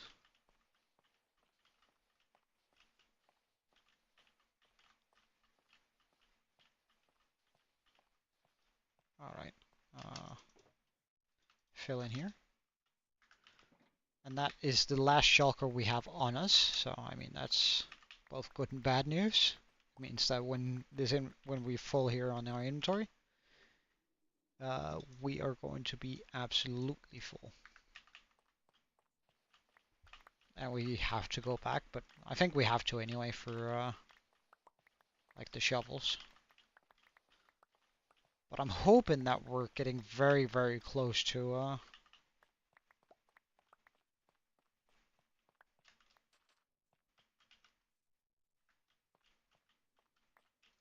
like how much sand we actually need.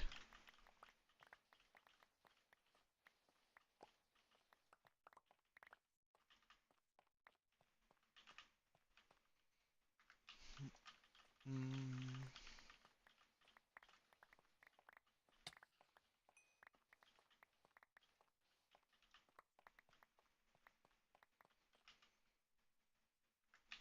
I can fit an entire stack. How much durability do you have? 38, 70. How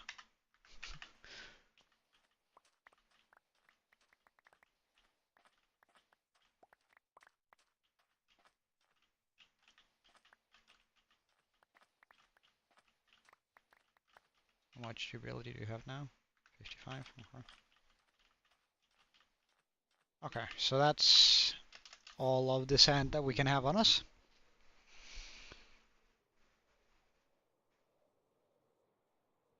Meaning we can finally go back to the base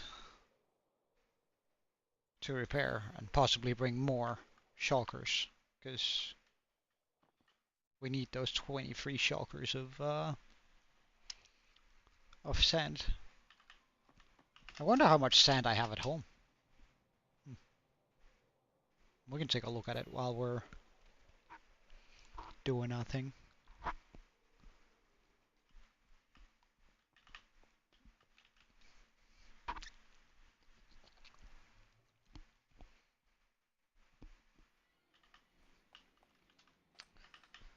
Okay, so how many?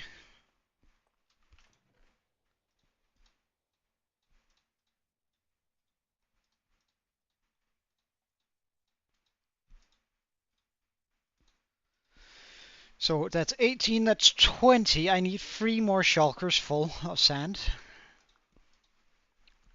Let's just see how much I have in storage. So we have all of that.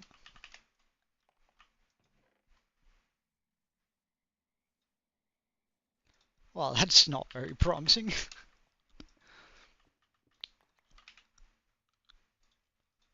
um,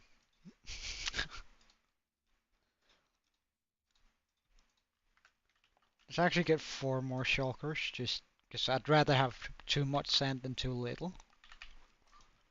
Let's grab the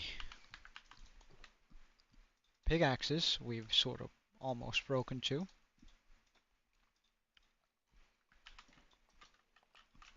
Just so I can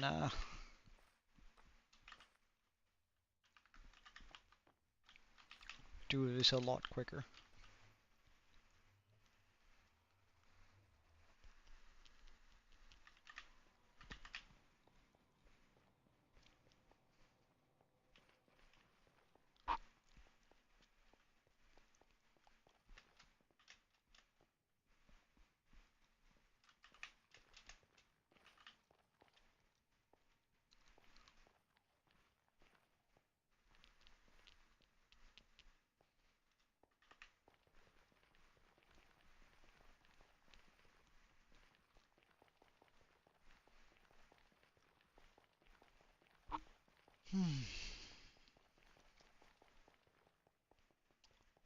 Oh, I guess we could also have used the gold farm for this.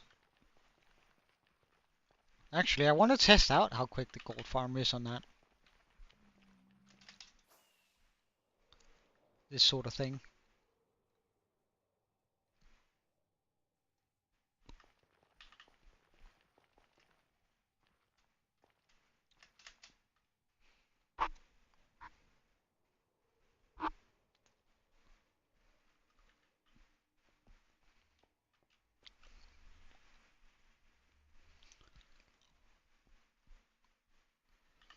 Because, I mean, the gold farm is easier to get to than my Enderman farm. There's less travel time, and if it repairs my gear quicker,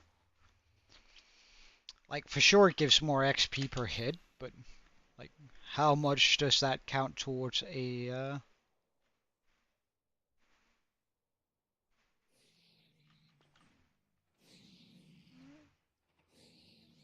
how are you with the women?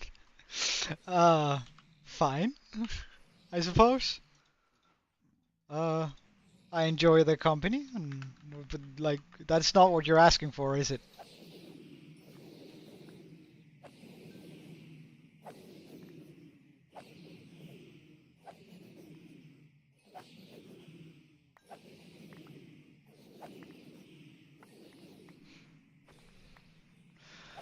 Um, I've dated three seriously.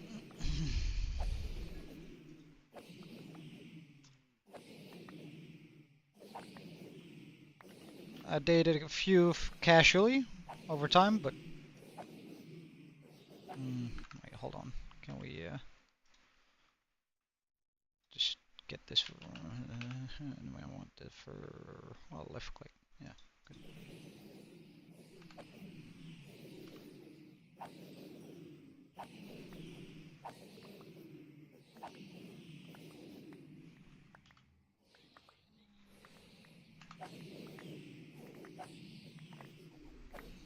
Calculated. What do you mean?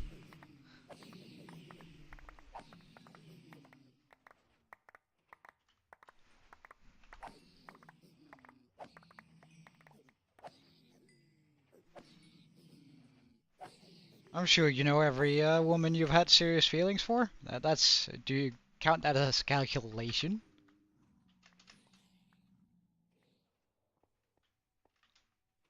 That's so cool, though. Just watching the items go eee and then disappear.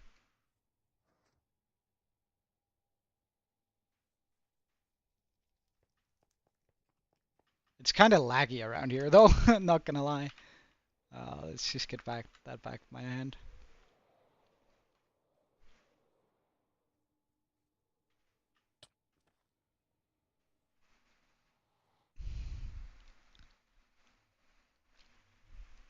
But surely you guys are also aware of how many women you've caught serious feelings for, right?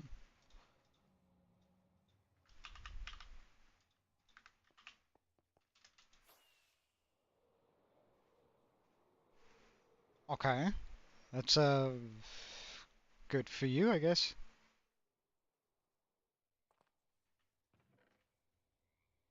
Uh, uh,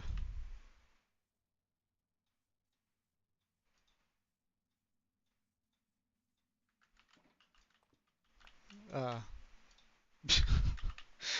I guess I don't have much more to say than that. Ah, right. Again, inappropriate joke, dude. Um, I really don't. If you could like not, I'd really appreciate it.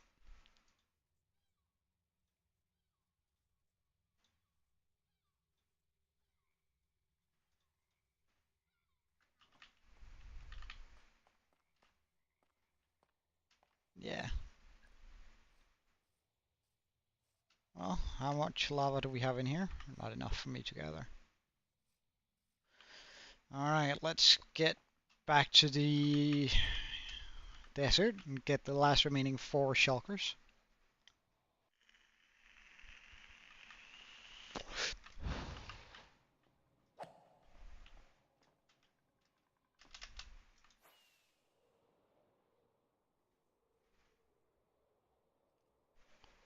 And I think I'm gonna call it a day after that. But that does mean that we got more or less most of the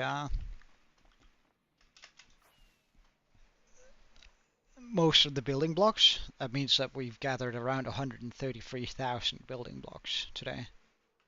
I think that's actually really decent. At least a lot quicker than I thought we would. So I'm pleased with that number. Still, while I do enjoy that kind of humor myself, you're right.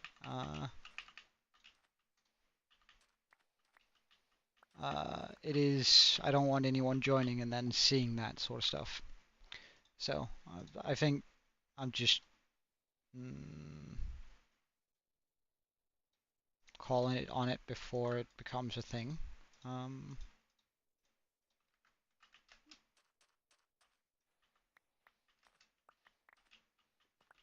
And that's just how it is.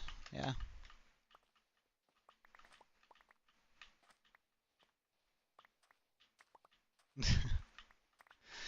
uh, it's difficult to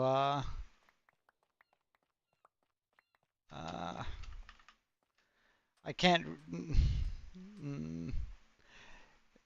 That's something you're going to have to make yourself without my involvement, because I cannot verify.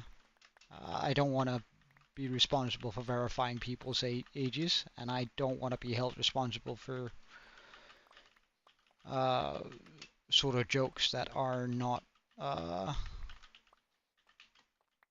supposed to be within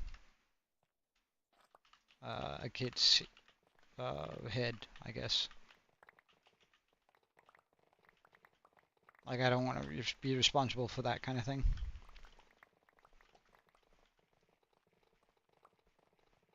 Wait, hold up. Why am I picking up this junk?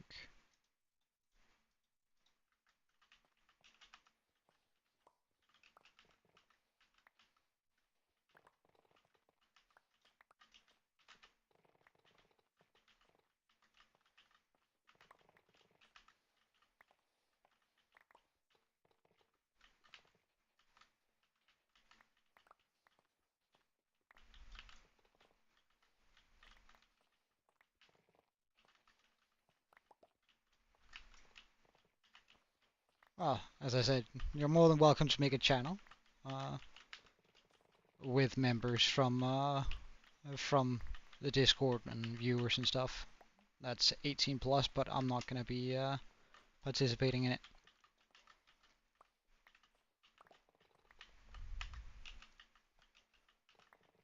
I think it's a surefire way to get myself cancelled. And that could actually affect my job too, so I'd rather not participate in that sort of stuff with people I haven't known for 10 years or longer. I don't know. But somebody's probably gonna get pissed enough that they've managed to cancel me. I'm not gonna take the risk.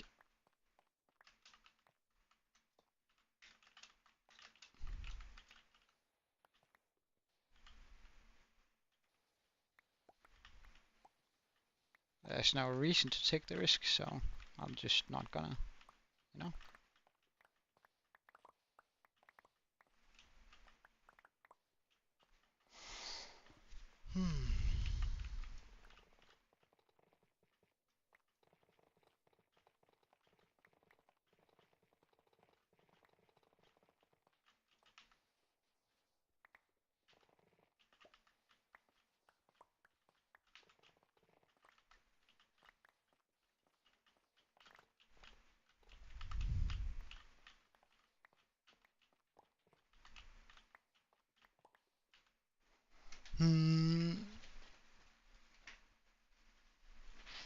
Sort of. Sort of. I remain cautious, first of all. No, I'm also cautious in real life, uh, except with a few select mates. But it has less to do with being afraid to be cancelled and more with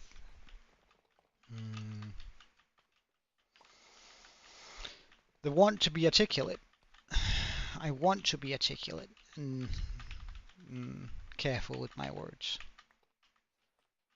because I don't want any like I don't want to get into an argument and then have somebody sling something I said back at me uh, because of a heated moment. Um, and therefore I try to choose my words sort of carefully. At least with enough care that I can't be taken too much out of context. Mm-hmm.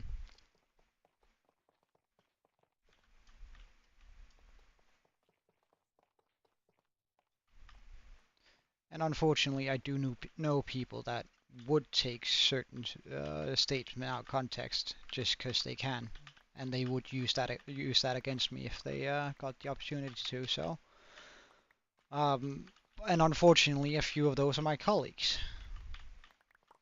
and therefore I've grown quite accustomed to articulating myself in a way that leaves little room for misunderstanding and even less room for things being taken out of context. Now, I'm not perfect at it, and therefore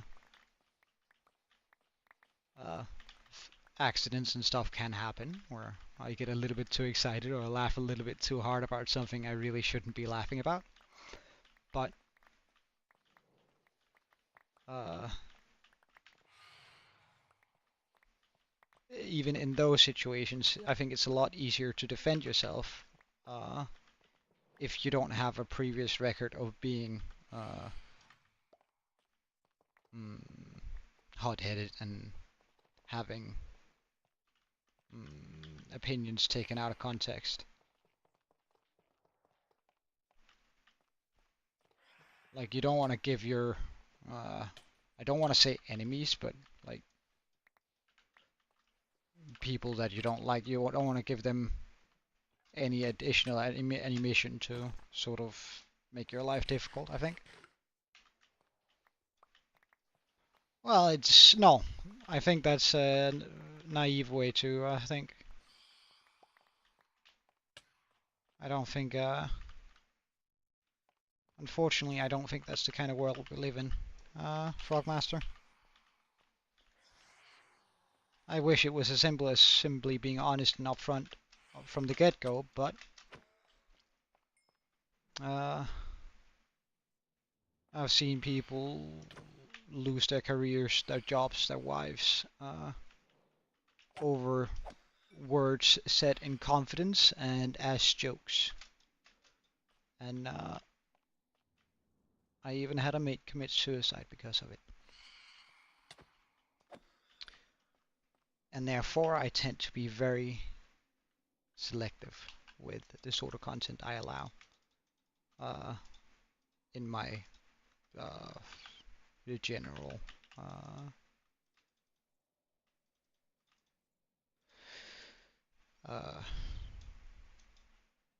whenever I'm near, generally speaking.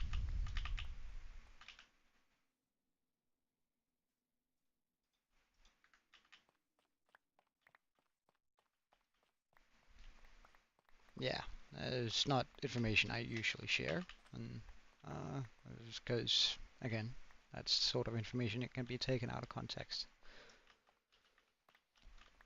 But I reckon it is okay in this context.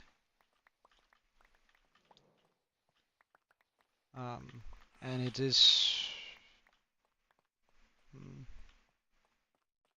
something we all gotta live with.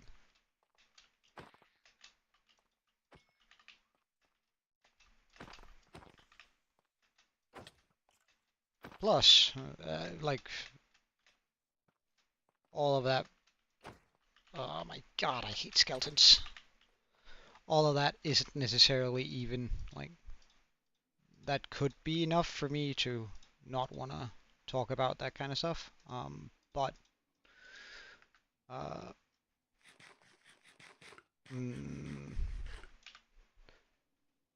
there's also the fact that all of the people I actually respect in my life are all very articulate and well put together people that think about what they say. And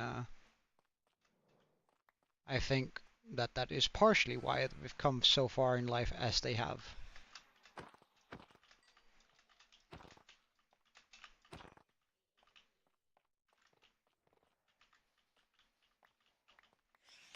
So, mm, this isn't necessarily true, but I think part of the key to success is emulating it. So if you see someone who's very good and very respectful and very successful within your own matrix, whatever you consider to be successful, I think it's a wise decision to emulate some of their behavior, because some of that behavior, the behavior that you respect them for, is likely part of why they are successful.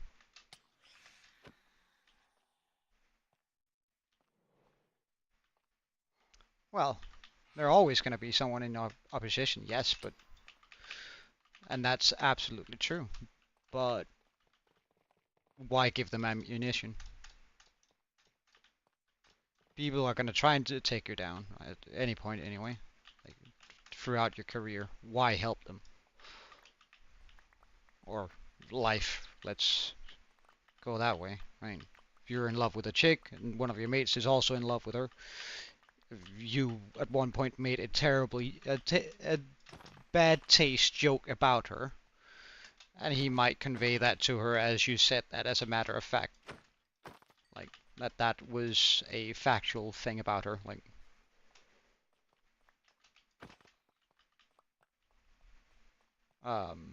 to try and get with her over you, right? So why would you give people who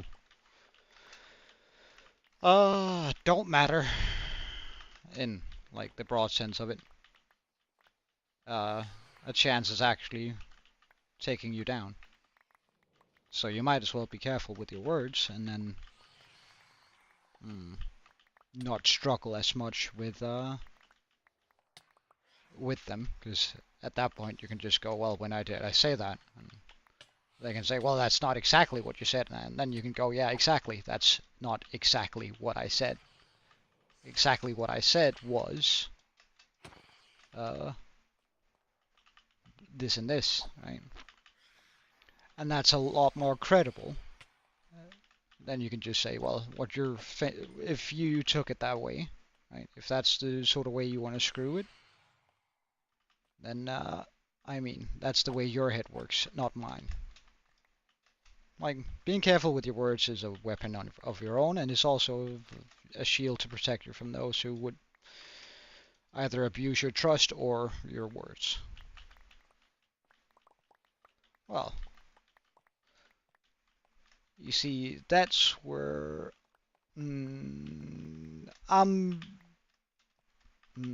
that would probably be the smartest choice, yeah, just to stay quiet. But in a sense, most of the time, staying quiet is a powerful thing, because people tend to continue speaking and digging themselves further and further down into a hole. So simply remaining quiet is a very efficient strategy. But that being said, I'm too much of a smartass for that kind of thing. Jesus, that's a lot of husks. Get away from me, dudes.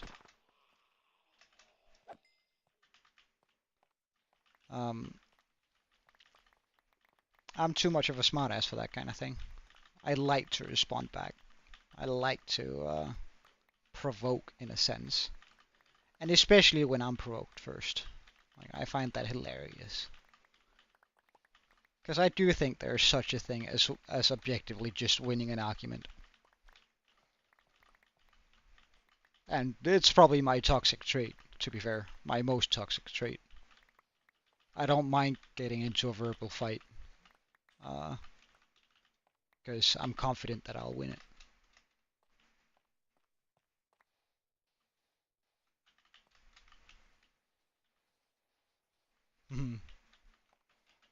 Well, if you ask my mates whether or not a select group of my mates whether I'm a calm person, they would say, "What? No, Joe? No, what the fuck?"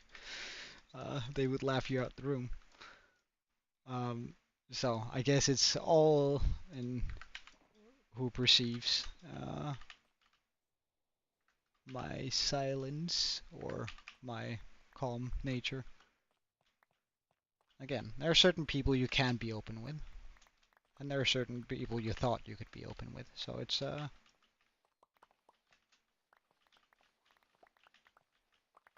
all about learning who those people are, I guess. And honestly, I only count 2 or 3 people I really trust. So, I mean,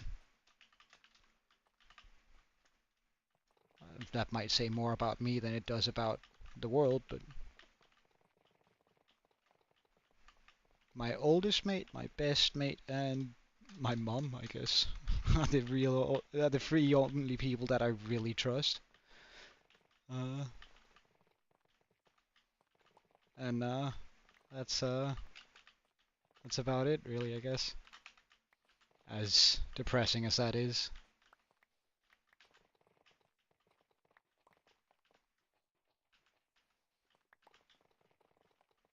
And then there are people I trust to a slightly higher degree than others, but only 3 people I'm completely myself around.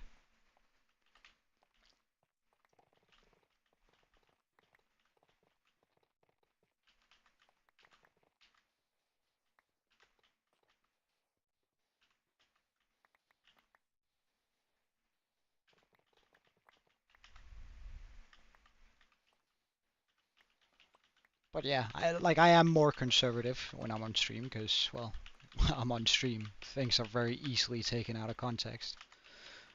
And come on, we've all seen videos of, well, I don't know why especially it's Minecraft YouTubers, but for whatever reason they start touching children whenever they become mildly successful.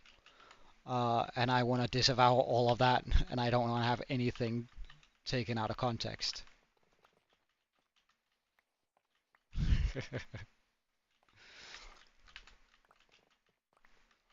I'm not a conservative, I'm actually a liberal, if anything.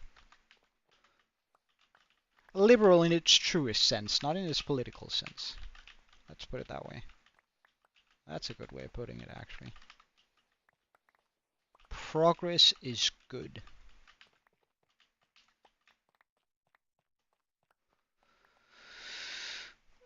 Alright, so I can fill this shulker. So now we have 1, 2 shulkers, and now I just need 2 more completely full to the brim.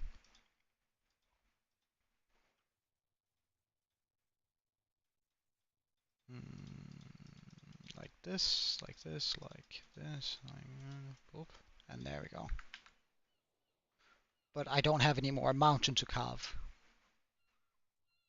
What the hell is this? How was this not sand enough? Like we've dug out this entire from like just across the pond. We dug out that entire area and that was not sand enough? What is that bullshit? Come on. I guess we're going up there then? That just feels so odd though.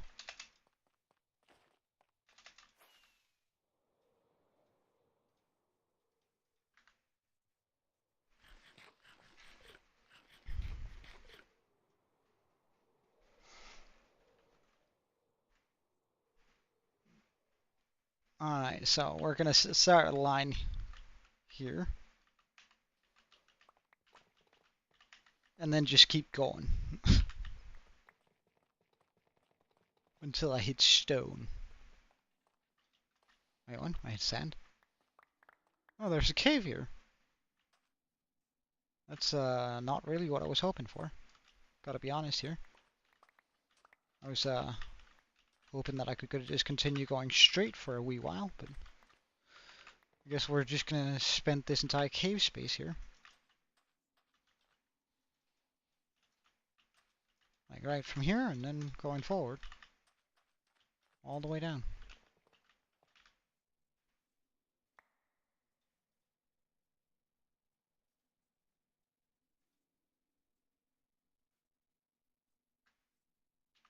Huh.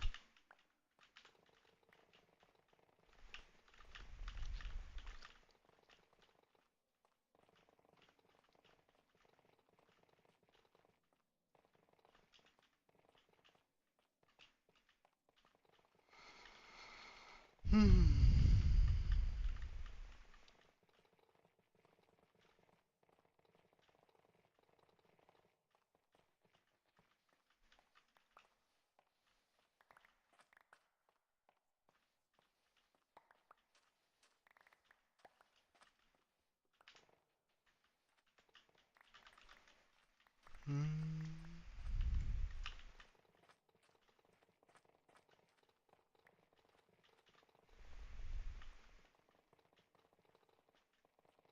Plus, honestly, like while I have just been on a long rant about things that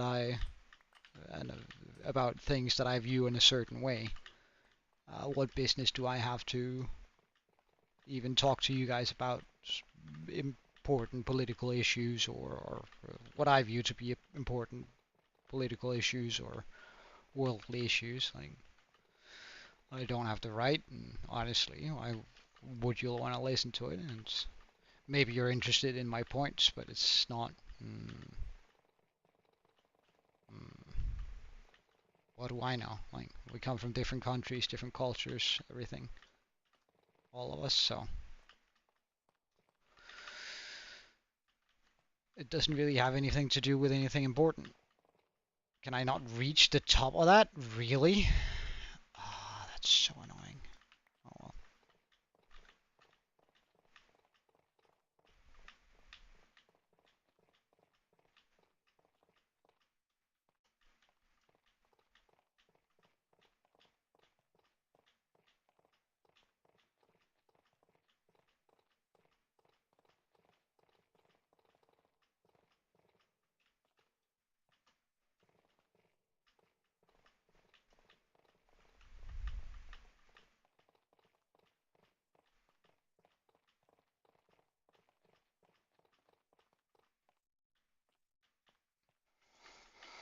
Hmm.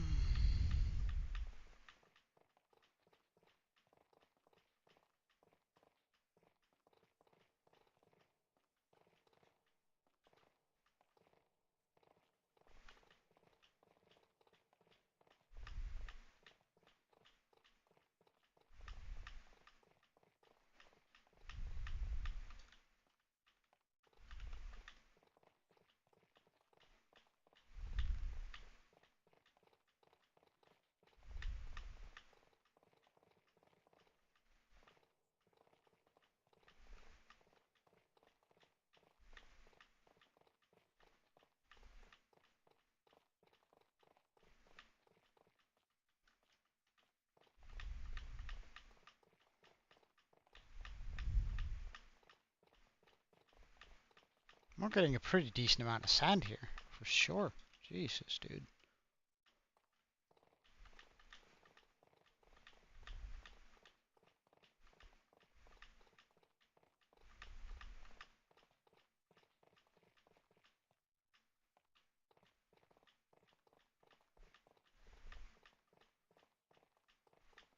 I imagine this is probably, like, I've probably dug enough sand down here.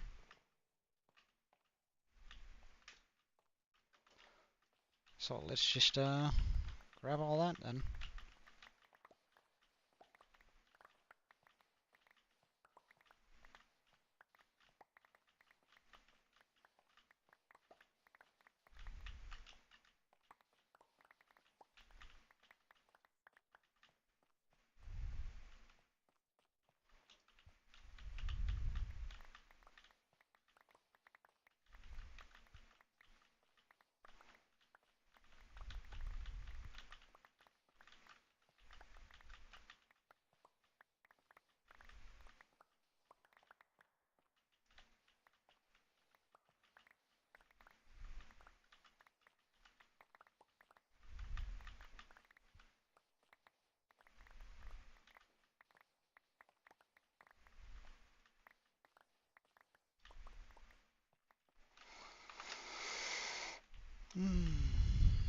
But still, I got strong fingers. But they are tired.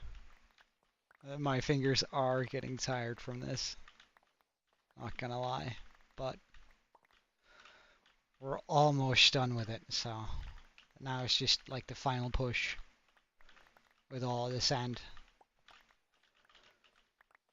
And then we can sort of get into some redstone machinery tomorrow where we work on I'm gonna find a schematic, I think, and just like get us the biggest, the meanest, like a super smelter out of proportion, chuck it into the redstone area so I can like smelt 1,000 items a minute or something like that.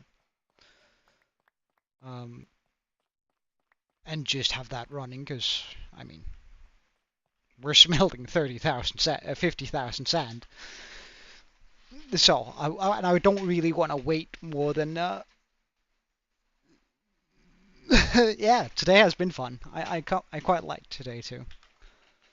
Uh, it's, I think overall it's just, I don't know, I've had a lot of good fun streaming, like just period. Um, so, no, oops, put that in there. Eat, eat, eat. Alright, so that's for one shulker. And, or almost one shulker. So I guess if we get the rest of this.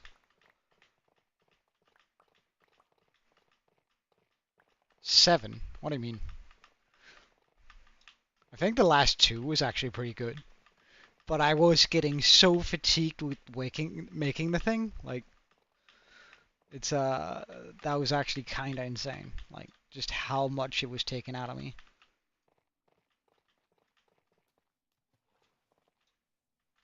Ow. Ow.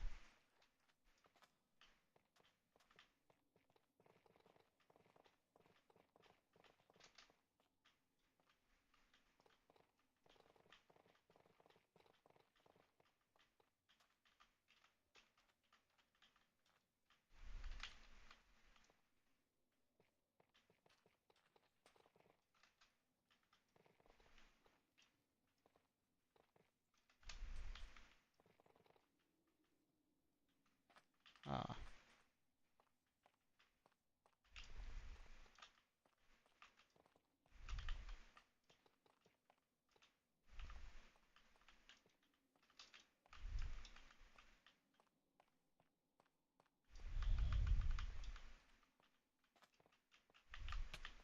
ow, ow. Get all of this down.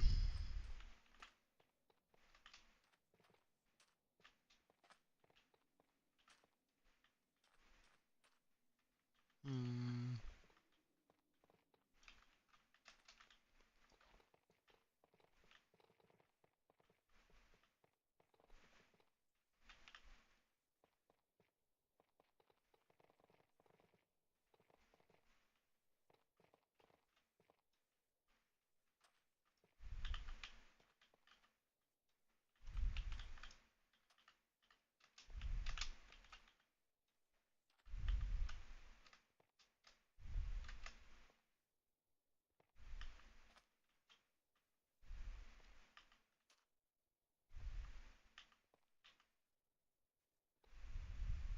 Ah, you gotta be kidding me. There can't be like another.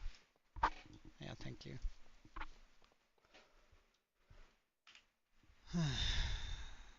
uh, what did I switch that out for?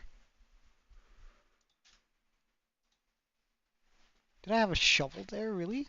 No, carrots, carrots, carrots, carrots.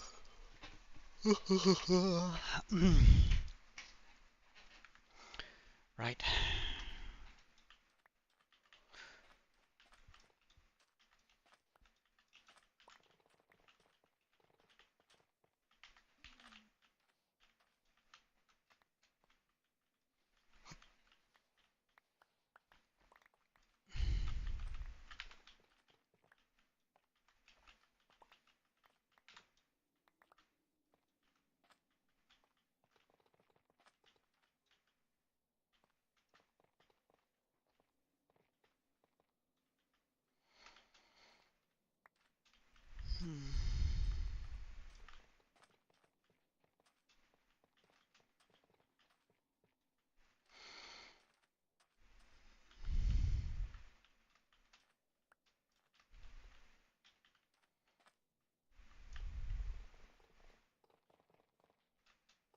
Oh, that was a hole, really.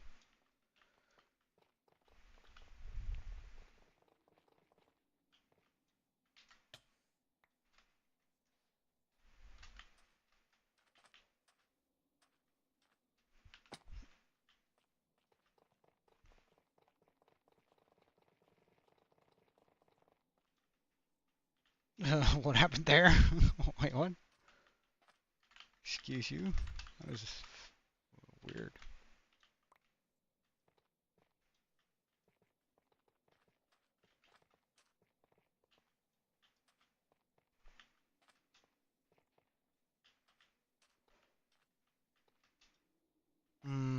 One place I could visit. Can it be a place that I've already gone? Or does it have to be somewhere new?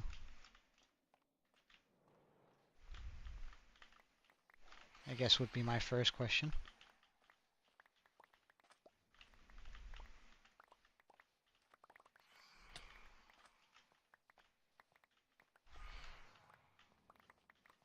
Because if it's like a place I haven't been, then I have to really think about it, because I've pretty much been everywhere where I want to be. But if it's something I'm allowed to go see again, just if it's anywhere and anything, I mean, on the planet, that is. I guess if I could go see Mars, like stand on the top of that mountain without, and then like it only took a week, then sure, I wouldn't mind that. If I could just pop up on top of that and survive the vacuum of space, that'd be pretty cool. Like, how many phantoms do I have to deal with, and why do I not have my smite sword? Like, Jesus Christ. Is there a way to make, like, a phantom farm? Like, just have a million spawn in at a time and then murder them with a TNT cannon? Like, what would that require? Is that a possible thing I can do? And if so, how do I make it? How do I commit genocide on these things? How do I commit genocide on phantoms? Take that out of context if you want. How to commit genocide.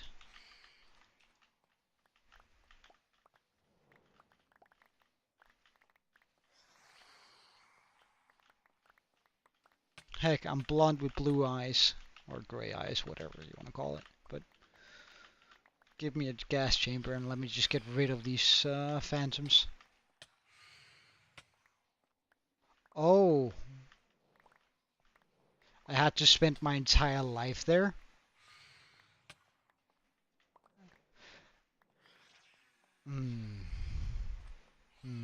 Can it be a country?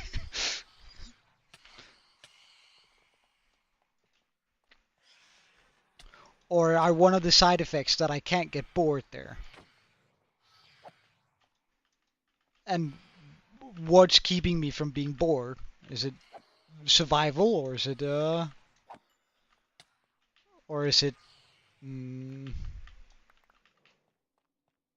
like, because I have genuine fun there. Like, which is it? Because if I'm surviving there, then that's probably a very different question, or at least a very different answer. To, well, if I'm just there and I'm having a good time at all times, then I mean, I think the question, the answer changes. Make a mob capsule. Oh, you mean like a mob switch? That doesn't turn off phantoms, does it? Besides, no. No. I will not make a mob switch.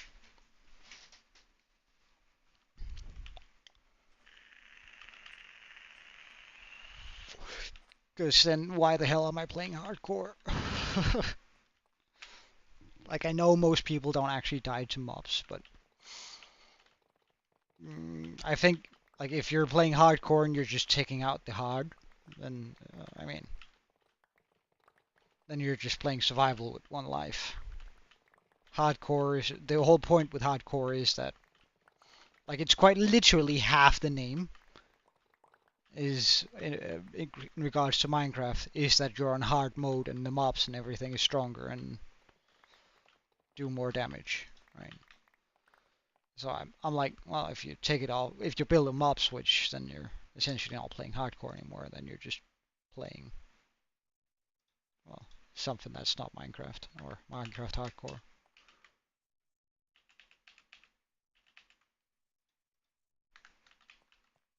Nah, but then my world doesn't look as impressive. Do you not get my conundrum? Like, I want my world to look incredible at 2000 days. Which is also why I'm rushing to do this, right? Do the dragon, because, like, the first 1000 days we managed to transform the entire island, bomb away a mansion, and, like, build the skull. Like, we managed to do so much within so little time.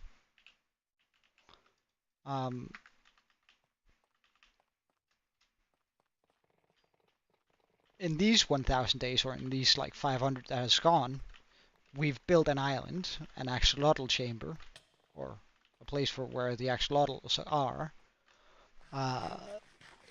Messed about with a lot of redstone. Made a wizard tower, a singular tower, a singular building. Well, yeah, a singular building. Uh, and a forest, and the ancient temple plus a plus the floating island. Like, that's what we managed to do in 500 days, and I'm sort of disappointed by that, to be completely honest here. I hope we would have made it further at this point in the game than that.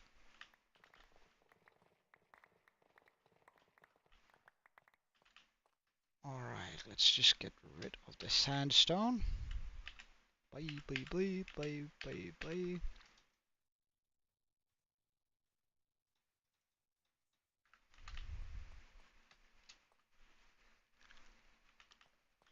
Yeah, well, I mean, you are.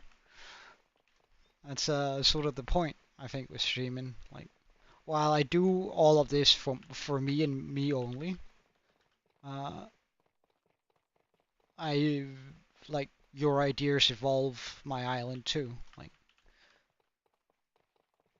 Uh, like I become happier with the island as I get suggestions and all that sort of stuff, and it's like, oh wow, yeah, that would be a great idea. And it's easier to push myself into like making, for an example, the dragon here. Uh,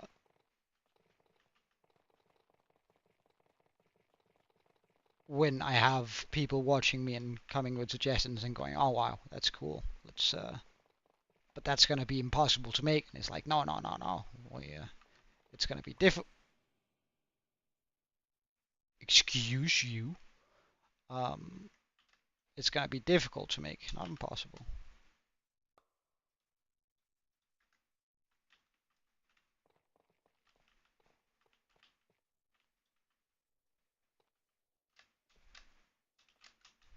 I want to push my, it pushes my skills having people watch me.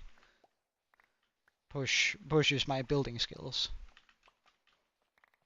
Like, I feel like I evolved so much as a builder from, like, building the island and the skull, the dragon here. Like, it is, I don't know, like, having that little bit of extra push and motivation just absolutely evolved what I can build now. Like, before I started on the island, I wouldn't have been able to build anything near that dragon. And I wouldn't have worked on it and worlded it. I would probably just have found a dragon online and sort of, well, build it, but not made it myself. And even if I had made it myself, it wouldn't have been as big and grand as it is. Like, so sort of the motivation you get from having people watch you is absolutely incredible, I think.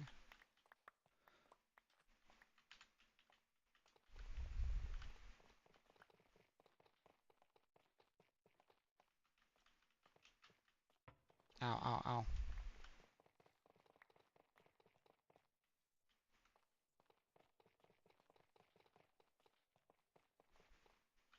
Nope. Don't break my heart, my itty bitty heart. Uh.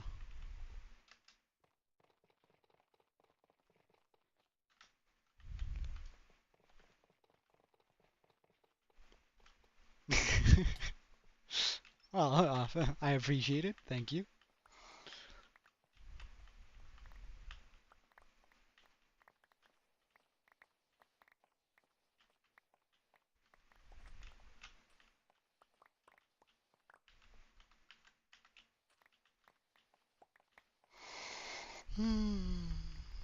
How much sand do we have though?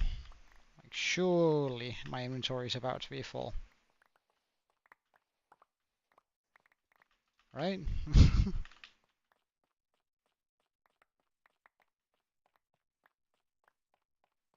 There's no way. Okay. How close are we? Almost there.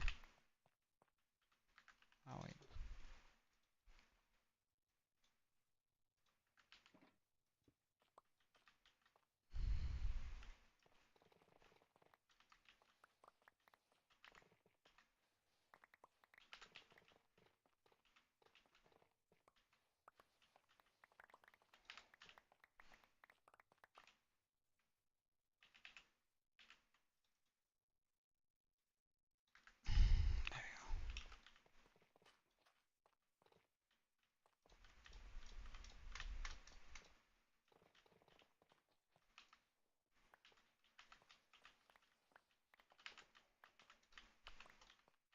There we go.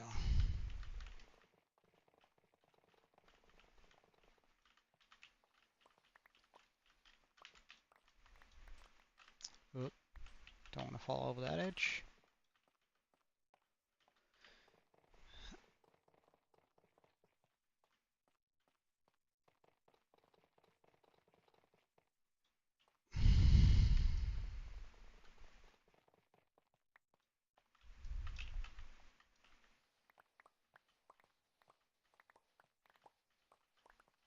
Welcome back, exclusive.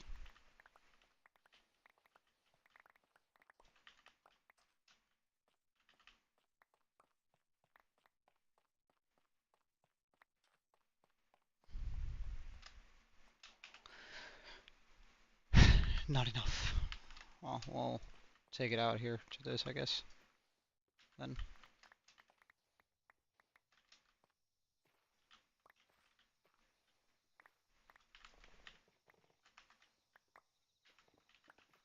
A little bit of this sparse jungle here, biome.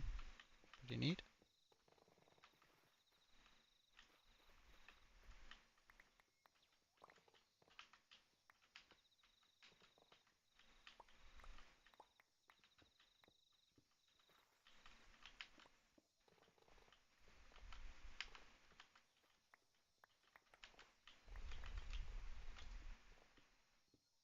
Yeah, like YouTube is actually a pretty good social media. Let's be real about it. It's you do meet a lot of people through it, or at least have the potential to.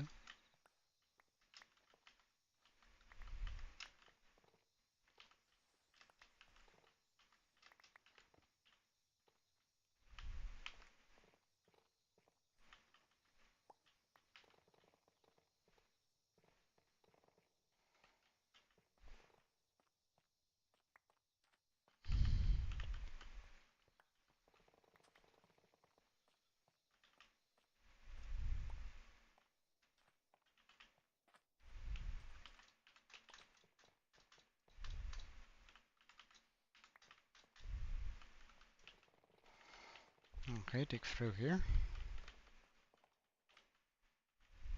Huh. Oh.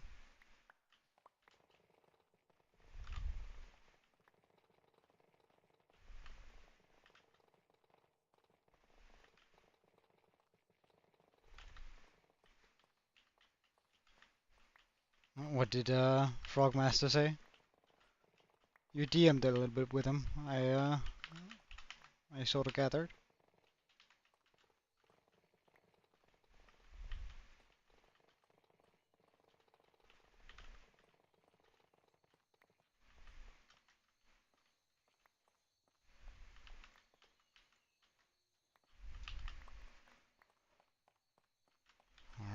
Let's take out this.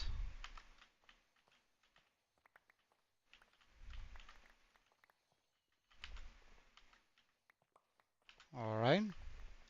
Ask away.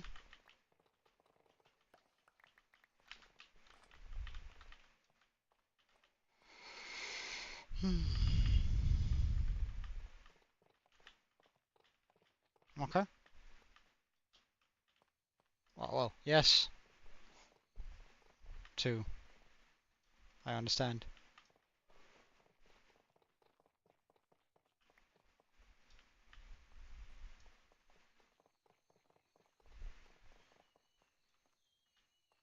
I have a feeling the answer is going to be no, though, but let's hear it.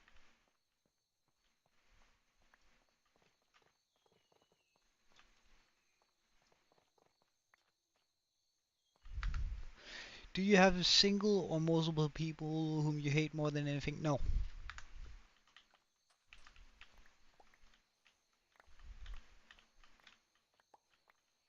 I do not.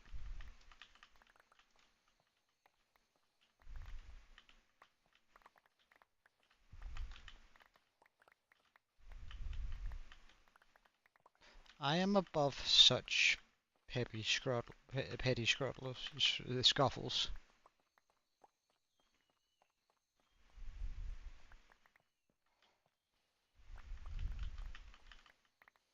I have shit my mortal skin.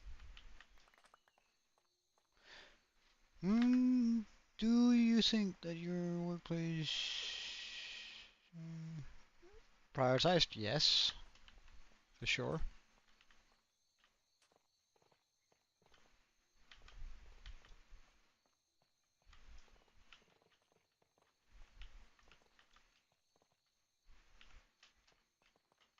Well, I guess it depends on how would the way define prioritized.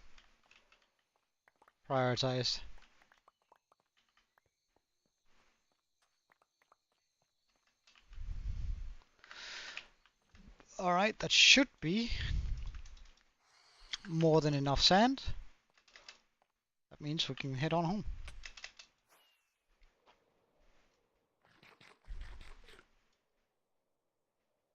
But yes, I ultimately do, because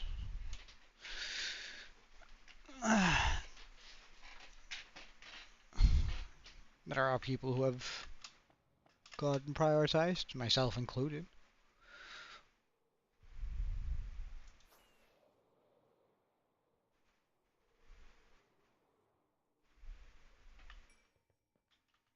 Huh, wonder where that XP will come from. Oh yeah, I killed a magma block at some magma cube at some point, didn't I?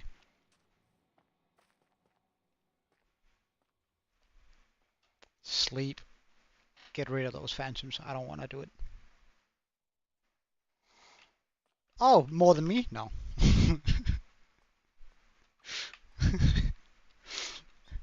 I think that's the deciding thing. I don't think anyone has more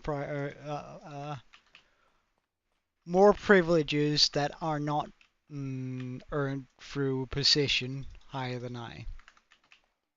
I think I am way more prioritized than all of the other people in my firm.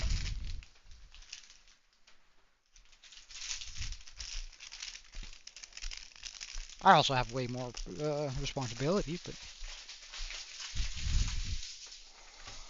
if I say no, the final answer is usually no. If someone wants to kick off a project, even though I technically have no say, if I say I think that's a bad idea, it's usually considered a bad idea. If I say I think that's a wonderful idea, things happen. Likewise, like even though I'm not in a position to actually make any decisions in regards to that, so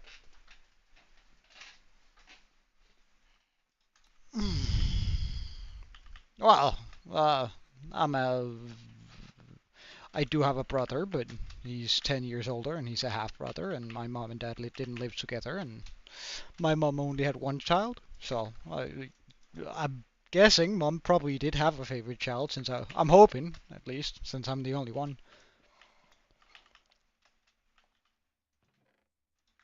I'm hoping I'm her favorite child.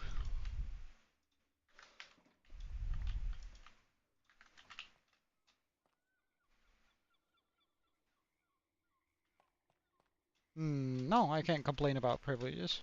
Well, no. I can't complain about them. No, I can. I can. But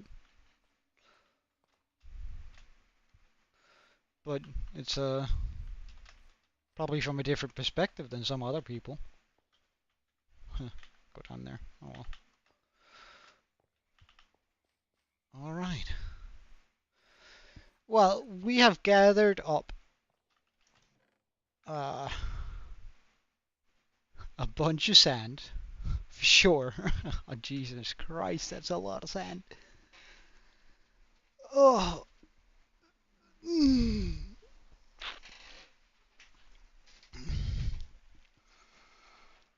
And that's going to turn into so many more shulkers just out of pure necessity. Well, actually, let's go grab a bunch of lava. Because while we're gonna rework the smelter tomorrow, I do feel like sitting around here chatting for a wee bit longer.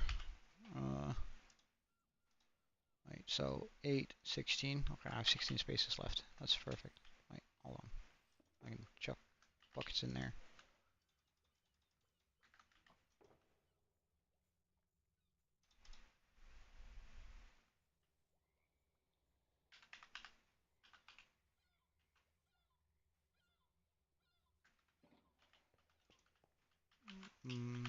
I can chuck all the buckets that I need into different ones, so I can have 2 in each. Because 9, 9, 9, 18, 27. Yeah, so that's a little bit more than that can actually be. So if I have 2 stacks of bucket in each of these, and just 2 stacks on me for that one,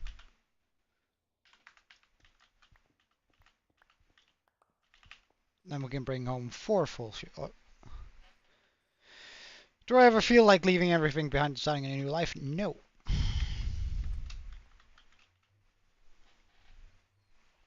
I do not.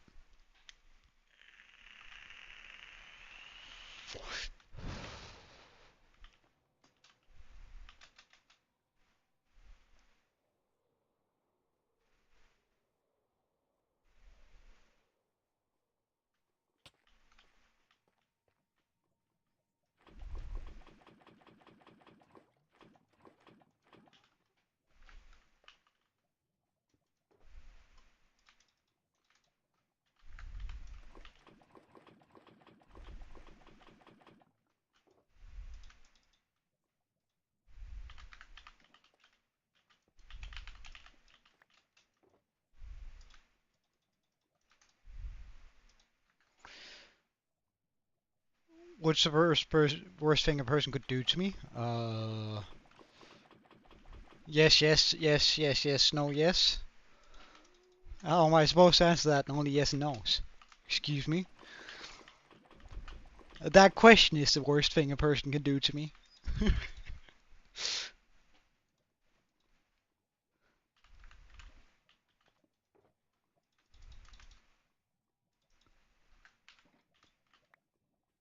Oh wait, we want that down.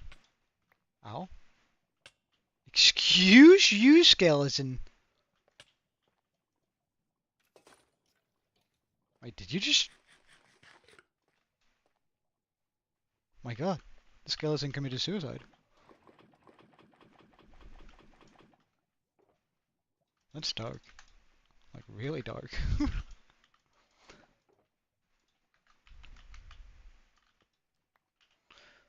Okay, lava buckets, lava buckets, lava buckets, lava buckets.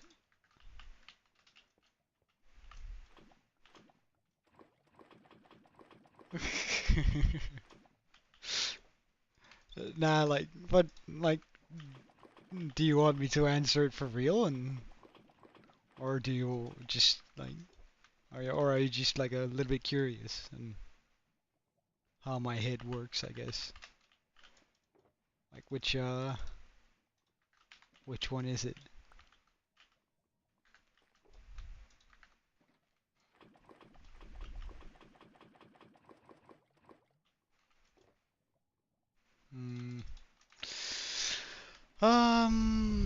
the worst thing that you can do to me, uh,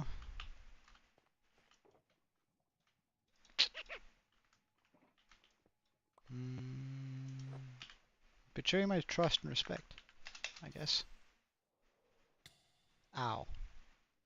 Wait, where did we come from? Up here? Oh, huh?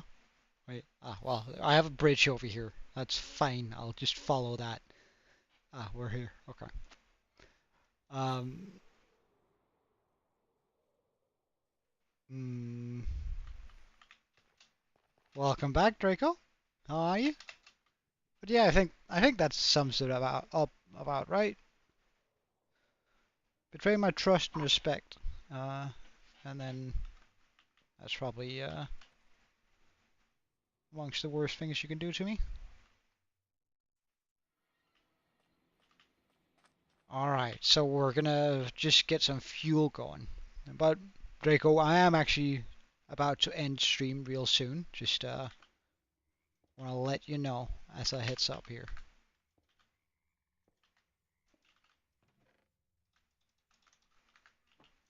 Yeah, I'm sorry, but we have also been going for 5.5 hours. Jesus Christ, is that how long it took me to get that much sand? That's bonkers, yo.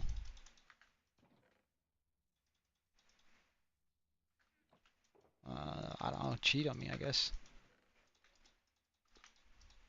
I guess that's pretty much the ultimate betrayal in my opinion. Wait, is this not enough just to fill up the base of this? Come on, dude. There's no way.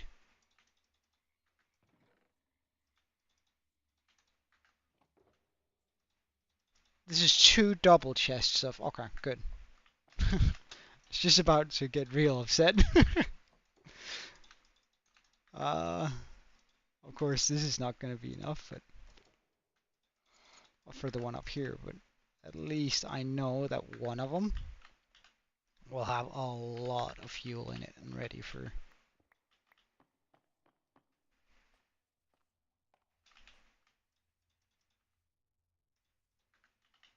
But then again, I mean, we have 9, 18, 19, 20, 22, 23, 24, 25. I have 25 stacks of sand. Oh well, I mean, let's just do the math on that. Make sure we're right here. So 64 times. Oh wait, no. How many slots are there in each? 9, 18, 27. Or I could just say, yeah, 27 times 64 times 24. 5, right?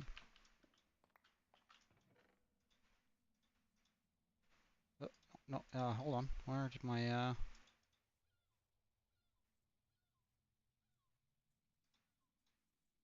okay. Am I satisfied with the YouTube reach? Sort of, I guess. I'm not. I'm pretty happy about it.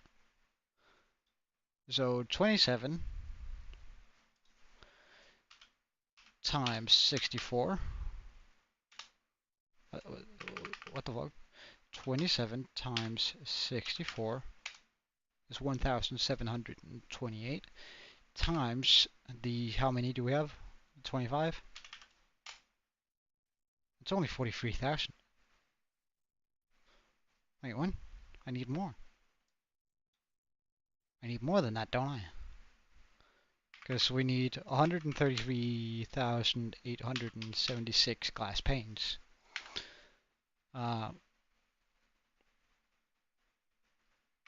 It takes... Oh, wait. It takes...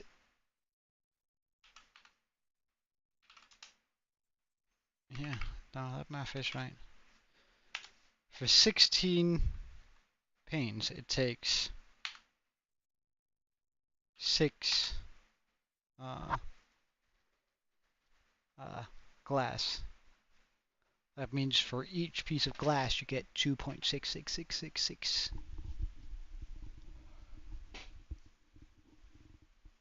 So I take the uh,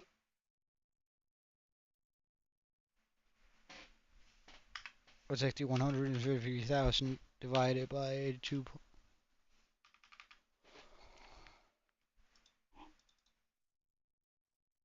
I take the 133.7876, divide that by 2.6, 666666667. So that's 50,203, exactly as it was before. Perfect. I then say divide that by 64 into getting that into stacks. That's still 784. I then divide that by the number of shulker slots I have. And there are 27, so I will divide by 27. Where did I mess up in the math before? I'm missing 4 shulkers. Network. I'm done with sand for today. I'm done with sand today. I can't do any more sand. I'm going sand insane, and I think we've also been streaming for long enough. That might just be insanity.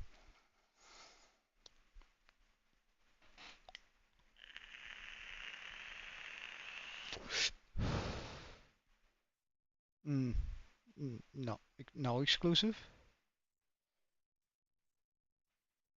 That's only gonna be about 16,000 panes right there.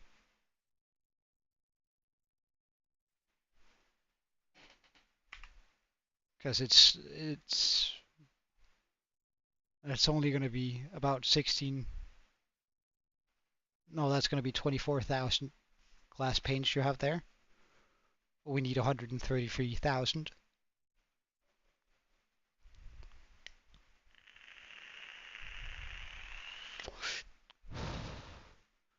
So, no. We need 29 chalkers.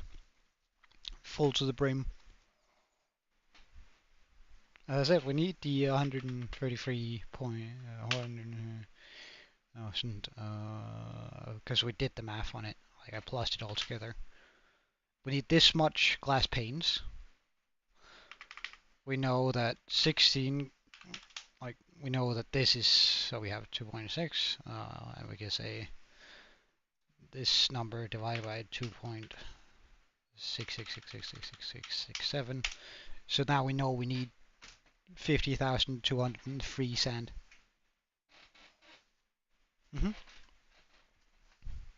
We can then divide that by 64 to get it into stacks. So we need 784 stacks.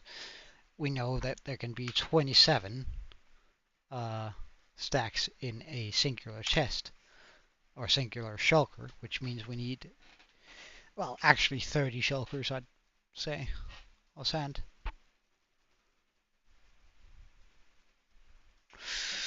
Oh, that's rough. Well, I can just prep this for tomorrow then. So this is 25, 26, 27, 28, 29, and 30. So all of the shulkers here need to be filled with sand too. Oh, well.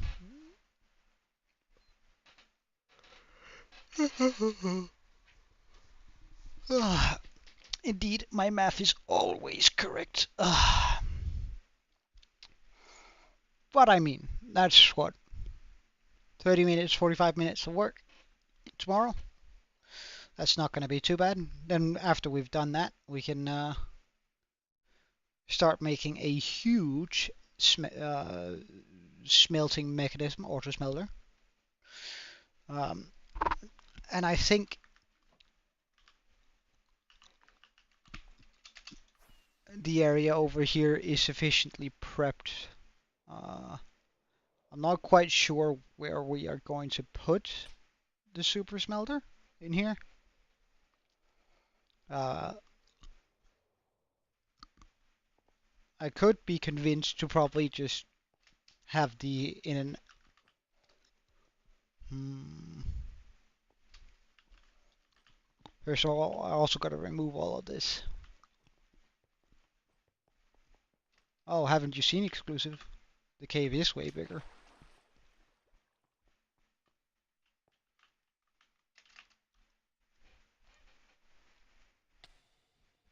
Did I just get sniped by an arrow?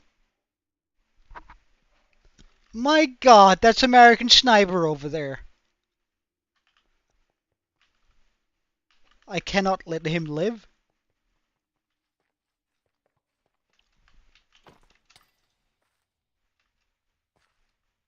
Oh, but this is our redstone area that has been prepped for, like, well, redstone.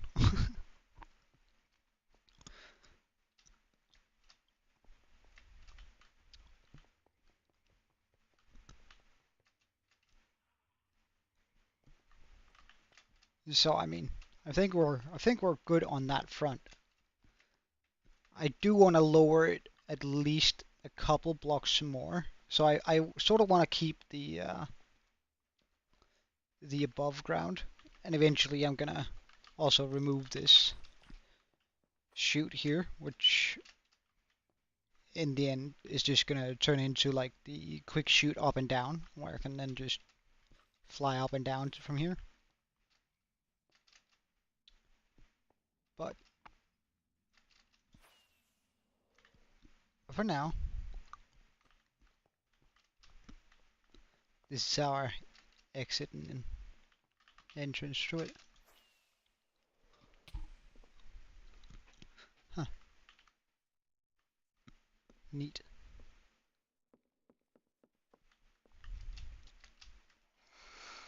Hmm. I could also just actually mine out this area here. Yeah, that's probably what we're gonna do. I'm gonna set up another beacon and get a and get this dock down so this area is actually usable. And then we're gonna put the auto smelter in this corner. Like, cause there's no reason for us to not to have this. Your least favorite YouTuber? Well, hey, Sermo. um, um, I'm sorry to hear that, man. Hmm. And greetings from Australia. I was actually about to end the stream, but Sermo, want to see what we're working towards before I do. I do want to share this with you. So, from down under. So, you know how we've been working on a dragon for quite a while? You're making me smile. Don't flirt, dude. So, we've been working on a dragon for a while, and we have finished the design. And currently, we're just gathering up the 190,000 blocks needed. We gathered almost 130, but this is the design world. So this is the design we ended up with.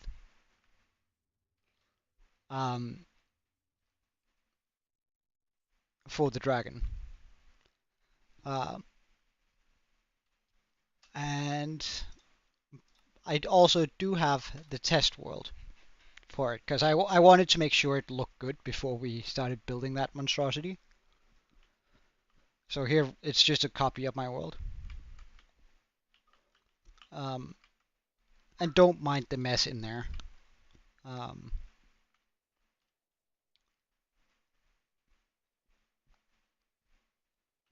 But that's sort of what we ended up with.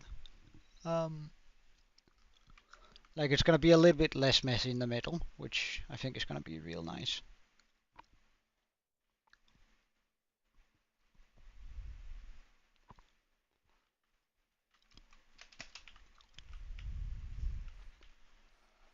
Like placing those glass panes, that's going to be a true pain, but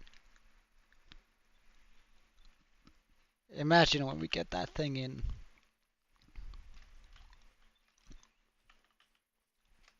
Like, that looks nice, doesn't it?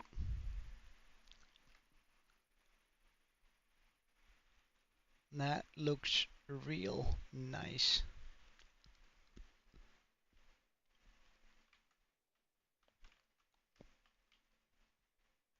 But all of these glass pane, like, I've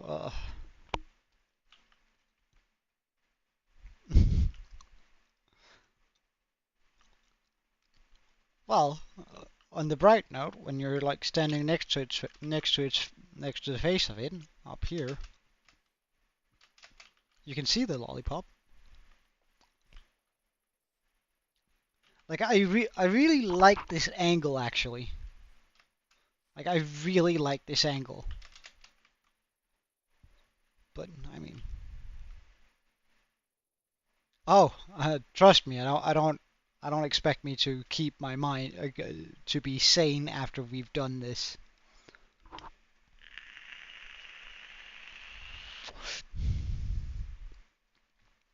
I don't expect me to be sane after we built that.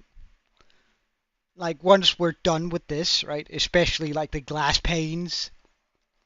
Um,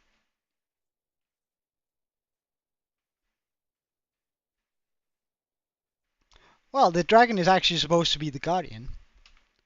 One of the creatures that originally brought down the lore for this is the dragon. It allied itself with the wizards of the Wizard Tower, who had found the landline, or this old ancient temple, and managed to reactivate it, uh, giving off this beam of just pure energy. The dragon, alongside with the wizards, tapped into this huge energy, this landline, one can say, right, and managed to bring down the ancient demon. Um, and ever since then, like that's 1,000 years ago, ever since then, the dragon has been watching over the village, making sure it develops and becomes paradise on earth. It's sort of the guardian, well, dragon, for this village. The dragon sort of keeps away any of ill-intending beings that could come towards here. Every now and then he sweeps down and eats a ship, but that's just the payment, right? He feeds off the energy of the beam and the sheep that this village produces. Although we need a lot of sheep. Yeah. Well, that's actually my plan. Like, if I can continue this world for long enough, we're gonna move away from this island, right? Our mega base is gonna consist in a serpent like this, but it's just gonna be in the water. Um, so much bigger than all of this combined. Like, our mega base is gonna be what, 2 or 3 million blocks? Trust me, I'm already working on it, or working on the mental image of it. Um, a kraken. Hmm. Hmm. Hmm. Hmm. That's actually not a bad idea, exclusive. Um, but anyway, I plan on making us a mega base, and where is it? Over here somewhere.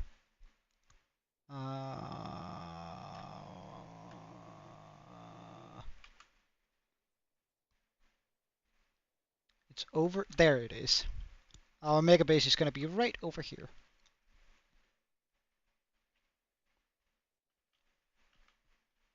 Far enough from the world, from the island, that you're not actually going to be able to see it.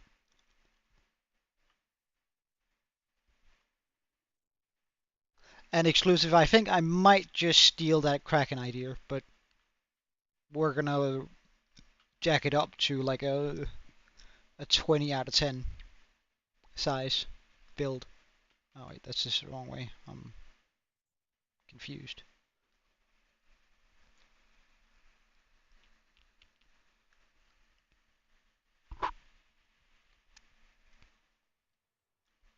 But I do plan on like connecting the world. I want there to be lore. I want there to be like this is just a fantasy city with a dragon guardian. They don't have a military. I plan on making military nations. I plan on making no, we're gonna be making our base inside of the Kraken.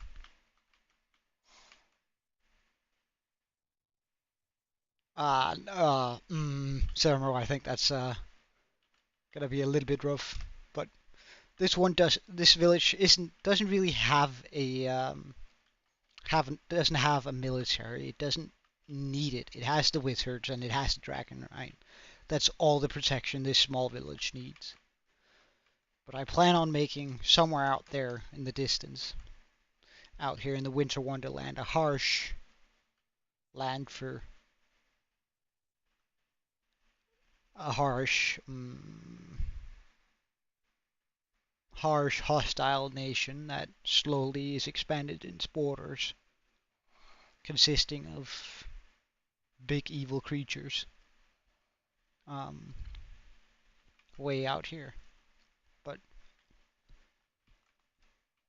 I have sort of been zooming around here in the creator world because I really like this over here. This feels like the perfect place, like around this mountain here, this icy mountain, to first of all make more ice barriers, ice giants, and all sorts of stuff out here. And I do want to either find or make a huge mountain for dwarves too. I need to meet the fabled mates. Who are the fabled mates? I don't know, man. But I have plans for an entire fantasy world, provided that we survive. Provided that we survive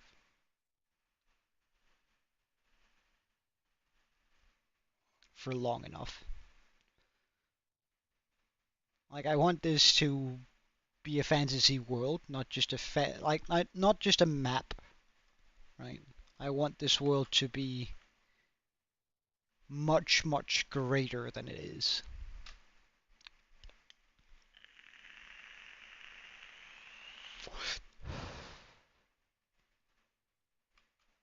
If I do die, yeah, of course. When I die, I'm gonna release the world, for sure.